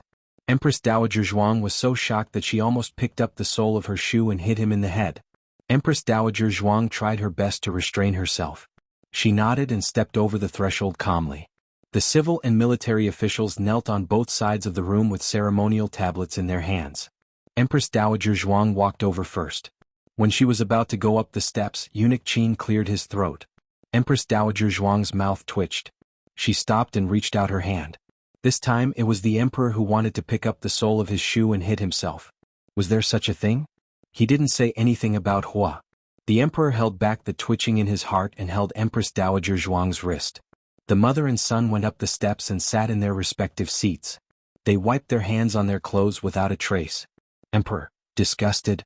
Empress Dowager Zhuang, oh, who isn't? Today's morning court was very harmonious. The emperor punished a minister in Empress Dowager Zhuang's camp. Empress Dowager Zhuang didn't stop him. Instead, she praised the emperor for doing a good job. Empress Dowager Zhuang said with concern that the emperor's body seemed to be thinner than before. She said that he should take care of his body and not let state affairs affect his health. Mother, you are right. I will remember it, the emperor said respectfully in the direction of the bead curtain. The civil and military officials wondered if they were blind or deaf. They could actually see the emperor and the Empress Dowager reconcile in their lifetime. Were they crazy or were they crazy? The news was so shocking that the officials of the two factions who were supposed to be fighting to the death became silent. It wasn't enough to let the civil and military officials see it. They had to let everyone in the harem know. Therefore, after the court, the mother and son went to the imperial garden together. They talked and laughed along the way. Your Majesty, it's time to laugh, Eunuch Wei reminded. The emperor clenched his fists and laughed soullessly. Ha! Empress Dowager, it's your turn, Eunuch Qin reminded. Empress Dowager Zhuang rolled her eyes and put on a fake smile. Ha! In less than a day, everyone in the 6 palaces heard that the two had buried the hatchet. Empress Xiao was the first to go to Pure Hua Palace to inquire, Your Majesty, I heard that you and the Empress Dowager. Halfway through her words, she saw the person sitting next to the emperor and bowed, Imperial Concubine Dowager. Imperial Concubine Jing smiled slightly, Empress, come and sit. Yes. In fact, with Empress Xiao's status, there was no need for her to bow to an imperial concubine. However, the emperor regarded her as his mother, so Empress Xiao could only be a filial daughter-in-law. Empress Xiao sat down on the other side of Imperial Concubine Jing. Imperial Concubine Jing smiled and asked, What did you want to ask your Majesty? Empress Xiao looked at the two, hesitated and said, I heard something about your Majesty and the Empress Dowager. I don't know if it's true, so I asked. The emperor said in a magnanimous tone, Since you both know, I don't need to say anything more. Empress Xiao couldn't hide her surprise. So it's true? What? It was indeed strange for two people who had been fighting for decades to bury the hatchet. In order not to arouse suspicion, the old chancellor found a flawless excuse for the two's reconciliation. The emperor had a good memory and didn't forget the words. He said, Empress, do you still remember when Xiao Heng was poisoned near Rinshou Palace? Empress Xiao's eyes turned cold. Of course I remember. Xiao Heng was her brother's son of the first wife and was her most beloved nephew. He was nearly poisoned to death. She would never forget this grudge for the rest of her life. The emperor said, "The culprit has been found. It wasn't ordered by the Empress Dowager. There's someone else behind the scenes. We have misunderstood the Empress Dowager all these years and caused the Empress Dowager to suffer an unjust injustice. We are truly ashamed." He really found it hard to say the last few words, but the old chancellor said that these were the lines of the soul. If he didn't say it, it wouldn't be enough to convince people. He seriously suspected that the old chancellor was using his position for personal gain. What? There's someone else? Oh. Empress Xiao's soul asked 3 times in a row. Imperial concubine Jing lowered her eyes, picked up her teacup and quietly took a sip. The emperor said, "The person who poisoned Aheng is called Zhang Xiu. He once worked in the Shang Palace Bureau and can be considered one of our people." Empress Xiao, "Your Majesty," the emperor sighed with self-blame, "we also didn't expect her to do such a thing. It was our oversight. A few days ago she suddenly committed suicide by hanging herself. An old friend of hers took away the things she left behind. Only a few days ago did that old friend discover the secret from the things she left behind." Empress Xiao directly stood up, "Your Majesty, this concubine doesn't believe it." The old chancellor did not tell the emperor that Zhang Xiu really was the culprit. He used it as an excuse for the emperor to hear. The emperor thought that what he said was false. Empress Xiao also thought that the emperor had been deceived by someone. None of this was important. What was important was that the person who ordered Zhang Xiu would understand that this matter was true. As long as she believed it, that was enough.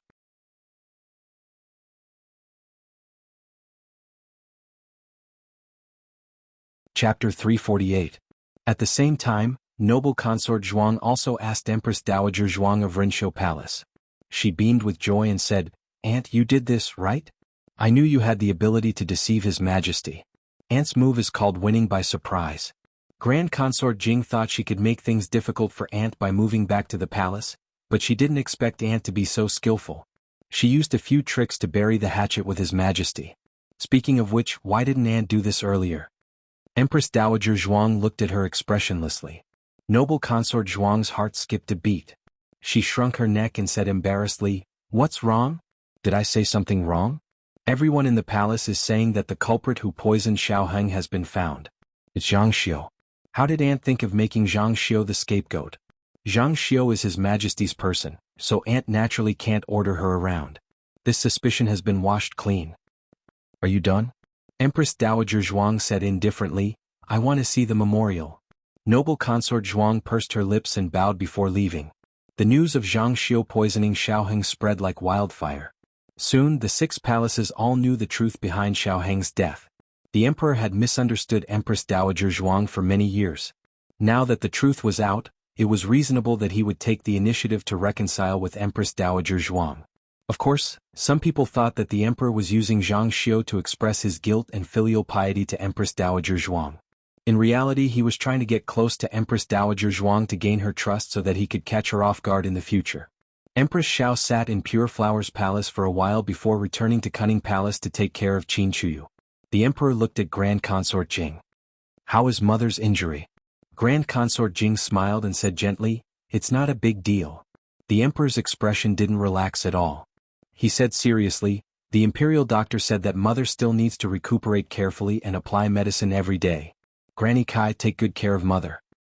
"Yes," Granny Kai replied respectfully. The emperor made a sound of acknowledgement, then said to Grand Concubine Jing, "Then this son will go to the imperial study first. If imperial mother feels bored in Pure Flowers Palace, then you can take the sedan chair to the imperial garden for a walk. The imperial physician said that staying cooped up in the room is not good for recovery." "There's no need to worry about me, Your Majesty. I'm fine with the protection of Your Majesty's dragon Qi." "But Your Majesty..." Grand Concubine Jing's gaze fell on his haggard brow as she spoke. "Your Majesty looks tired. Did you stay up all night to review memorials again?" The emperor smiled carelessly and said, "Recently many areas have been hit by heavy rain. The disaster situation is serious, so it's inevitable that there will be more reports." Grand Concubine Jing took his hand and reminded him seriously, "Even so, you have to take care of your body." The emperor patted the old concubine's hand and smiled. "I'll be careful." Grand Concubine Jing's expression cleared up a bit. She thought of something and asked, "Are you using the calming incense that Kai Mama gave you?" Yes, the emperor said. Is it still useful? Grand concubine Jing asked. The emperor smiled. The incense personally made by imperial mother is naturally useful. The emperor comforted Grand concubine Jing a bit more before leaving for the imperial study. He didn't come to eat lunch with Grand concubine Jing, so he ate in the imperial study instead. Eunuch Wei went to the imperial kitchen and ordered the cooks to make a few delicious dishes. The emperor used to talk about extravagance when eating, but ever since he stayed in Jade Water Alley, he had simplified his meals quite a bit. Eunuch Wei came out of the imperial study and returned to Pure Flower's palace to pick up the memorials he had left in the study last night. When he came out of the study, he ran into Grand concubine Jing and Kai Mama who were walking toward him. Esteemed imperial concubine.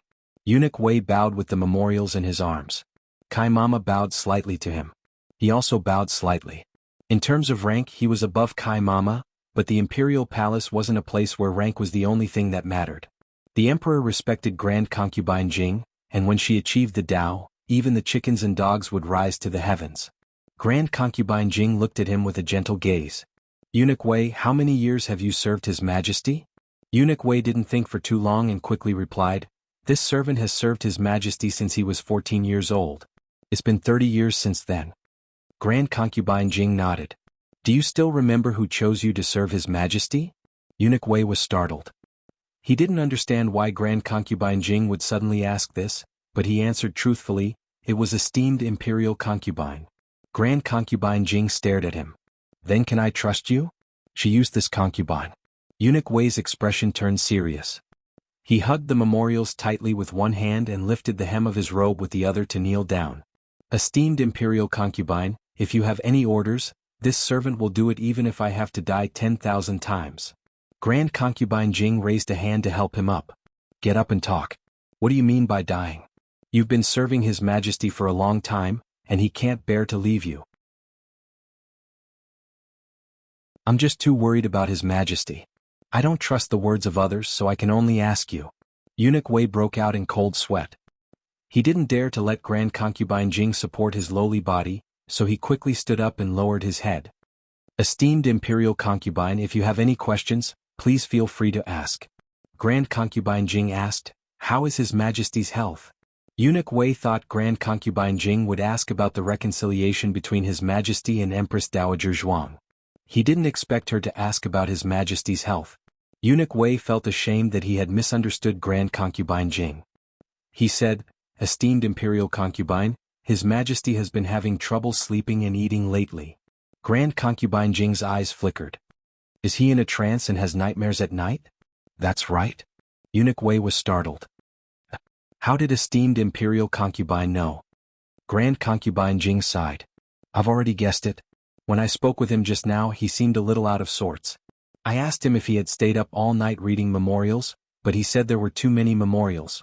I'm guessing he just can't sleep just like when he was young. This child. He'll have nightmares when he's under a lot of pressure and then he'll ask me to hug him to sleep. I thought that after so many years he wouldn't be like when he was young anymore. Eunuch Wei said, esteemed imperial concubine is worried for His Majesty. Grand concubine Jing smiled bitterly. He's my son and I raised him with my own hands. How can I not be worried about him?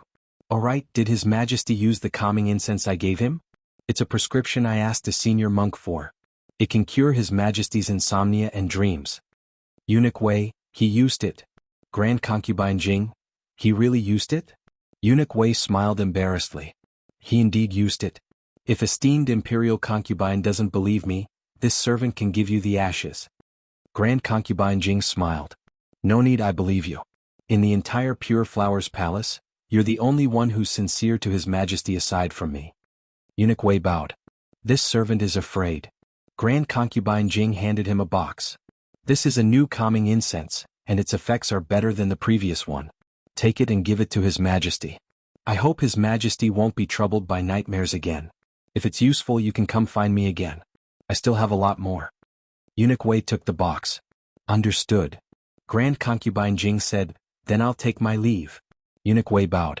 Farewell, esteemed imperial concubine. After Grand concubine Jing left, Eunuch Wei took the memorial and the calming incense to the imperial study, where he told the emperor about his encounter with Grand concubine Jing. The emperor laughed. We don't remember anything from when we were young. You too, who told you to tell Imperial concubine about our situation. You made her worry. Eunuch Wei explained, Your Majesty, esteemed Imperial concubine can tell that you're unwell. Wouldn't it make her imagination run wild if you continue to hide it from her? The Emperor shook his head. Forget it. Eunuch Wei smiled. Then this calming incense, the Emperor said, since it's a token of Imperial concubine mother's goodwill, just leave it there. We'll see how it goes tonight. That night, Eunuch Wei lit up the calming incense that Grand Concubine Jing had sent over for the Emperor. The scent of this incense didn't seem to be any different from the usual calming incense, except that it was thicker. The Emperor quickly fell asleep as expected. Eunuch Wei thought that he would be able to have a good night's sleep this time, and that he would be able to rest as well. However, no one expected that not long after the Emperor fell asleep, he had another nightmare. This time, he did not dream that he was lying on the bed, unable to move, and could only be at the mercy of others. He dreamed that he slipped and fell off a cliff, and in the nick of time he grabbed onto a vine on the edge of the cliff. There was a bottomless abyss below him, and he would be smashed to pieces if the vine were to break. He shouted with all his might, "Protect the Emperor! Protect the Emperor!" Finally, someone came over. It was Grand Concubine Jing. Grand Concubine Jing lay down. He was so moved that he was about to cry. Imperial Concubine Mother truly loved him the most in the world. However, Grand Concubine Jing didn't try to pull him up. Instead, she took out a dagger and cut off the vine. Ah! The feeling of weightlessness from falling into the bottomless abyss woke the Emperor up abruptly. He sat up and gasped for air. Eunuch Wei heard the commotion and walked over with an oil lamp without even putting on his shoes. Your Majesty. He was shocked to see the Emperor's pale face and cold sweat. Did you have another nightmare, Your Majesty? The Emperor clutched at his chest, his body trembling uncontrollably. That dream just now had been too terrifying. That feeling of falling into the bottomless abyss was worse than being stabbed 10,000 times with a knife. It was just a nightmare. He was the Emperor, not a cowardly person. How could he be scared to this extent? Even he looked down on himself. Have some tea, Your Majesty. Eunuch Wei put down the lamp and poured a cup of herbal tea to calm the Emperor down. The Emperor gulped it down, but he didn't calm down. I can't sleep, so I'll go read the memorials. Eunuch Wei couldn't persuade him otherwise, so he could only take the memorials from the imperial study. However, the Emperor couldn't calm down at all. The fear from the nightmare was like maggots in his bones, unable to be shaken off. The Emperor put down the memorials in frustration. I'm going out for a walk. There's no need for them to follow. Yes. Eunuch Wei held the lantern and left Pure Flower's palace with the Emperor. The Emperor walked aimlessly. Before he knew it, he had arrived at Cunning Palace. Eunuch Wei asked softly, Your Majesty, do you want to go to the Empress' place? This servant will go and pass on the message. The Emperor looked at the tightly shut palace doors and said indifferently, No need. It's late, so don't wake Imperial Mother. Eunuch Wei was startled. Imperial Mother? Wasn't Empress Xiao the one living here? Empress Dowager Zhuang had already moved to Rinshou Palace after the previous emperor passed away. Eunuch Wei looked at the Emperor in confusion. The Emperor suddenly came back to his senses and looked at him suspiciously. What did I say just now? Eunuch Wei was startled. And nothing. His Majesty said it's late, so don't wake the Empress. Maybe I heard wrong. His Majesty said the Empress, not Imperial Mother. Empress? The Emperor was dazed for a moment. He suddenly frowned and said, Why did I come here? Why didn't you warn me? It's the middle of the night. If I wake up the harem, it'll be chaos again. Yes, it's this servant's fault. Eunuch Wei felt extremely wronged. Ever since you left Pure Flower's palace, you've been rushing here as if you've made up your mind. Who can stop you?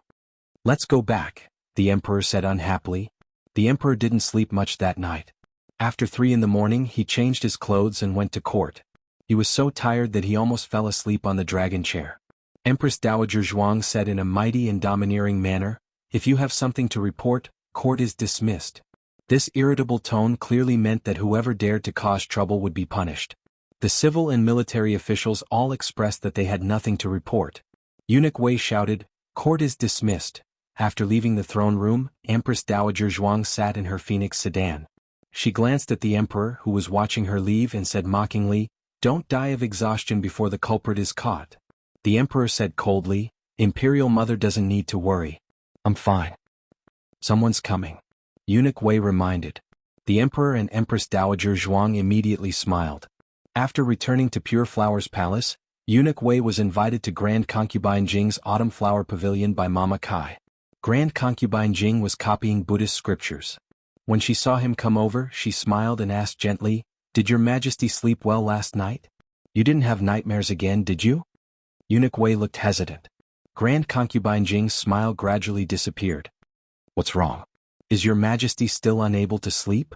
"I did sleep, but..." Eunuch Wei sighed helplessly. "I had nightmares again and was quite frightened." The brush in Grand Concubine Jing's hand fell on the table. The tip of the brush rolled from the table to the ground, dirtying the page of scripture she had just copied. "How could this be?" she murmured in disbelief. Eunuch Wei looked at Grand Concubine Jing strangely. Mama Kai quickly knelt down and picked up the brush. She used a handkerchief to wipe the ink on the floor. Everyone in the world cares for their parents, but His Majesty's body is not in harmony.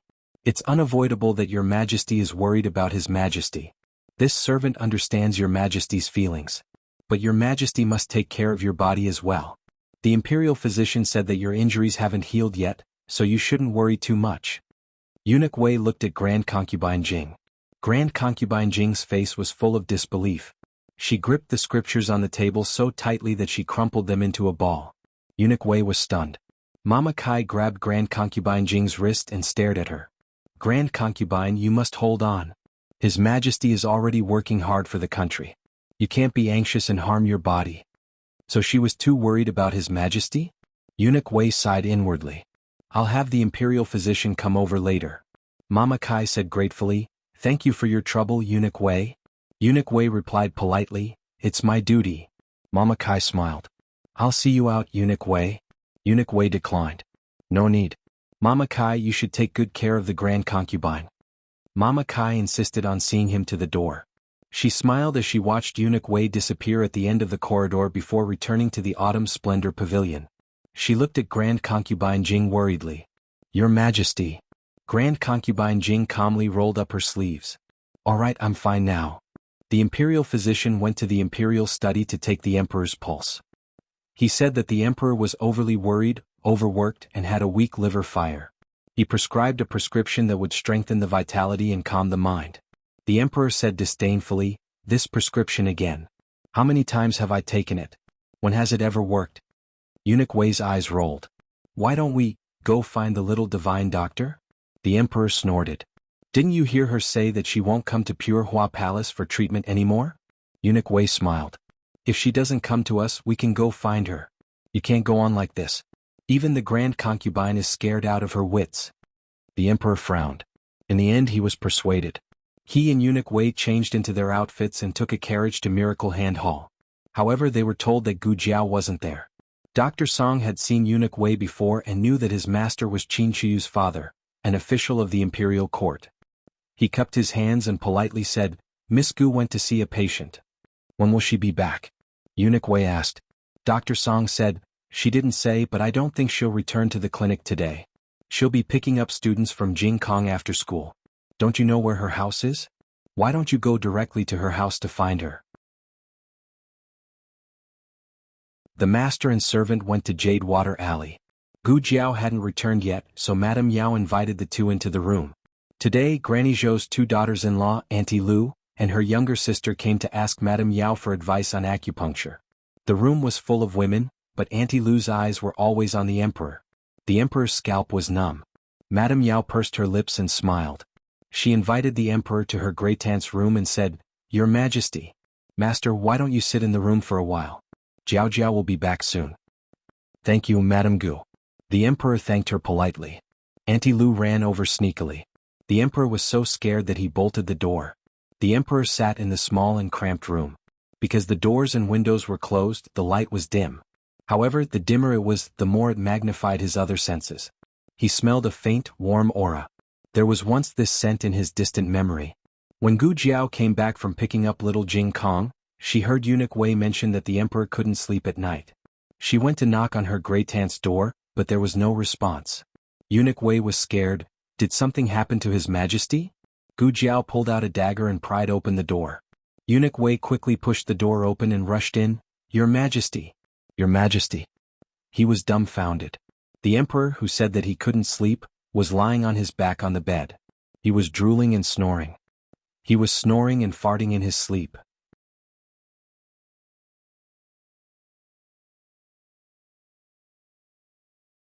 Chapter 349. Didn't you sleep well? Gu Jiao raised her brows and asked. Eunuch Wei opened his mouth but couldn't make a sound for a long time. From time to time, the laughter of Auntie Lu's sister and the two daughters-in-law of Granny Zhou's family could be heard. There were also the sounds of their children squabbling in the front yard with little Jing Kong. In the past, His Majesty would find it hard to sleep at the slightest noise in the palace. Now that it was so noisy outside, how could His Majesty sleep so soundly? His Majesty slept from the afternoon to the next morning and didn't even eat dinner. Gu Jiao watched as the emperor rushed to the carriage with his fluffy hair like a gust of wind to go to morning court. How did it look like he couldn't sleep? He clearly slept more than she did. Last night, when she stirred up the gunpowder, the entire family was awakened by the explosion. Only the emperor was snoring like thunder and the entire courtyard was filled with his dragon breath, commonly known as snoring. Oh. Gu Jiao rubbed her chin. I thought I blew him up in the middle of the night. Drive the carriage. What are you standing there for?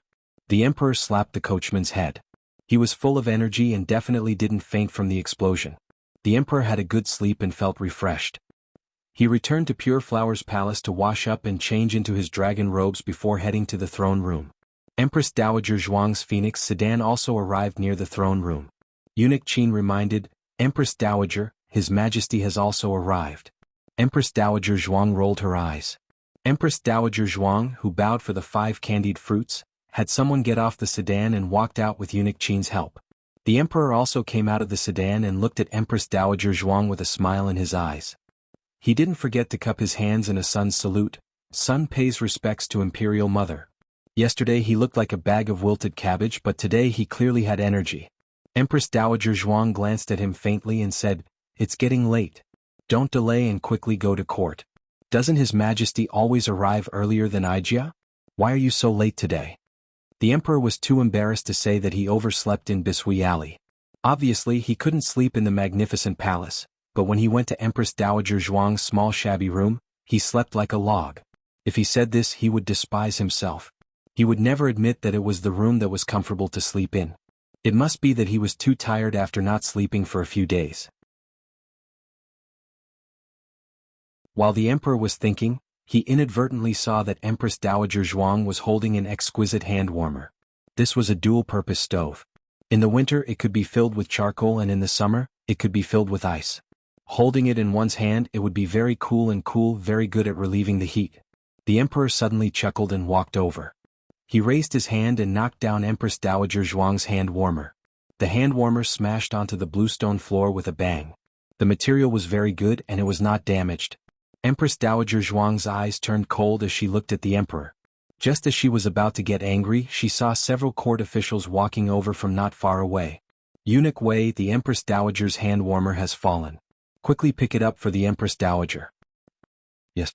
Eunuch Wei picked up the hand warmer on the ground. Since it was dirty on the ground, he naturally couldn't just hand it over to the Empress Dowager. He was just about to wipe it with his sleeve.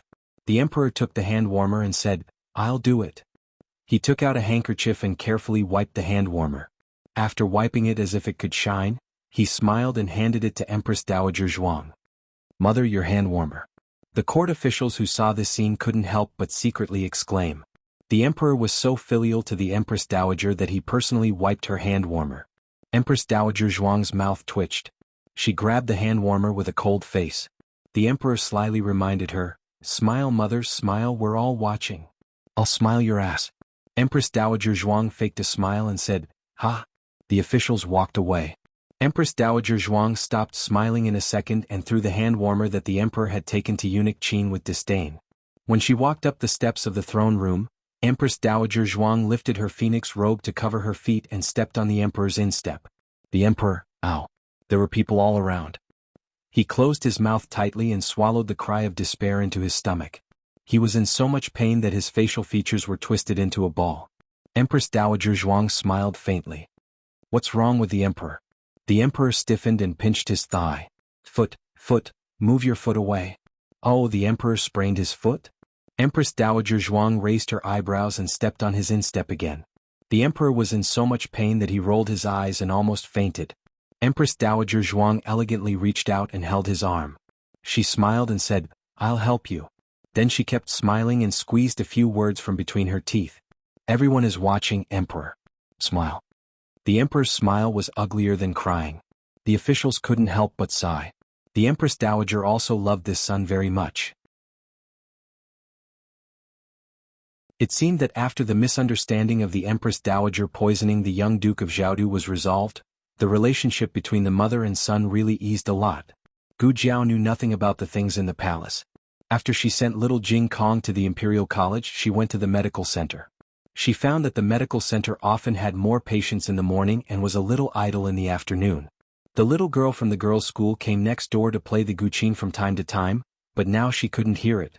She tried to let little Jiangli learn the guqin, but the girl was only interested in herbs. She was even more stupid when it came to learning the guqin than when she practiced writing. She had to give up the idea of letting little Jiangli play the guqin for her. Gu Jiao looked at the Fushi guqin on the table. Her fingertips tapped on the guqin case a few times. She opened the case and took out the Fushi guqin with the burnt tail. Her slender fingers gently stroked the strings, but she didn't play in the end. She put the Fushi guqin back, closed the case and got up to leave the medical center. She went to the martial arts center. After several months of challenges, she had become a great martial artist in the martial arts center from the lowest level. She should be a supreme master if she wanted to go further. It was said that there were no more than 5 supreme masters in the capital. They were very rare and hard to come by. Of course, this was the jargon.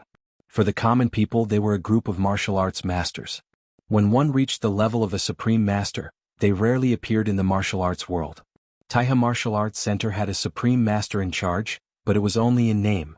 Gu Jiao had been to the martial arts center so many times, but she had never seen a single strand of his hair. The Marquis also came to the martial arts center today. He didn't just come to watch Gu Jiao compete. He also wanted to see if there were any other good seedlings here. If it was before, he could probably find a few, but since Gu Jiao, his eyes became picky. It seemed that it was very difficult to find a young, talented, and person who could control his murderous intent. He was a general on the battlefield. In this life he had killed countless people. How could he not feel the murderous intent of a person? The Marquis didn't know what his sworn brother had experienced to have such a strong murderous intent. It was rare that he could control his murderous intent and didn't let himself become a murderous devil. This was another reason why the Marquis appreciated Gu Jiao. Gu Jiao came down from the martial arts arena. The Marquis also came out from the second-floor wing. The two met in the main hall. The Marquis smiled at Gu Jiao and said, "Is today's competition over?" Gu Jiao nodded. "You've made great progress recently." It was beyond his expectations. If he hadn't watched his little brother compete, he would have thought that his little brother was originally an expert who had lost his strength for some reason and was slowly recovering in some way. The Marquis asked again, "That's right, have you been practicing your spear recently?" At the mention of this, Gu Jiao blinked. The Marquis was slightly surprised. "Did you bring your red-tasseled spear?" Gu Jiao shook her head. The Marquis didn't know that she had lost her red-tasseled spear on the night she saved the Emperor. He thought that she had left it at home. He smiled and said, "It's okay. I just happened to bring you a new red-tasseled spear." Gu Jiao followed him to the backyard of the martial arts center. The Marquis carriage stopped outside the back door. He went to the carriage and took a red-tasseled spear wrapped in red cloth. He handed it to Gu Jiao. "Try it." Gu Jiao took it and opened the red cloth to take a look. Wow! It was the big guy she had taken a fancy to in the barracks. This red-tasseled spear was 2 inches longer than the average red-tasseled spear. It was also heavier. The spearhead shone with a cold light. Gu Jiao held it in her hand and tried it out. It was like a flying dragon, extremely domineering. The Marquis's eyes unconsciously revealed a bit of satisfaction. Sure enough, his vision was very unique. This red-tasseled spear of the Yen Kingdom was very suitable for his little brother. "Don't you think it's heavy?" he asked. Gu Jiao shook her head. She liked the weight of the spear. It had the power to destroy everything. It also had the ability to break 1,000 pounds. She tried it out a few more times. The more she tried, the more satisfied she was. She didn't like cold weapons before, but this red-tasseled spear suited her very well. The Marquis had been observing her moves. It was the set of spear skills he had taught her. But that set of spear skills was more suitable for the ordinary red-tasseled spear. It couldn't display the full power of the red-tasseled spear. Little brother Gu, wait a moment. He walked over. Give me the red-tasseled spear. Gu Jiao was playing happily. She smacked her lips and gave him the red-tasseled spear. The Marquis took it. He didn't do any fancy moves. He only used one move. He bent his legs slightly. His right hand held the base of the red-tasseled spear, close to his right waist. His left hand held the middle of the red-tasseled spear. He pointed the spearhead forward and fiercely stabbed out. It seemed like a simple move, but at that moment, it was filled with endless killing intent. Even the wind and sand were stirred up and the leaves rustled. Gu Jiao's mask was almost blown off. She blinked, her eyes sparkling. She took out a small notebook and scribbled. What move is this? The Marquis patiently explained, this is called the middle four. It is a middle-level spear skill. It is the master of the 6 harmonies spear. It is the first of the 24 forms of the spear. It seems simple, but in fact, it is full of wonderful changes. You don't need to practice anything else. Just practice this move. Come give it a try. Gu Jiao took the red-tasseled spear and tried it out. Naturally, it wasn't very good. The Marquis said, don't worry. Take your time. Thinking back, his master had made him practice this move for a full 5 years. He didn't understand his master's deep meaning. Many years later, he finally understood that the essence of the spear skill was in this move. Gu Jiao practiced for a while. She was sweating profusely. The Marquis felt that today's practice was enough. He said to Gu Jiao, let's practice another day. It's getting late. Little brother Gu, are you hungry? I'll treat you to donkey meat. There's a donkey barbecue restaurant next door. Little brother Gu should like it. Gu Jiao held the red-tasseled spear upright in her arms. She took out a small notebook and wrote, I have something to do tonight. I'll eat donkey barbecue with you another day. I see. A trace of disappointment flashed through the Marquis' eyes. Gu Jiao looked at him and wrote, you seem to have something on your mind? No. He just wanted to find someone to drink to drown his sorrows. Gu Jiao continued to write, we're sworn brothers. There's nothing we don't talk about. Little brother Gu was a trustworthy person. In addition, the Marquis had been troubled by something for a long time. He couldn't make up his mind.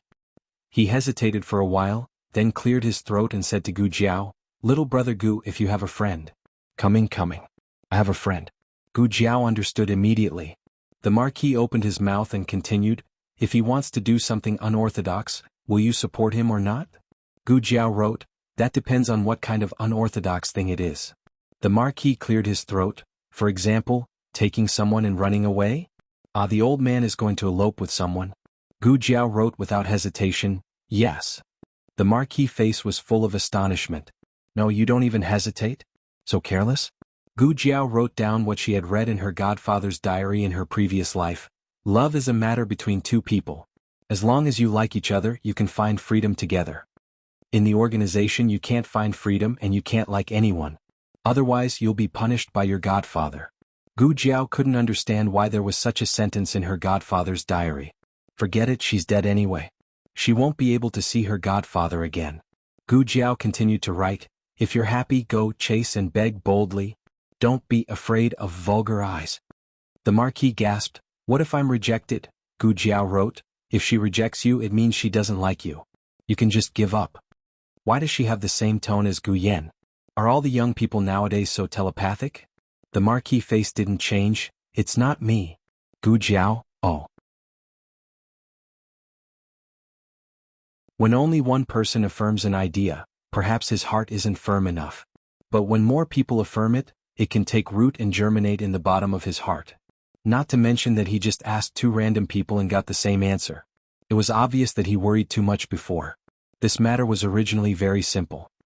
He wanted to take her away from the palace.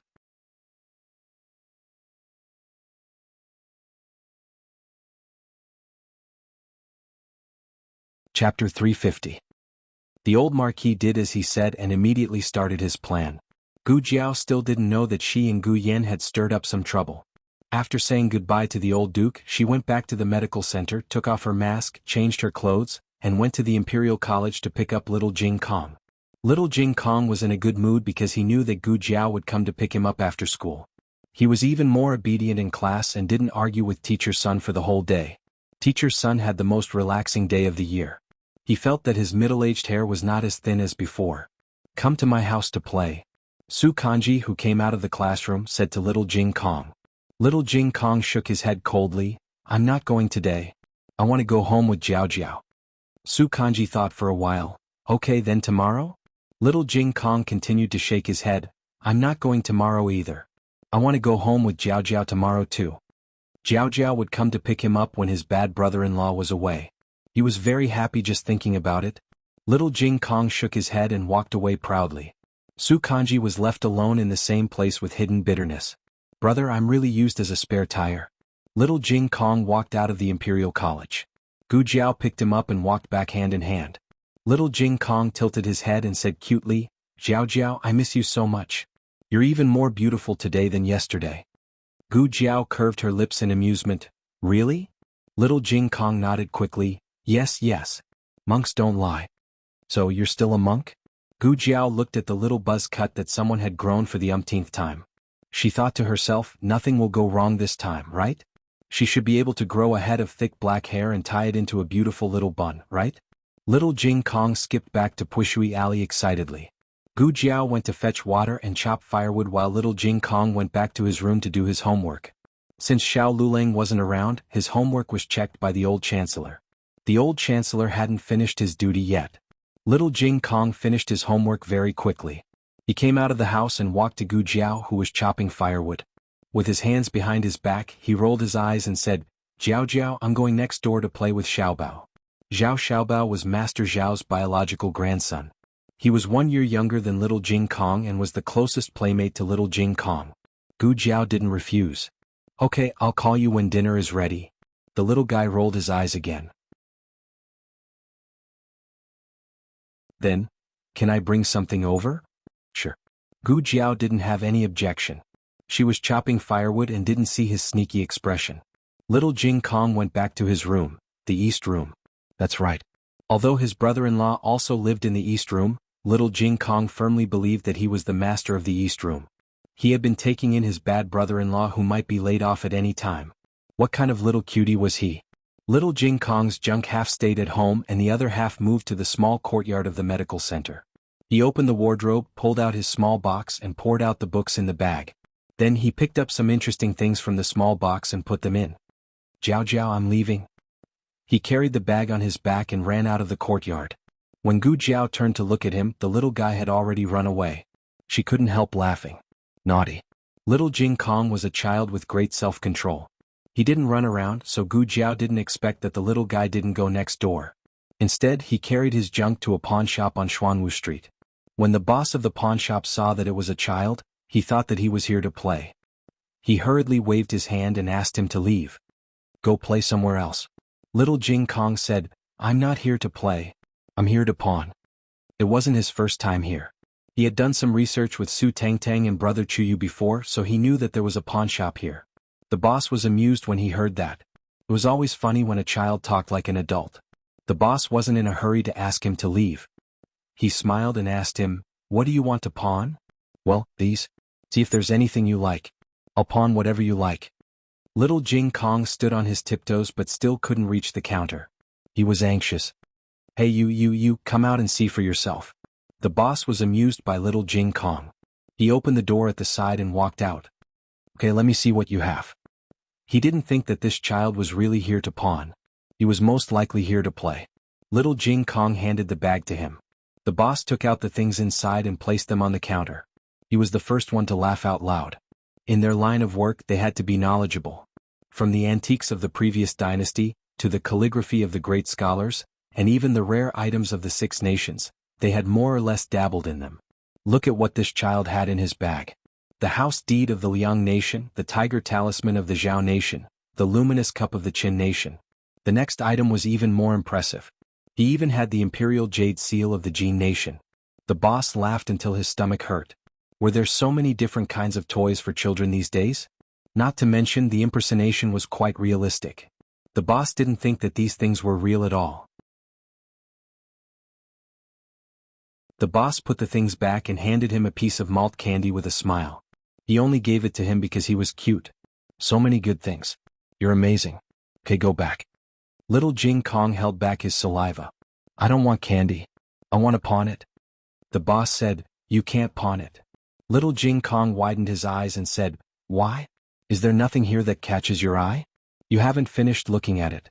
There's more inside. If you like it, I can pawn it for you at a cheaper price. Little Jing Kong was in urgent need of money. Although he was a small landlord and received 2 payments of rent every month, his money had been handed over to the Jiao Jiao for safekeeping. If he needed it, he had to get it from the Jiao Jiao. But he didn't want the Jiao Jiao to know. That was why he thought of pawning it. Looking at his cute little face, the boss couldn't bear to tell him that his things were fake and that he couldn't pawn it. He only said to him, you can't pawn it. Don't run around, kid. Go back quickly. Little Jing Kong was rejected and let out a long sigh. He lowered his head and walked out of the pawnshop slowly with a bag of books on his back. There were a total of 3 pawnshops on Xuanwu Street. He went to the other 2 pawnshops, but he was chased out before he could even enter. The little guy who was rejected again and again was traumatized. He pursed his lips and felt wronged. He walked back dejectedly. Suddenly, a man wearing a crescent white long-sleeved robe and ink blue gauze robe, and a jade belt around his waist blocked Little Clear Sky's path. The man had a gentle expression and held a folding fan in his hand. He smiled and looked at Little Jing Kong. Little brother, do you want to pawn something? How did you know? Little Jing Kong looked at him warily. The man patted his palm with the folding fan and smiled. I was looking for something in that pawnshop just now. I saw you being chased out by them. Oh. Little Jing Kong was relieved. So you saw it? The man smiled. What a coincidence. I didn't see any suitable antiques in the pawnshop. Little brother, do you have anything I like? Little Jing Kong thought for a while. I can show you. The man squatted down and put his hand into Little Jing Kong's bag of books. He looked surprised as he looked. Little brother, you have a lot of things. Little Jing Kong stuck out his chest. I knew it. I have a lot of good things. You know what's good for you. What do you want? I'll give it to you at a cheap price. No, I don't know you. I can't redeem it in the future. I'll sell it to you at a cheap price. He had asked the young master what pawning meant and knew that it was different from selling. The man looked down and smiled. He took out a golden abacus from Little Jing Kong's bag of books. The owner of the first pawn shop didn't see the golden abacus. Otherwise he would know that it was not fake. Among all the things, Little Jing Kong liked the golden abacus the most. He felt his heart ache when he saw that the man picked it. The man smiled. Sell this to me, how about it? Little Jing Kong bit his lip and nodded. This is very expensive. How much is it? The man asked. Little Jing Kong said painfully, 500 taels. This was the amount he needed. He wouldn't sell it if it was less than this price. Okay. The man took out 5 100 taels banknotes and gave them to him. Little Jing Kong took the banknotes and looked at his beloved golden abacus reluctantly. Little Jing, goodbye forever. I'm sorry. I don't want to sell you. But he had no choice. Little Jing Kong knew real banknotes. After all, he collected rent every month. He put away the banknotes, carried the bag of books, and left with tears in his eyes. The man looked at Little Jing Kong's sad back and couldn't help laughing. Little brother. My name is Mingyu. You can call me young master Mingyu. We'll meet again someday. Little Jing Kong wiped his tears with his hand. Sup. Little Jean was gone. So sad. Young master. A young guard in gray walked over from the alley. He looked at the golden abacus in the man's hand and said, he has so many good things. Why did you choose the most worthless one? That's right. Any one of the items in Little Jing Kong's bag of books was more valuable than the golden abacus. The man glared at him. You want to take advantage of a child? The young guard curled his lips. You said it as if you didn't take advantage of him. 500 taels of banknotes for a golden abacus. You're losing money? But, the young guard went back to the topic.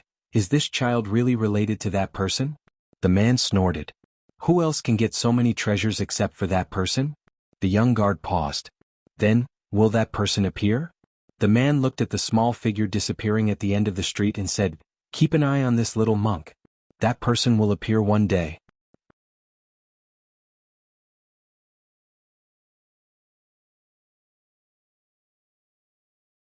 Chapter 351. The novel will be updated more quickly. There are all kinds of novels that can't be found on the internet. Little Jing Kong didn't return home until it was almost dark. When he entered the door, he took a deep breath and calmed himself down. He couldn't let Jiao Jiao see him sad for Little Jean. He poked his little dimples, raised his smiling face and entered the house cutely. Gu Jiao finished chopping the firewood and packing the herbs. When she turned around she saw the little guy jumping over. "You're back?" she said. "Yes." Little Jing Kong ran over and stretched out his short arms. "Jiao Jiao, I'll help you. You take this." Gu Jiao scooped a small ladle of herbs from the big basket and gave it to him. "Okay." Little Jing Kong happily took the ladle and carefully returned to the central room without spilling any herbs. After dinner, Gu Jiao went to pack little Jing Kong's things. The little guy always messed things up and didn't know how to put them back properly. This time, when Gu Jiao was packing, she realized that something was missing. Most of little Jing Kong's things were packed in different boxes. Gu Jiao usually didn't open those boxes privately, not because they looked shabby, but because she respected the child's privacy. However, some things were directly exposed, such as little Jin's abacus. "Jing Kong," Gu Jiao called. Little Jing Kong, who was arranging little chicks' array in the central room, came in and asked with his head tilted, "What's wrong, Jiao Jiao?" "Where's your abacus?" Gu Jiao asked doubtfully. Little Jing Kong rolled his eyes. "I put it in the clinic." "Really?" Gu Jiao thought for a while. "But I just cleaned up the small box you put in the clinic today. I didn't see your abacus." Little Jing Kong blinked and said, "Oh, I forgot. I lent it to Brother Chuyu. He said he would return it to me later." Little Jing Kong rarely lied. He had a good reputation, so Gu Jiao did not suspect him. After leaving the east room, little Jing Kong covered his chest and heaved a long sigh of relief. That scared him to death. He was almost discovered by Jiao Jiao. Luckily he was a clever little devil. It rained in the evening. Gu Yan's secret guard came back to report that the road was difficult to travel. Gu Yan and Gu Shaoshan stayed at Nanxiang in Master Lu's house. Tomorrow they would go directly to Qinghe Academy from there. Nanxiang and Master Lu liked Gu Shaoshan and Gu Yan very much. Gu Jiao had nothing to worry about. She asked the secret guard to bring 2 sets of clean clothes for them. On the other hand, the old duke, who was encouraged by Gu Yan and Gu Jiao, felt that he had received unprecedented support. He had lived for the Zhao country and the duke's manor all his life. Except for fighting desperately on the battlefield, he had done almost nothing bold in private. He had been cautious and conscientious all his life. But perhaps because he was old and did not have many years left to live, he did not want to have regrets in this life. He had let her down as long as he lived for others. In the few days left, he did not want to let her down again. Fortunately, the army that he had cultivated for His Majesty had been trained. Gu Changqing had also grown up. The duke's manor had a successor, so he could rest assured. "Go and call the crown prince here," the old duke ordered. "Yes." The manservant went to Gu Changqing's courtyard and called Gu Changqing over. Gu Changqing looked at the old duke who was sitting on the main seat. His expression was clearly different from before. He said lightly, "It's so late. Grandfather is looking for me?" The old duke looked at him deeply. This was the grandson that he had brought up. He had poured all his heart and soul into him, more than he had poured into his son Gu Chong. And he had lived up to his expectations. He had grown up to be his ideal son. The old duke handed him 2 tokens of different quality. One was the Gu family army's token. The other was the secret army's token. "Grandfather, what is the meaning of this?" Gu Changqing asked strangely. The old marquis looked at him and sternly said, "You've grown up, and some burdens should be handed over to you. I may not be able to see the day when the Gu family army reinvigorates, but I hope that you can see that day." "Why won't I be able to see it?" Gu Changqing asked lightly. The old duke wanted to say something but hesitated. He pinched the corner of the table and said, "I have my own arrangements. You don't need to ask." Gu Changqing laughed coldly and said mockingly, "Grandfather always has his own arrangements. Just like that matter back then." Finished speaking, he didn't wait for the old duke to ask him what it was and turned to leave. He accepted the token. He was a son of the Gu family. Whether it was his authority or his burden, he would spare no effort to bear it. The old duke looked at his grandson's resolute figure and sighed helplessly. Afterward, he had the manservant call for Gu Qingfeng and Gu Qinglin. They were all his grandsons, so he naturally doted on them. However, he didn't regard them as highly as he did Gu Changqing, nor did he cherish them as much as he did Gu Yan. This was probably the sorrow of not being able to occupy both sides. He wasn't as capable as Gu Changqing, nor was he as delicate as Gu Yan. Naturally, he received less attention. When the day of separation finally arrived, the old duke's heart was filled with reluctance. He looked at the 2 of them. He originally wanted to say some emotional words between grandfather and grandson, but when he saw Gu Qinglin's newly grown bald head, the corner of his mouth twitched. He couldn't say anything.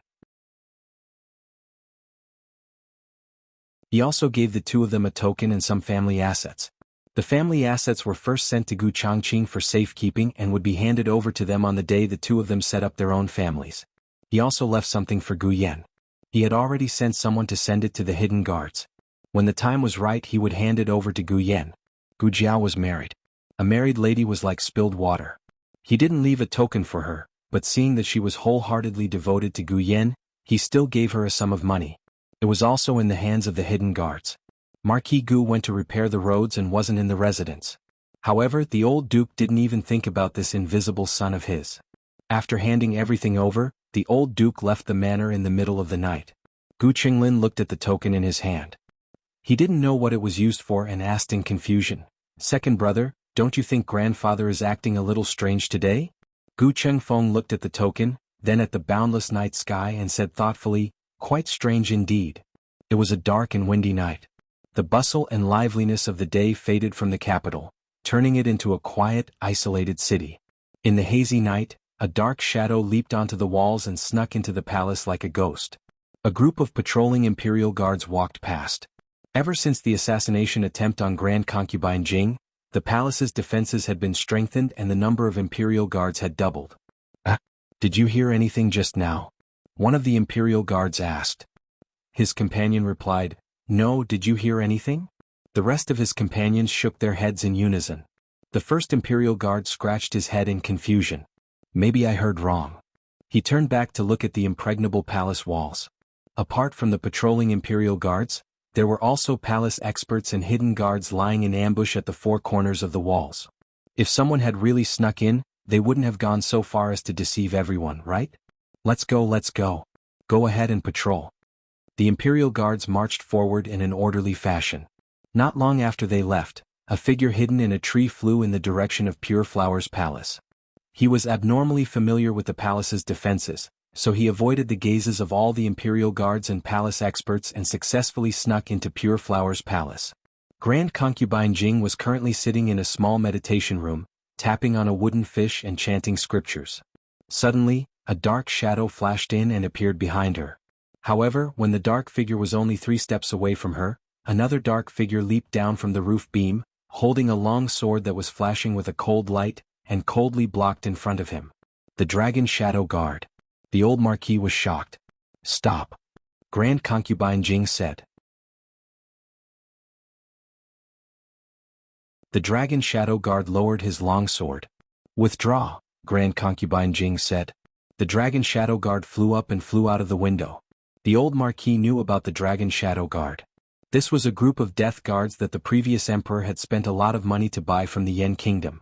They had been secretly trained for many years to become the previous emperor's Dragon Shadow Guard. He hadn't expected to see the Dragon Shadow Guard by Grand Concubine Jing's side. He was suddenly at a loss for words. If His Majesty had given the Dragon Shadow Guard to her, didn't that mean her situation wasn't as bad as he imagined? "Why are you here?" Grand Concubine Jing stared at her. The old Marquis met her gaze and found his voice after a long while. "I heard you encountered an assassin in the palace and almost got ambushed by something Marquis Xianping gave you." Marquis Xianping was investigating this case in a rather high-profile manner, so all the civil and military officials had heard about it. The old Marquis naturally didn't believe that Marquis Xianping and the old Chancellor would frame Grand Concubine Jing. However, this was the terrifying part of this matter. The culprit was hiding in the dark, so it was impossible to guard against them. Grand Concubine Jing lowered her eyes and sighed. "I'm fine." She put the wooden fish back on the table. The old Marquis frowned when he saw the injury on the back of her hand. "You're injured." Grand Concubine Jing lowered her hand and covered it with her sleeve. "It's just a small injury. It's nothing." Was it done by that person from Rinshou Palace? After some thought, the old Marquis felt that Empress Dowager Zhuang was the only one who didn't want Grand Concubine Jing to come back. All of this might have been planned by the Empress Dowager in secret. Grand Concubine Jing lowered her eyes and smiled bitterly. "Don't talk nonsense without evidence. We can't beat that person." Her pitiful and aggrieved appearance aroused the old Marquis's blood. Based on the old Marquis's personality, He might as well go all the way to Rinshou Palace and assassinate Empress Dowager Zhuang to avenge her. However, the old Marquis was here to take Grand Concubine Jing away. He was a man with a plan, so he had to act according to plan. Empress Dowager Zhuang could be killed next time. He took a deep breath and said, I saw the Dragon Shadow Guard just now and was hesitant about doing this. But since she's so arrogant, it's not appropriate for you to stay here any longer. I'll take you away now. Grand Concubine Jing was startled. What? The old Marquis said, Don't worry, I'll avenge you, but I won't let you down again. I'll take you away now. With that, he grabbed Grand Concubine Jing's wrist and walked out. The two had just reached the door when they bumped into the Emperor, who had come to visit Grand Concubine Jing.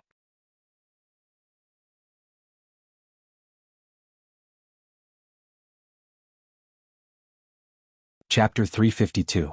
The Marquis moved so quickly that Grand Concubine Jing didn't even have time to react before she was brought to the door. Of course, the main reason was that she hadn't expected the Marquis to do this all of a sudden. Even she herself was outside of the situation. The only person who was even more outside of the situation was the Emperor. The Emperor looked at the Marquis in his night-traveling clothes, then at the hand that was holding Grand Concubine Jing's wrist. His brain exploded on the spot. All he heard was a buzzing sound, and then his mind went blank. The scene in front of him was so stimulating that he lost his voice. The Marquis paused in his steps. He clearly hadn't expected to run into the Emperor either. He had clearly seen that the lights were still on when he passed by the Imperial study, so he thought that the Emperor would take a long time to read through the memorials. Grand Concubine Jing was the first to react, and she quickly pulled her hand back. The Marquis, on the other hand, subconsciously grabbed her hand back. Only then did he realize that something was wrong, but the disaster was already done. The Emperor flew into a rage and roared, Gu Chao. The Marquis trembled and let go of Grand Concubine Jing's hand. The one who was startled by the Emperor's shout was Granny Kai, who had gone to the bedchamber. Granny Kai saw Grand Concubine Jing and the Marquis at the door, and then saw the furious Emperor outside. What else could she not understand? She cursed inwardly. She had only been gone for a short while, so how did she get into such a big mess? If she had known this would happen, she would have held it in just now. The Emperor clenched his fists tightly and used all his strength to suppress the urge to behead the Marquis. He squeezed out one word after another through gritted teeth. Gu Chao.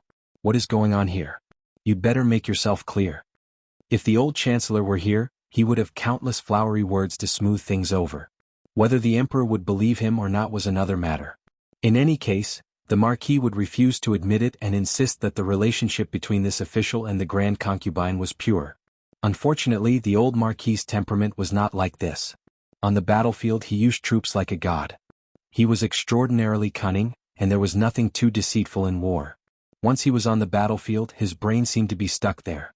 In private, he was a straightforward person and didn't have the slyness and shamelessness of the old Chancellor at all. If the Emperor did not catch him, he could not explain to the Emperor. But since the Emperor had seen him, there was no point in quibbling.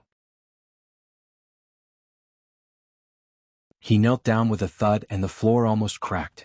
Your Majesty. He raised his head and said sorrowfully, I am guilty. Granny Kai took the opportunity to point at his nose and said, Of course you're guilty.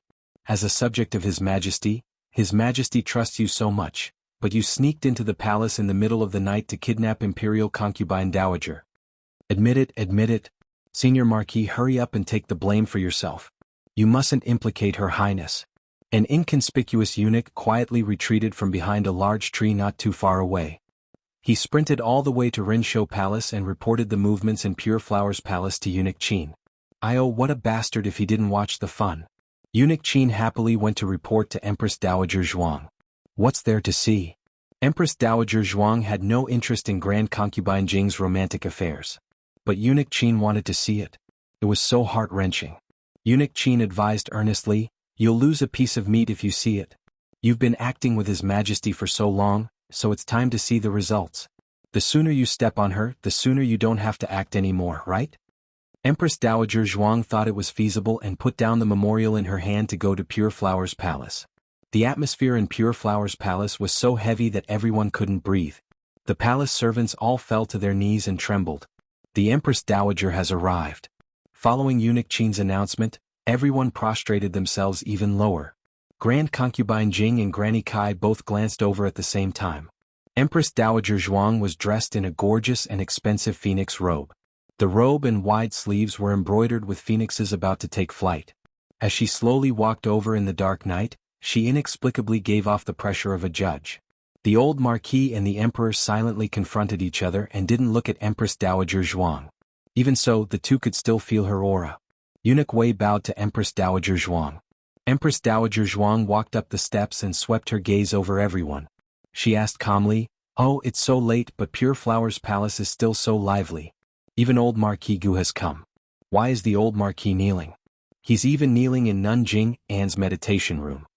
At the mention of this, the Emperor remembered that Gu Chao was kneeling in the wrong place. He gritted his teeth and said, "Get out here and kneel." The old Marquis knelt in the courtyard. Empress Dowager Zhuang slowly asked, "What happened? Does His Majesty want to punish him to kneel?" Granny Kai hurriedly said, "Empress Dowager, the old Marquis snuck into the palace in the middle of the night and kidnapped esteemed concubine Dowager. If His Majesty hadn't arrived in time, esteemed concubine Dowager might have met with a mishap." Empress Dowager Zhuang raised an eyebrow. "Oh, kidnapped the old concubine?" Ijia remembers that Pure Flower's palace had the dragon shadow guards left behind by the previous emperor. Are they all dead? Are they waiting for His Majesty to rescue the old concubine? The emperor's expression changed when he heard this. He'd been so angry that he'd forgotten that he'd sent the dragon shadow guards to Grand Concubine Jing's side. That's right, with the dragon shadow guards there, how did Gu Chao get close to Grand Concubine Jing? It couldn't be that the dragon shadow guards were lured away again. Even if they were lured away for a while, he'd been here for so long that the dragon shadow guards should have returned by now. The dragon shadow guards hadn't appeared from beginning to end, so there was only one possibility. Grand Concubine Jing had them withdraw. Therefore, it wasn't Gu Chao who'd kidnapped Grand Concubine Jing. It was the two of them. The two of them. The emperor forced himself not to think about those two words, but Eunuch Qin said them out loud. "Ah, it's the middle of the night. Is Nun Jing in thinking of escaping the palace with the old Marquis?" Eunuch Wei said, That's right, that's right. You two aren't really thinking of escaping the palace, are you?" Granny Kai was about to go crazy. She glared at Eunuch Wei. "Whose side are you on?" Eunuch Wei covered his mouth. His mouth was loose. "Eunuch Qin, be careful with your words," Granny Kai shouted. But what was the use of being loud? It was just a bluff. The truth was right in front of them. No amount of sophistry could cover up the fact that the dragon shadow guards hadn't made a move. Grand Concubine Jing looked at Empress Dowager Zhuang through the dark night. Empress Dowager Zhuang didn't even have a child, but she was still able to stand tall in the harem for so many years. How could it be just luck? It wasn't that she didn't know how to use those tricks, but there were some things that she disdained to fight for. And this seemed to give some people the wrong impression that she was just SOSO. She couldn't do anything other than take the blame and be bitterly disappointed. Zhuang Jins was proud. The proud Zhuang Jins wouldn't come to watch Grand Concubine Jing's drama, nor would she hit her when she was down. She was disdainful. Zhuang Jins had changed. She was still proud, but there was something more than that. Grand Concubine Jing clenched the string of Buddhist beads in her hand. Empress Dowager Zhuang smiled coldly. "I've asked you several times over the years if you wanted to come back, but you said no. You were doing well in the nunnery. I thought you were just being polite." As she spoke, she looked at the old duke meaningfully. "So it's true." Empress Dowager Zhuang stopped there and left with Eunuch Qin. Granny Kai was anxious. "Empress Dowager, you can't say that. When did you ask Grand Concubine if she wanted to come back to the palace? Did Empress Dowager Zhuang ask?" "Of course not. But were they the only ones allowed to accuse her? In this situation, at the right time, at the right place, I'm going to kill you." Empress Dowager Zhuang, who bowed down for 5 candied fruits, was so domineering. Men always cared about this kind of thing, and because they cared, they were suspicious. Empress Dowager Zhuang's words were the straw that broke the camel's back. Granny Kai knelt down and begged, "Your Majesty, don't listen to Empress Dowager's nonsense. Grand Concubine and old Duke Gu are innocent. Grand Concubine never said that to Empress Dowager. Empress Dowager never sent anyone to the nunnery to ask Grand Concubine to come back. Grand Concubine is your mother. You have to believe her. Your Majesty, you have to believe Grand Concubine." The emperor's heart ached. It hurt more than when he found out that the old chancellor was his father. Maybe it was because he subconsciously knew that the old chancellor and Empress Dowager Zhuang couldn't be real. A woman like Empress Dowager Zhuang didn't need any man. She was too strong and powerful. However, his concubine Jing was weak and helpless, and Gu Chao had saved her life. When he was hesitating whether to agree to Gu Chao's request for marriage, it was she who spoke for Gu Chao. Could it be that she really had Gu Chao in her heart? He looked at concubine Jing sadly and said with red eyes, "If I didn't happen to meet you, would you have left with him?" At this moment he finally understood why he was so upset. Even if Empress Dowager Zhuang really had a man, she wouldn't give up the country and power. She was still the high and mighty Empress Dowager Zhuang and his mother. No matter how much he disliked her, despised her, and hated her, he could never get rid of her. But concubine Jing just wanted to abandon him. She didn't want him, she didn't want her son anymore. The emperor's throat swelled with pain. He turned around and held back the tears in his eyes. "You can go."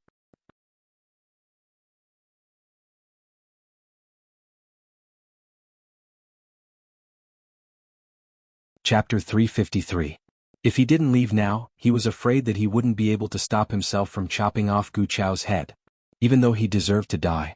"Your Highness, Grand Imperial Concubine." Granny Kai cried out miserably. The emperor turned around abruptly and saw the old concubine's pale face. She looked like a withered autumn leaf that was about to fall. She took one last look at the emperor with tears in her eyes before she closed her eyes and fainted. The emperor stepped forward to catch her. Holding her bony body, he yelled anxiously, "Mother! Mother!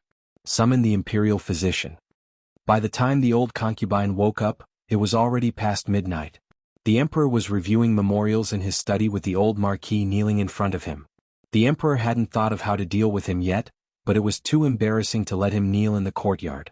A young eunuch came to the door of the study. Eunuch Wei walked over and listened to him say a few words. He nodded and returned to the study, whispering, "Your Majesty, the old concubine is awake." The emperor didn't have the urge to rush over to see her like he used to. Perhaps he was hurt by her abandonment of him. He never thought that he was less important to her than a wild man outside. The emperor glared coldly at the old marquis. It took him a lot of effort not to issue an imperial edict that would exterminate his entire family. Eunuch Wei sighed and said, "Your Majesty, do you want to go take a look?" The imperial physician said that the old concubine's condition isn't good. She even spat out a mouthful of blood just now. The emperor's heart skipped a beat when he heard about the old concubine spitting out blood. After all, they had been mother and son for so many years. It wasn't something that could be broken so easily.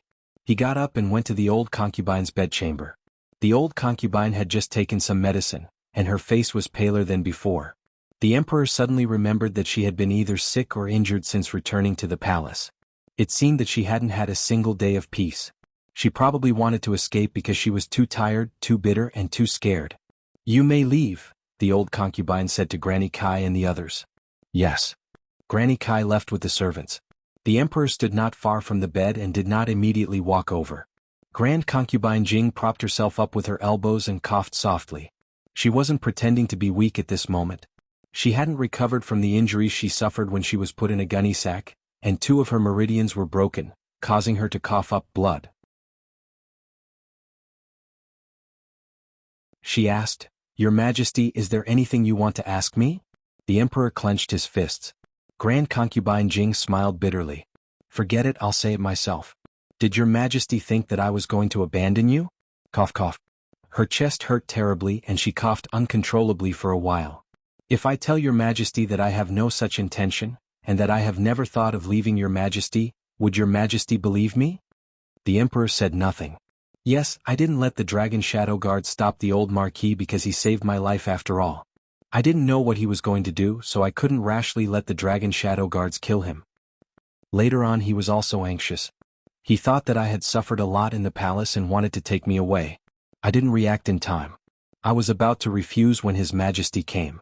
The emperor clenched his fists tightly and his gaze was cold. "Mother, did you really never have any feelings for him?" "No," Grand Concubine Jing said. "Mother, are you so sure?" the emperor asked. Grand Concubine Jing met his gaze without dodging and said firmly, "Yes, I'm very sure of my feelings. I've only ever had the late emperor in my heart, and no other man has ever existed. I've always treated him as my savior, and I have no romantic feelings for him." He misunderstood. After she finished speaking, she suddenly sensed something and turned to look at the door. She saw the old marquis standing there with a shocked and hurt expression. She was stunned. Don't be so impulsive. You'll implicate your family.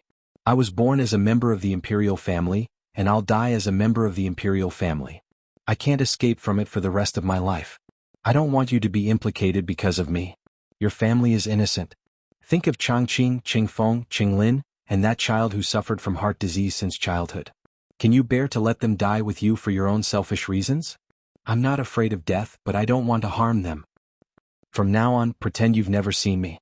Just say in front of His Majesty that it was a moment of impulse and not romantic feelings. What I owe you, I'll return it to you in my next life. Originally, she could have said so much to calm him down without offending a single one of them. But now it was all too late. She looked at the emperor. The emperor turned and looked expressionlessly at the old marquis.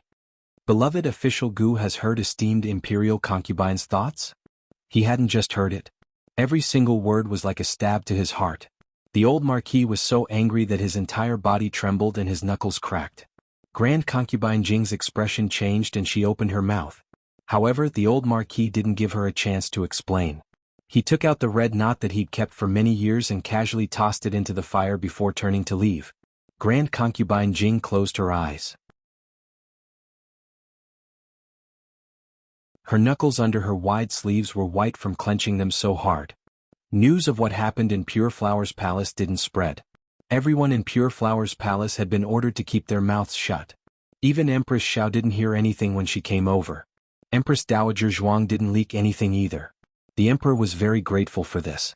He called out to Empress Dowager Zhuang on his way to court and awkwardly thanked her. What are you thanking me for? Empress Dowager Zhuang asked indifferently. No one was watching, so what was the point of pretending? It's nothing. The emperor left without looking back. Empress Dowager Zhuang rolled her eyes. How shameless. The nunnery in the palace had been renovated and Grand Concubine Jing had moved there. It was said that the emperor had been tied up with official business that day and hadn't personally brought Grand Concubine Jing to the nunnery. She couldn't have fallen out of favor, right? A palace maid whispered as she swept the floor in the imperial garden. The eunuch beside her said, How could that be? Esteemed imperial concubine is His Majesty's mother. It was His Majesty who personally brought her back from the nunnery. But haven't you heard that His Majesty and the Empress Dowager have reconciled? And His Majesty is in such a hurry to have esteemed imperial concubine move out of Pure Flower's palace. The palace maid was halfway through her sentence when she felt someone pinch her arm. I didn't say anything wrong. She turned around and saw Grand Concubine Jing's sedan stop behind her. She dropped to her knees in fright. Grand Imperial Concubine. Grand Concubine Jing didn't say anything, but Granny Kai glared at her with resentment. Let's go, Grand Concubine Jing said. Yes, Granny Kai replied. Once they were far away, Grand Concubine Jing said to Granny Kai, You saw it. Everyone in the palace is dependent on His Majesty, except for the one in Rinshou Palace. Granny Kai looked at her with heartache. Your Highness. Grand Concubine Jing casually plucked a leaf and rubbed it as she murmured, Without His Majesty's love, one would choke to death just from drinking water in the palace. She doesn't need it, she doesn't need it. Gu Jiao hadn't been to the palace for a few days. Xiao Lulang didn't seem to do much when he was at home. But when he left, everyone realized that he was the one who worked the hardest at home. Not to mention other things, just tutoring 3 little boys was enough to torture them to death. Little Jing Kong always had 100,000 whys, Gu Yan always had 100,000 reasons why he didn't want to learn, and Gu Xiaoshan always had 100,000 reasons why he didn't understand. The old chancellor was old after all. He could handle it for a day or two, but he was on the verge of schizophrenia after working so hard every day. Moreover, he wasn't free every day. Once he was held up by the directorate's official business, the task of tutoring fell on Gu Jiao. Therefore, Gu Jiao was very busy recently. Little Jing Kong had an abacus homework today. Gu Jiao asked him to take out the golden abacus. Where's your abacus? Didn't Chuyu return it to you? Little Jing Kong rolled his eyes. I returned it, but I lent it to Brother Kanji again. We're all good friends, we should treat each other equally. Yes, treat each other equally. He was really a clever little boy. Gu Jiao looked at him suspiciously. Really? Little Jing Kong nodded repeatedly. Really? I didn't sell it. Gu Jiao narrowed her eyes. After finishing her homework, dinner wasn't ready yet. Gu Jiao went to the backyard to collect the dried herbs. Little Jing Kong poked his head out from the central room. Jiao Jiao. I'm going to play with Zhao Xiaobao. After saying that, he ran away like a wisp of smoke. Zhao Xiaobao again. The little guy always went to find Zhao Xiaobao recently. When did he become so fond of playing with kids younger than him? Gu Jiao felt strange. After hesitating for a while, she put down the herbs and went out of the yard. She went next door. Uncle Zhao was repairing a stool in the yard. When he saw her, he smiled and greeted her. Jiao Jiao. Come in and have a seat. Uncle Zhao. Gu Jiao greeted him politely and asked, Is Jing Kong here? No. Uncle Zhao shook his head. As expected. Gu Jiao asked again, Where's Xiaobao? Is he here? Uncle Zhao said, Xiaobao is not here. He went to find Brother Hu. Brother Hu was Granny Zhou's grandson. He lived at the other end of the alley. Did little Jing Kong go there to find Zhao Xiaobao? Uncle Zhao asked, Did Jing Kong go out? Gu Jiao said, Yes, he said he went to find Xiaobao. Uncle Zhao frowned and pointed in the direction of Chang and Avenue, saying, I've seen this child go that way several times recently. I thought you knew. Then I'll go look for him. Gu Jiao left the Zhao family's house and walked in the direction of Chang and Avenue. The little guy had become bolder recently. He even dared to lie and sneak out of the alley. Gu Jiao decided that when she caught the little guy later, she would punish him severely no matter how cute he acted. Gu Jiao came to Chang and Avenue. Chang and Avenue used to be more prosperous than Xuanwu Avenue. However, since the girls' school opened on Xuanwu Avenue, it had attracted a lot of customers. Now the two streets were almost on par. Gu Jiao walked a few steps and vaguely sensed a strange breath. The breath was very faint. It was almost impossible to detect if one was not close enough. That person was watching Jade Water Alley. Gu Jiao rarely walked in this direction. The last time she came, there was no such breath. Gu Jiao's fingertip moved, and a piece of black gunpowder shot out. The person thought it was a hidden weapon and blocked it with his sword. The gunpowder exploded on the blade. Ah, what is this? The man rolled down from the roof with a clatter. Gu Jiao took a few steps forward and stepped on the person's chest. The person was not to be trifled with. Even if he was hit by the gunpowder, he still had some strength to fight back. He jumped up like a carp and avoided Gu Jiao's foot.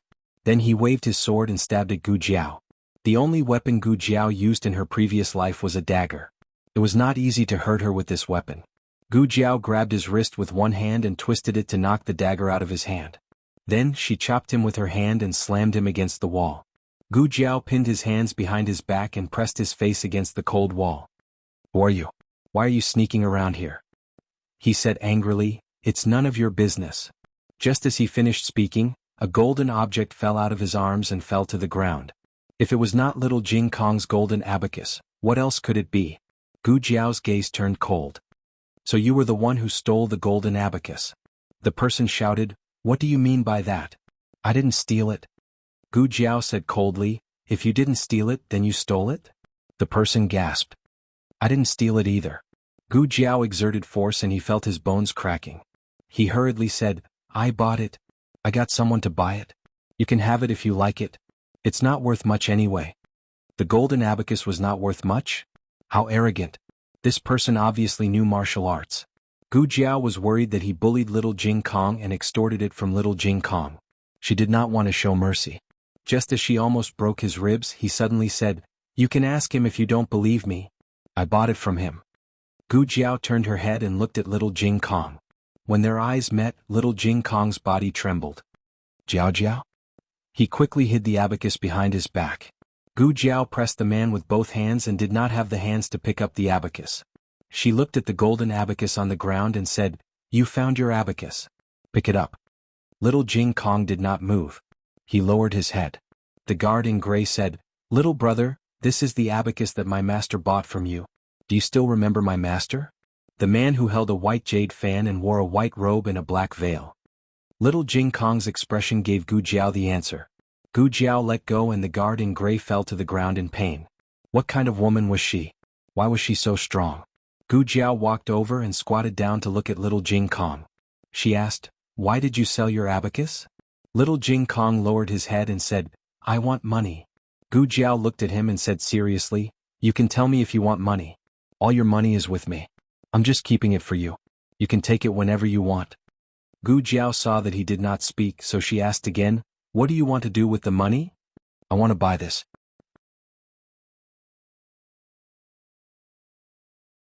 Little Jing Kong took out the cloth bag hidden behind his back. The cloth bag was heavy and bulging. She did not know what was in it. Gu Jiao took the cloth bag and asked, "Why do you want to buy this?"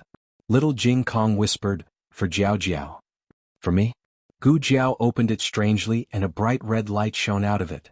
She had never expected that it would contain a brand new wedding dress.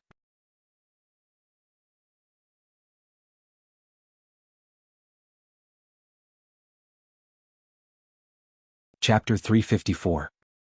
A strange emotion filled Gu Jiao's chest. She felt that her heart was slightly swollen, as if someone had placed a sun in it. Even the tip of her heart was hot and painful. She had never dealt with such strong and complicated emotions before, so she didn't know what it was. "What a beautiful dress. Who did you make it for?" "It's for Sister Jinyu." "Why did you make such a beautiful dress for her? Jiao Jiao doesn't even have it." The conversation between the little guy and Yao flashed across Gu Jiao's mind. It wasn't that she didn't hear it, but she didn't take it to heart. Did the little guy take it to heart? Did he feel bad that someone else had a wedding dress but she didn't? She didn't think about the wedding dress. She was already married and didn't need a wedding dress anymore, although she had never worn one before. In this world, no one would think that she still needed a wedding dress. Except for this little guy who didn't know anything. This little guy who wanted to give her the best things in the world. In order to buy her a beautiful wedding dress, he sold his most beloved Xiao Jin. She always asked very little from others. Perhaps it was because she had been in deep despair when she was young, so when she grew up, she avoided all expectations in order to avoid disappointment. This had always been her principle of doing things. She realized that living like this would make her feel peaceful. "But Jing Kong, you'll spoil me like this." Gu Jiao stared at him, almost speechless. Little Jing Kong thought that she was angry. He lowered his head, grabbed his little fingers and said nervously, "Jiao Jiao, don't be angry. I'll buy Xiao Jin back when I earn money in the future." He just wanted to give Jiao Jiao a surprise, so he didn't ask Jiao Jiao for money. But he didn't expect that Jiao Jiao would catch him selling Xiao Jin. So sad. More sad than losing Xiao Jin. He did not want Jiao Jiao to dislike him. The gray-clothed guard also didn't expect that the little monk he was tailing would end up in such a situation. Both he and the young master were puzzled as to why the little monk needed so much money at such a young age. Who would have thought that he wanted to buy a wedding dress for this little girl? After keeping an eye on the little monk for so long, the guard in gray finally got some information about him. The little monk was called Jing Kong and came from a remote temple in Yuzhou province. About 1 year ago he was adopted by someone and returned to the secular world. This little girl should be the little monk's current family. She couldn't tell that the little monk knew how to dote on people. It was really strange.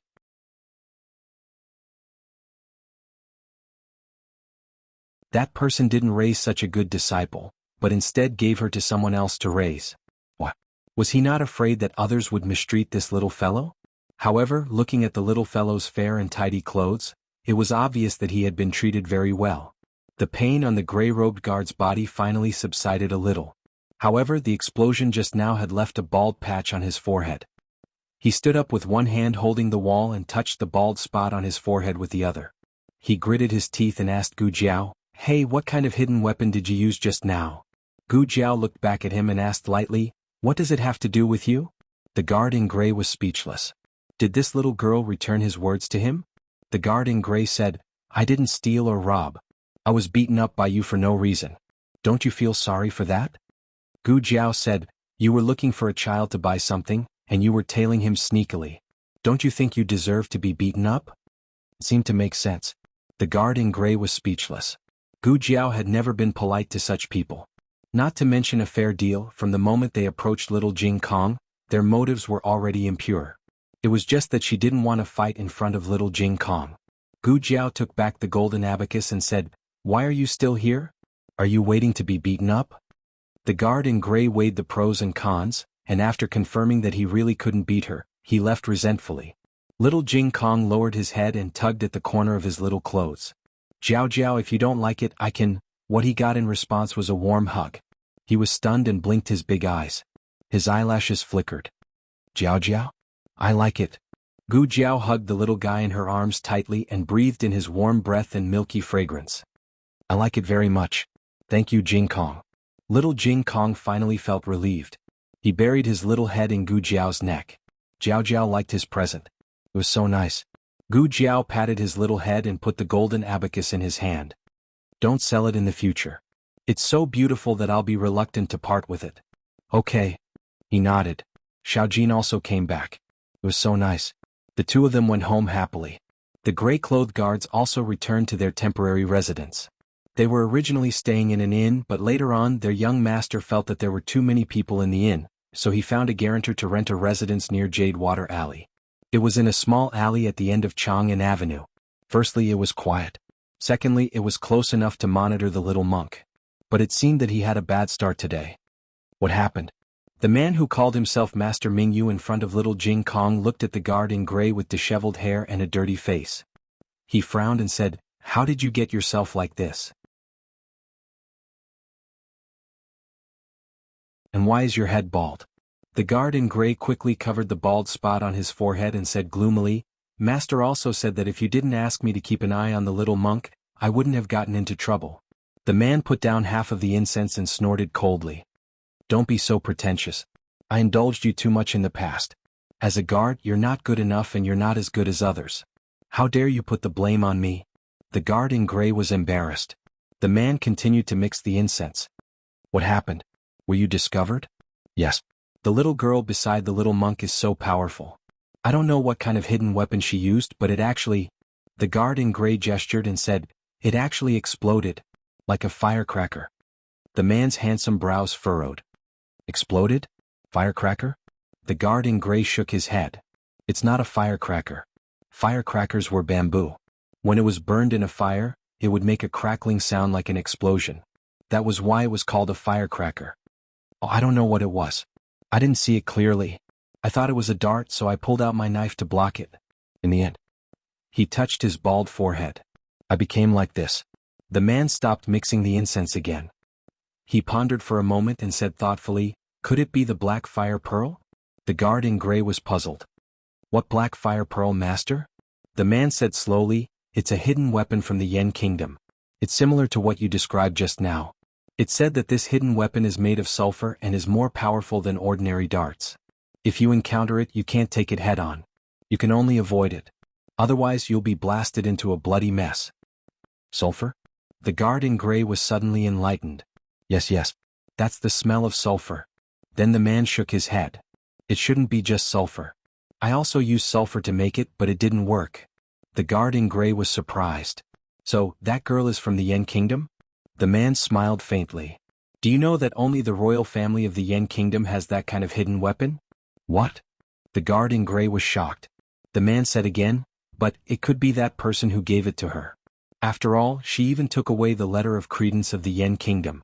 What's the big deal if she took away a few black fire pearls?" The guard in gray nodded. "That's right." The man smiled. "Otherwise, do you think she made it herself?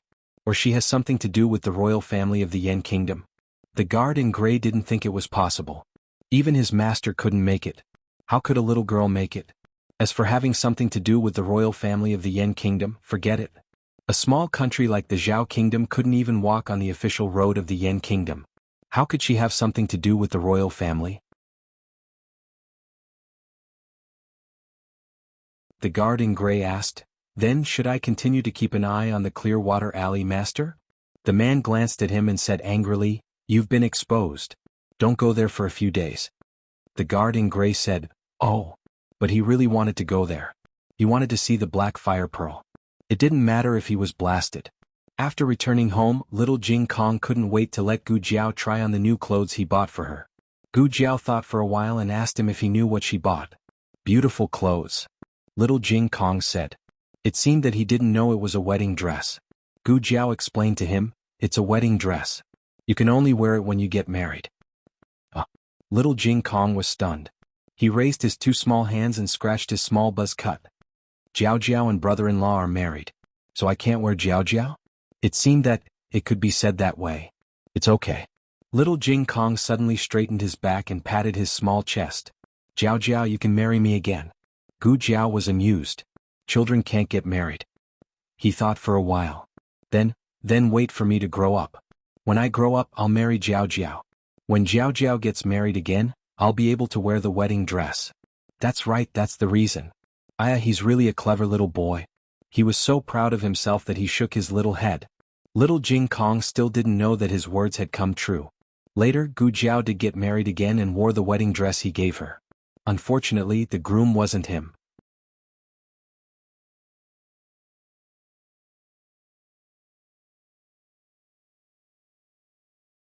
Chapter 355.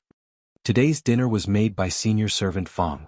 Yuya accidentally added too much firewood, causing the dishes for little Jing Kong to be a bit burnt. Little Jing Kong was not picky about his food, and he finished it without leaving anything behind. He wanted to grow up quickly so that he could marry Jiao Jiao. On the other side, Xiao Lulang, who was in Pingshan village, didn't know that his wife was being targeted by the little fellow. He was helping the villagers move wood on the embankment. There was also an inspector from the Ministry of Revenue moving with him. More than a dozen people lined up in a line. They didn't need to move as the first person passed the wood over. In a shed not far away, Royal Princeton was helping the Minister of Revenue organize the accounts for this trip to the countryside. The Ministry of Revenue of the current dynasty was in charge of the country's territory, farmland, household registration, taxes, salaries and all financial matters including farming. They were going to the countryside this time to provide relief and also to help the villagers dig canals to draw water and rebuild the fertile fields after the disaster. They didn't have enough manpower, so some things had to be done by the officials themselves. Royal Princeton suddenly appeared in the group on the day of departure. Before that, no one knew that he would go to the countryside with them. Royal Prince N's leg injury was almost healed, so he should be able to walk. He and Grand Tutor Zhuang had sent someone to inform the Minister of Revenue, so he was asked to stay by the Minister of Revenue's side to do some idle things. While he was recording the accounts, he inadvertently glanced at Xiao Lulang, who was beside the embankment. Because of the hot weather, the villagers had all taken off their shirts. Even the inspector from the Ministry of Revenue was shirtless. Xiao Yolang's white undergarment was particularly eye-catching. His clothes were soaked in sweat and clung tightly to his body. Usually it wasn't very obvious because of the heavy official's robe. Today one could see that his body was more muscular than expected. His sleeves were rolled up high, revealing his well-defined forearms. Royal Princeton subconsciously pinched his forearms. He didn't seem to be as muscular as him. Moreover, Royal Princeton vaguely remembered that a year ago in the countryside, Xiao Lulang was not as tall as him. Why did he look so much taller now? Editor Zhuang, are you done with this? The Minister of Revenue reminded him. Just a little bit more. Royal Princeton came back to his senses and handed the last page to the Minister of Revenue. Alright, please take a look. Xiao Lulang and the villagers were busy until the sun set in the west. The villagers baked pancakes, steamed cornbread, and mixed pickled vegetables for everyone to eat. Originally, he wanted to kill the chicken, but was rejected by the Minister of Revenue. The imperial court does not extort the wealth of the people, does not take a single cent from the people, does not covet a single grain of rice from the people. The rice and flour were also paid for by the villagers. Princeton was not used to it. Even during the most difficult days in the state of Qin, he had never eaten this kind of food. He saw that Xiao Lulang was enjoying it. Xiao Lulang and the villagers sat on the ridge of the field, not burdened by the image of an imperial Hanlin official. An uncle from the village walked over and sat down next to Xiao Lulang. He asked with a smile, "Lord Xiao, are you used to it?" "Pretty good," Xiao Lulang said. Xiao Lulang treated people coldly, not like Royal Princeton, who was always as gentle as jade and had the appearance of a modest young master. However, he worked the hardest and did not put on airs. The villagers were more willing to get close to him. Uncle took advantage of the fact that no one was paying attention and took out a boiled egg for him. "It's hot, eat it quickly. I see that you've been working the whole day. You're working even harder than us. Your aunt cooked it for you?" Xiao Lulang refused. "No need, I'm full. Uncle Zhang can eat it himself." Eldest uncle forced the egg into his hand. "Hey, just eat it. Last time when Gooden had a stomachache, if you didn't give him medicine, he wouldn't have recovered so quickly. Also, last time when Li Zheng was bitten by a poisonous insect, it was also you who treated him. This has nothing to do with the court, it's all your medicine." Gooden was the youngest son of uncle and aunt. Uncle knew that medicine was very expensive no matter how ignorant he was. In order to treat the villagers, Lord Xiao had emptied his own medicine bag. He didn't know how much money that was, but it definitely wasn't something that an egg could pay for. Uncle sighed, If you don't eat it, your aunt will nag me again when we get back. It's not like you don't know how naggy that woman is. In the end, Xiao Lulang accepted the egg. Uncle was very happy and told him many things about the village with relish. Only when Gooden came to call him did he reluctantly leave. He said that he would come find Xiao Lulang the next day. Xiao Lulang also returned to the temporary hut. The hut was built temporarily. There was only a table, a cabinet, and 2 wooden beds piled up with wooden stools. One was his and the other was Royal Prince Anne's. Royal Prince Anne was more particular about the finer things than him. He even put in a mosquito net. He didn't use a mosquito net. He had the mosquito coils made by Gu Jiao, so he didn't need a mosquito net. It wasn't too late now.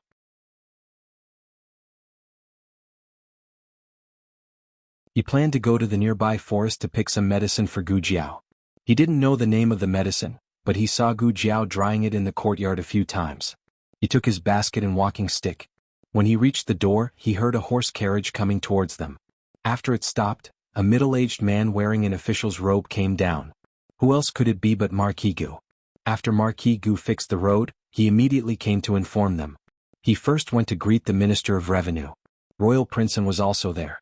Considering the marriage between the 2 families, Royal Prince Anne was now his son-in-law. Marquis Gu was very cordial and polite to Royal Prince Anne. When Xiao Lulang walked past him with a basket, he didn't even look at Xiao Lulang. Royal Prince Anne reminded him, Marquis Gu, that was Xiao Xiuzhua. This Marquis knows. Marquis Gu said carelessly. They had met in the countryside. He would recognize him even if he turned into ashes. He didn't know any etiquette at all. He was clearly a poor boy from the countryside, but he didn't care about him, his father-in-law. Royal Prince Anne was born noble, but he wasn't as arrogant as him. Royal Prince Anne felt Marquis Gu's contempt towards Xiao Lulang. He said with slight confusion, he's Marquis Gu's son-in-law. Marquis Gu thought, I didn't acknowledge that girl. What son-in-law or not? Even if he acknowledged that girl, he wouldn't accept a poor boy from the countryside as his son-in-law. So what if he was the top scholar? So what if he entered Hanlin Academy? He's still a country bumpkin. He, Gu Chong, only had one son-in-law, Royal Prince Anne. I heard that you're not used to the food in the countryside, so I brought some good food for you. Marquis Gu didn't want to talk too much about Xiao Lulang. He took the roast duck, crispy chicken and jerky that he bought on the way from the carriage and gave them all to Royal Prince Anne. He didn't leave anything for Xiao Lulang. Xiao Lulang didn't know that Marquis Gu was favoring Royal Prince Anne. He entered the forest. He had come to pick herbs a few times, so he was quite familiar with the path in the forest. After walking for a few minutes, he found the herbs he needed. He squatted down and started picking the herbs. He had heard Gu Jiao tell Yu before that this kind of herb was hard to buy in the capital. She had to carefully dry it. When Xiao Lulang went to deliver the herbs to Gooden, he accidentally saw a few stalks of this kind of green grass lying on the ground in their house. After asking, he found out that there were many stalks of this kind of grass near the river in the forest on the east side of the village. Xiao Lulang quickly picked a basket full of herbs. It was about time for him to go back. Just as he turned around and walked down the mountain, he suddenly heard a rustling sound behind him.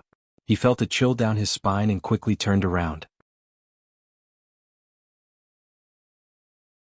It turned out to be a hungry wolf with 2 glowing green eyes. This was the edge of the forest. The villagers had never seen a wolf before, but he met one today. His luck really didn't disappoint. This was a lone wolf that got separated from the pack. It was starving and looked at the prey in front of it. It didn't hesitate for long before opening its bloody mouth and pouncing towards Xiao Lulang. In the blink of an eye, Xiao Lulang took out a small round bead and threw it towards its head. With a loud bang, the hungry wolf was blown up and blood splattered everywhere. It howled and fell down.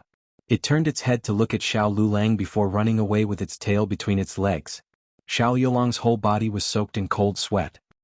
He looked at the lone wolf that ran away and breathed a sigh of relief. It seems that my luck isn't that bad. Gu Jiao gave Xiao Lulang a total of 3 black gunpowder. She was afraid that he would blow himself up if she put too much. After all, he was always so unlucky, right? Xiao Lulang came to the river and squatted down to wash his face. But as he washed, he instinctively sensed a trace of danger approaching. Could it be that the lone wolf was back? No. This time the aura was much more terrifying than the lone wolf. He frowned warily, turned around and put his hand into the bag of gunpowder. Not far away, 2 masked men in black stood on the riverbank with swords in their hands and looked at him covetously. Their eyes were full of murderous intent. It just so happened that he still had 2 black gunpowder left. He said that his luck was still not bad, Just as this thought flashed through his mind, the bag loosened and the black gunpowder fell into the water. Xiao Lulang.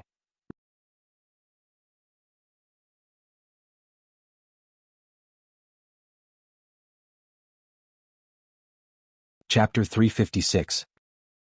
Is the gunpowder that fell into the water still useful? This was not the main point. The main point was that he didn't have a chance to get it. The two black-clothed men raised their swords and slashed at him.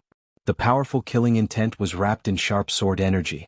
It almost created wind blades in the air, and even the air was cut open. Even a normal expert could not escape from this killing move, not to mention a little cripple like Xiao Lulang.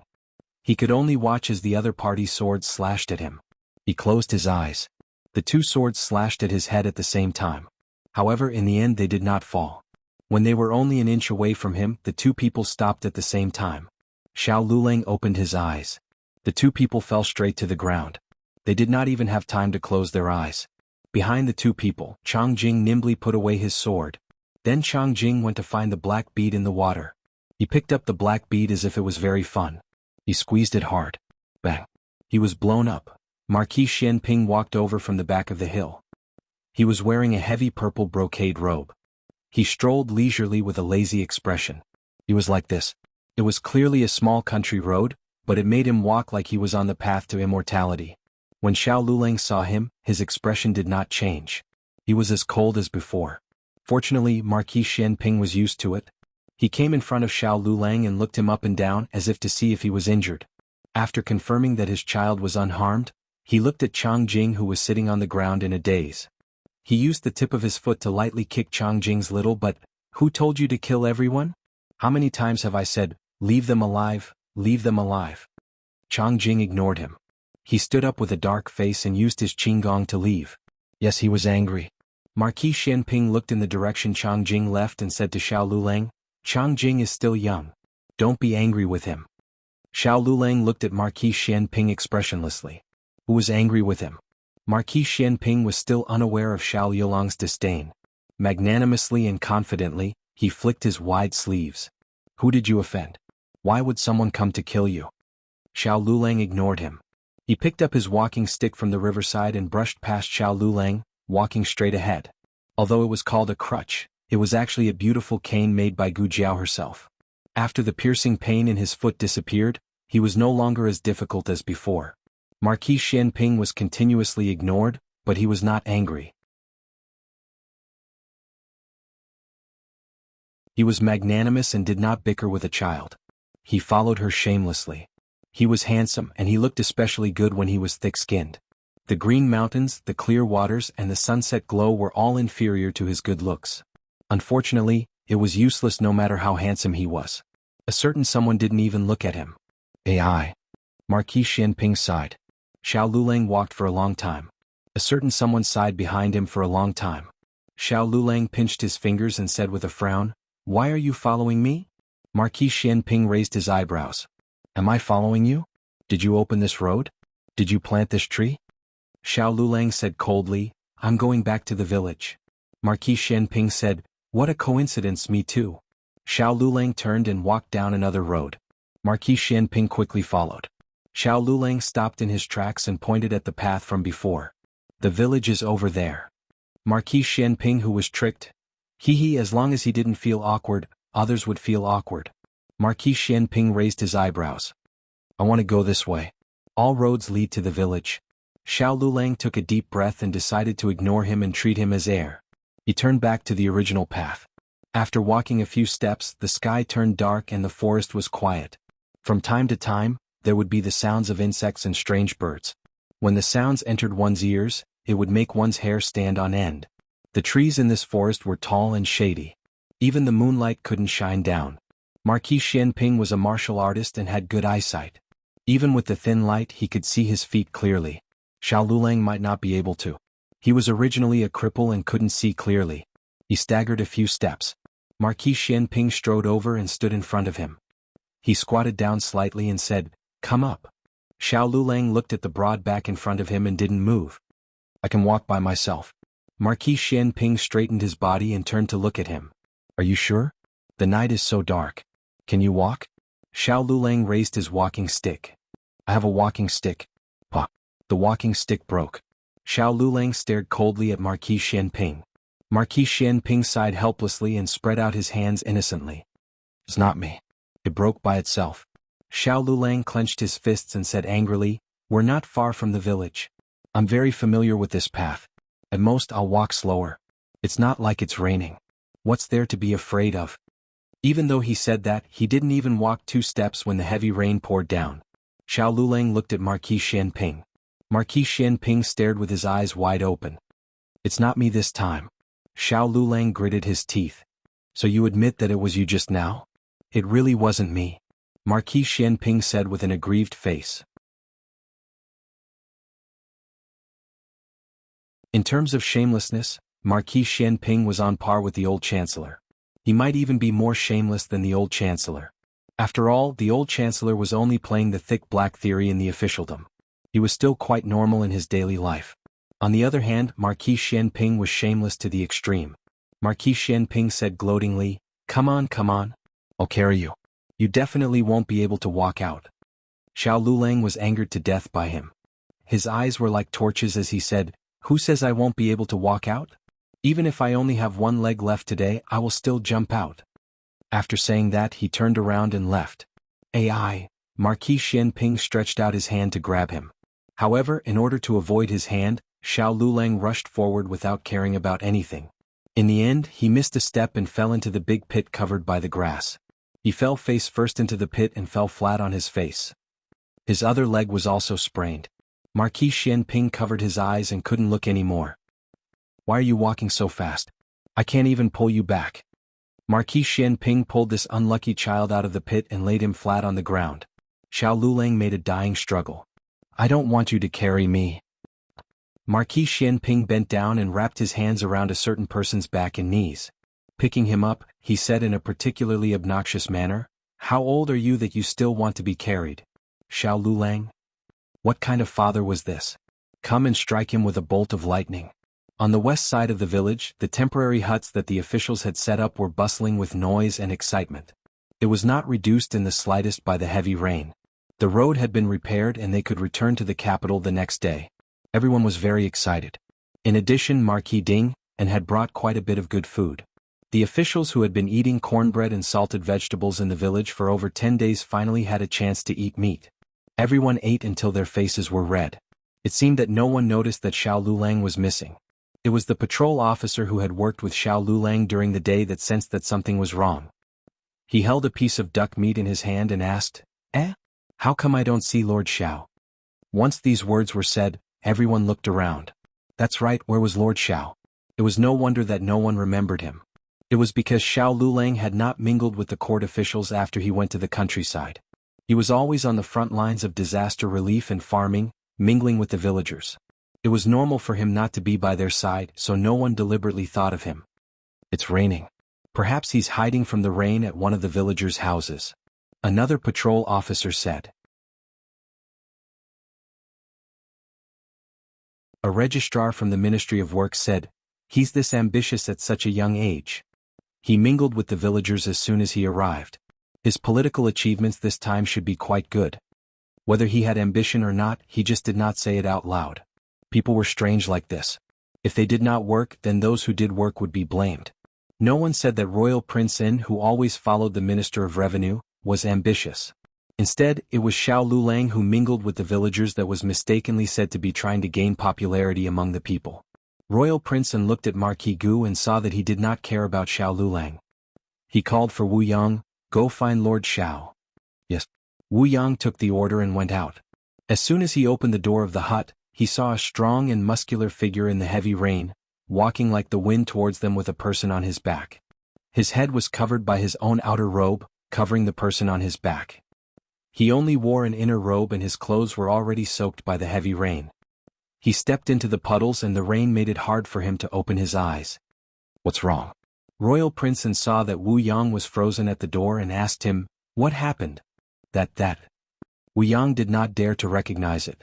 Everyone saw that something was wrong and quickly squeezed to the door to look in the direction he was pointing. Everyone was stunned. Someone recognized him. Isn't that Marquis Xianping? No one had ever seen Marquis Xianping in such a sorry state. He was the most handsome man in Zhao country. He was very particular and also very vain. Other than on the battlefield, he had never let anyone see him in such a disheveled state. But at this time he was like a falcon in a storm. In order to protect the young on his back, he plucked out his beautiful feathers and built a nest to shelter him from the wind and rain.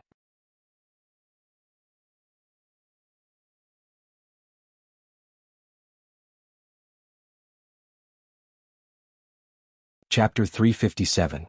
Regardless of rank or status, Marquis Xianping was above everyone else. After he was recognized, no one dared to hide in the hut to hide from the rain. They all rushed out with umbrellas. Everyone fought to hold umbrellas for Marquis Xianping. Marquis Xianping looked at everyone impatiently. The rain was already so heavy that it was hard to see the road, but this group of people still blocked it. "Out of the way!" Marquis Xianping shouted. Everyone was scared by the murderous aura that he inadvertently emitted. They all retreated to the sides. There were huts one after another. Marquis Xianping didn't know which one was Xiao Yulong's residence.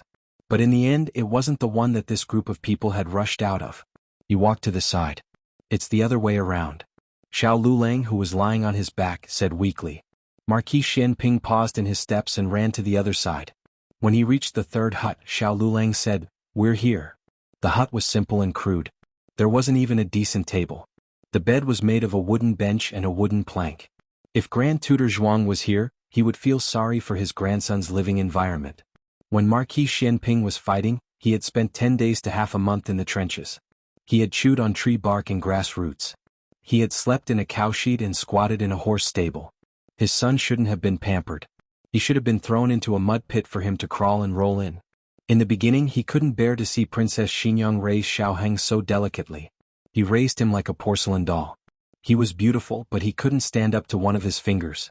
If he touched him he was afraid that he would crush the little guy to death. There were 2 beds in the hut. One had a mosquito net, the other didn't. "Where's your bed?" Marquis Xianping asked. Xiao Lulang pointed to the one without a mosquito net. Marquis Xianping carried him to the side of the bed. After thinking, he called over an official outside. "Bring a chair over." "Yes, yes." An assistant minister from the Ministry of Revenue acknowledged the order and personally went to the shed that was used as the main office to bring over a bamboo chair. When Marquis Xianping carried the person into the room, everyone had a faint guess as to the identity of the person on his back. When Marquis Xianping placed him on a chair, that guess was confirmed. Xiao Lulang. It really was Xiao Lulang. It was already very strange for Marquis Xianping to appear here on a rainy night. What was even stranger was that he actually carried Xiao Lulang back. And from the looks of it, Xiao Lulang seemed to be injured. What exactly happened? Everyone was confused. Other than the official who moved the chair into the room, no one else dared to enter. The Minister of Revenue and Royal Princeton walked over. "Marquis Xiao." Before the Minister of Revenue could finish his greeting, Marquis Xianping coldly interrupted, "Wooden bucket. Hot water." The Minister of Revenue opened his mouth in shock. "Yes, this official will do it right away." Strictly speaking, the Minister of Revenue was not a subordinate of Marquis Xianping, but Marquis Xianping was a first-rank martial marquis personally conferred by the Emperor. His status was illustrious and his title was honorable. He was not someone a third-rank official could neglect. The Minister of Revenue had someone bring over a brand new wooden bucket that had not been used before and ordered the inspector to boil water. They came here to provide disaster relief, not to enjoy a vacation. Thus, they did not bring any servants to serve them. They paid for their daily meals and the villagers sent it over. The rest of the work was done by lower-ranked officials. While waiting for the hot water, Marquis Xianping began to take off Xiao Yulong's wet clothes. Xiao Lulang had a face of resistance. Marquis Xianping turned to Royal Prince N and the other officials who were standing at the door. "He is thin-skinned, all of you leave." No one dared to disobey and tactfully left. Royal Prince N asked, "Do you need help?" "No need." Marquis Xianping refused without thinking. Perhaps everyone here would give face to Royal Prince N, but Marquis Xianping would not. It was not that he had a problem with Royal Prince N. It was true that he and Grand Tutor Zhuang were at odds, but he was not narrow-minded enough to bicker with a junior. He only treated Royal Prince N the same as everyone else. However, in everyone's eyes, this kind of equal treatment was a kind of contempt towards Royal Prince N. The people who had not gone far all pricked up their ears, wanting to hear what was going on inside. However, Royal Prince N did not say anything and just silently left, not forgetting to close the door for them. Royal Princeton, what is the relationship between Lord Xiao and Marquis Xianping? Why does Marquis Xianping seem to be very familiar with him? On the way back, an official from the Ministry of Revenue asked Royal Princeton, I am not sure either. Royal Princeton was not familiar with this official from the Ministry of Revenue, so he did not discuss the relationship between Xiao Lulang and Marquis Xianping. However, the Assistant Minister of the Ministry of Revenue who had just moved the chair for Marquis Xianping spoke. A few months ago, there was a rumor in the capital that the new top scorer looked very similar to the deceased young Marquis of Zhaodu. Because of this, Marquis Xianping even went to, halfway through his words, the Assistant Minister of the Ministry of Revenue realized that he had almost made a slip of the tongue. In the end, he was an official and should not criticize the emperor in front of his colleagues and Hanlin Academy officials. He coughed softly and changed the words, went to see the emperor to went to see him specifically. He was talking about the day of Xiao Liulang's court examination. Marquis Xianping had gotten up early and rushed to support Xiao Lulang. This matter had once caused an uproar, causing many people to think that Xiao Liulang's top scorer title had come from an improper source and that he had relied on his relationship with Marquis Xianping to reach the top of the list. So it's because Lord Xiao looks like his deceased son. The official of the Ministry of Revenue murmured. Everyone inexplicably ate a melon and more or less understood that Marquis Xianping had come to visit Xiao Lulang. How can it be such a coincidence? He didn't get injured earlier or later. When Marquis Xianping came he got injured like this. He even had to carry him all the way back. Another person muttered. These words were just short of saying that Xiao Lulang was scheming and deliberately trying to gain Marquis Xianping's sympathy. I really couldn't tell that he was this kind of person. How could I not tell? Have you all forgotten how he has been winning over the villagers these days? His scheming, I really can't catch up to him even if I ride a horse. Lower your voice. Don't let Marquis Xianping hear you. Later, you and I won't be able to bear the consequences. Disperse. Royal Princeton did not participate in their discussion. He knew that Xiao Lulang had gone to the mountains to pick herbs. As for why he got injured and why he met Marquis Xianping, he did not know. He went to Wu Yang's side. Tonight he would probably have to squeeze in with Wu Yang. Inside the hut, Marquis Xianping quickly took off Xiao Liulang's top. When he went to take off Xiao Liulang's pants, Xiao Lulang tightened his belt and refused to let him do it. Marquis Xianping frowned and clicked his tongue. What's wrong? You go out too. I'll do it myself. Xiao Lulang said. Marquis Xianping looked him up and down and said with a chuckle, You fell like this. Do you still have the strength? If he had the strength he wouldn't have let him take off his top. Right now he was tightly gripping his belt. In fact he was using his eyes to refuse. Marquis Xianping said, You are my son. What have I not seen of you? When you were young you ran around the courtyard naked.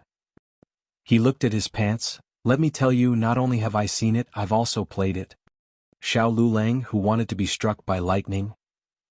The wooden bucket and hot water were ready. Marquis Xianping didn't call anyone to enter the hut. He brought the large wooden bucket and hot water in himself. Xiao Liulang's undoing of his belt annoyed him. He didn't have the strength and couldn't take it off for a long time. He simply threw him into the hot water. This rain seemed to have extinguished all the heat of the recent days. It brought a hint of the coolness of early autumn. Xiao Liulang's body was cold. It wasn't until he soaked in the hot water that he gradually warmed up. Xiao Lulang soaked in the hut. Marquis Xianping went to get water. He planned to take a cold bath and then go back to the carriage to change clothes. He wasn't familiar with this place. He only vaguely remembered that a large group of people had come out of the largest hut. Perhaps they had gone there to get water. He went to the hut that was used as the central room and the office room. Everyone was there. Marquis Gu was also there. The large pile of food that Marquis Gu had brought was also there. The room was filled with the tempting aroma of meat and crispness. Everyone looked at Marquis Xianping in astonishment, their faces helpless. Marquis Xianping only needed a glance to understand. When a group of people had gathered here, he thought they were discussing some important business. So they were eating and drinking.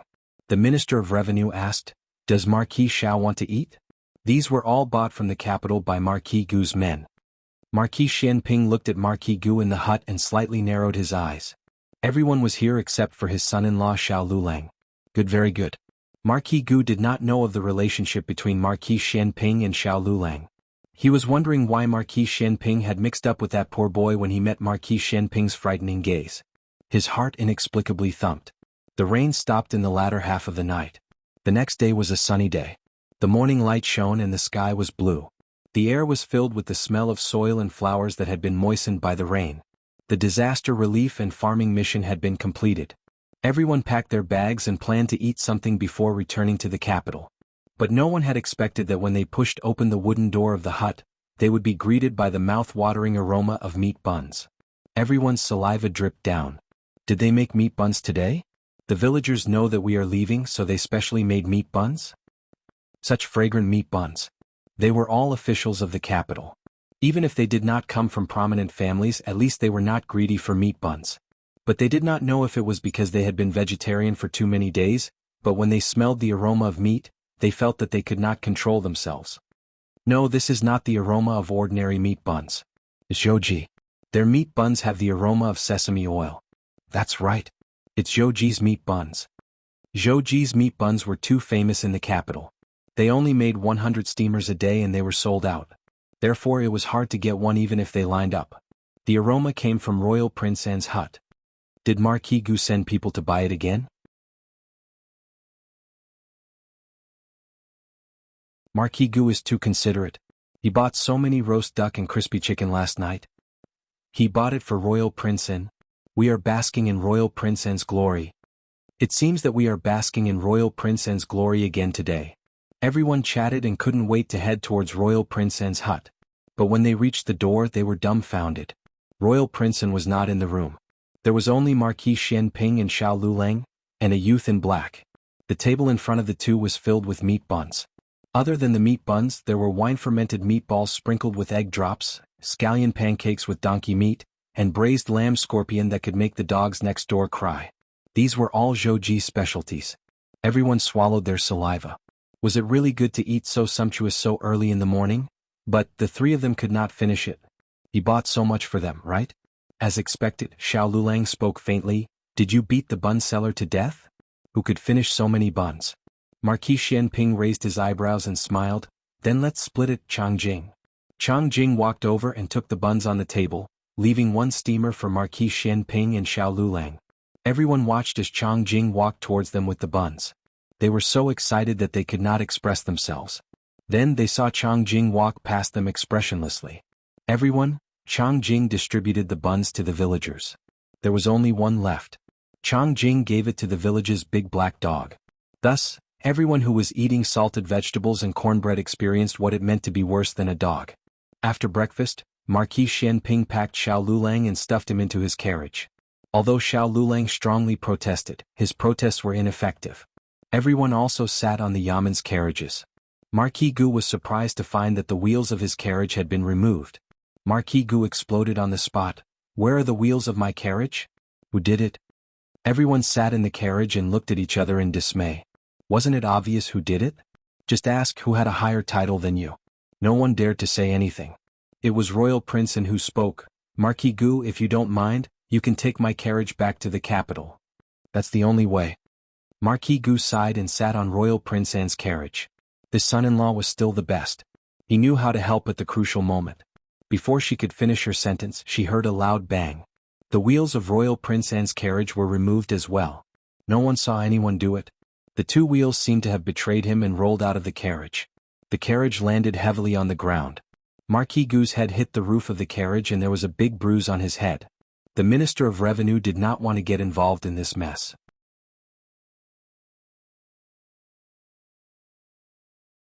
However, he was entrusted by someone to take good care of Royal Prince An. But after taking care of Royal Prince An, he could not leave his future father-in-law. He could only invite the two of them into his carriage. Marquis Xianping brought Changjing out of Xiao Yulang's hut. Changjing was holding Xiao Yulang's luggage and the herbs he picked these days.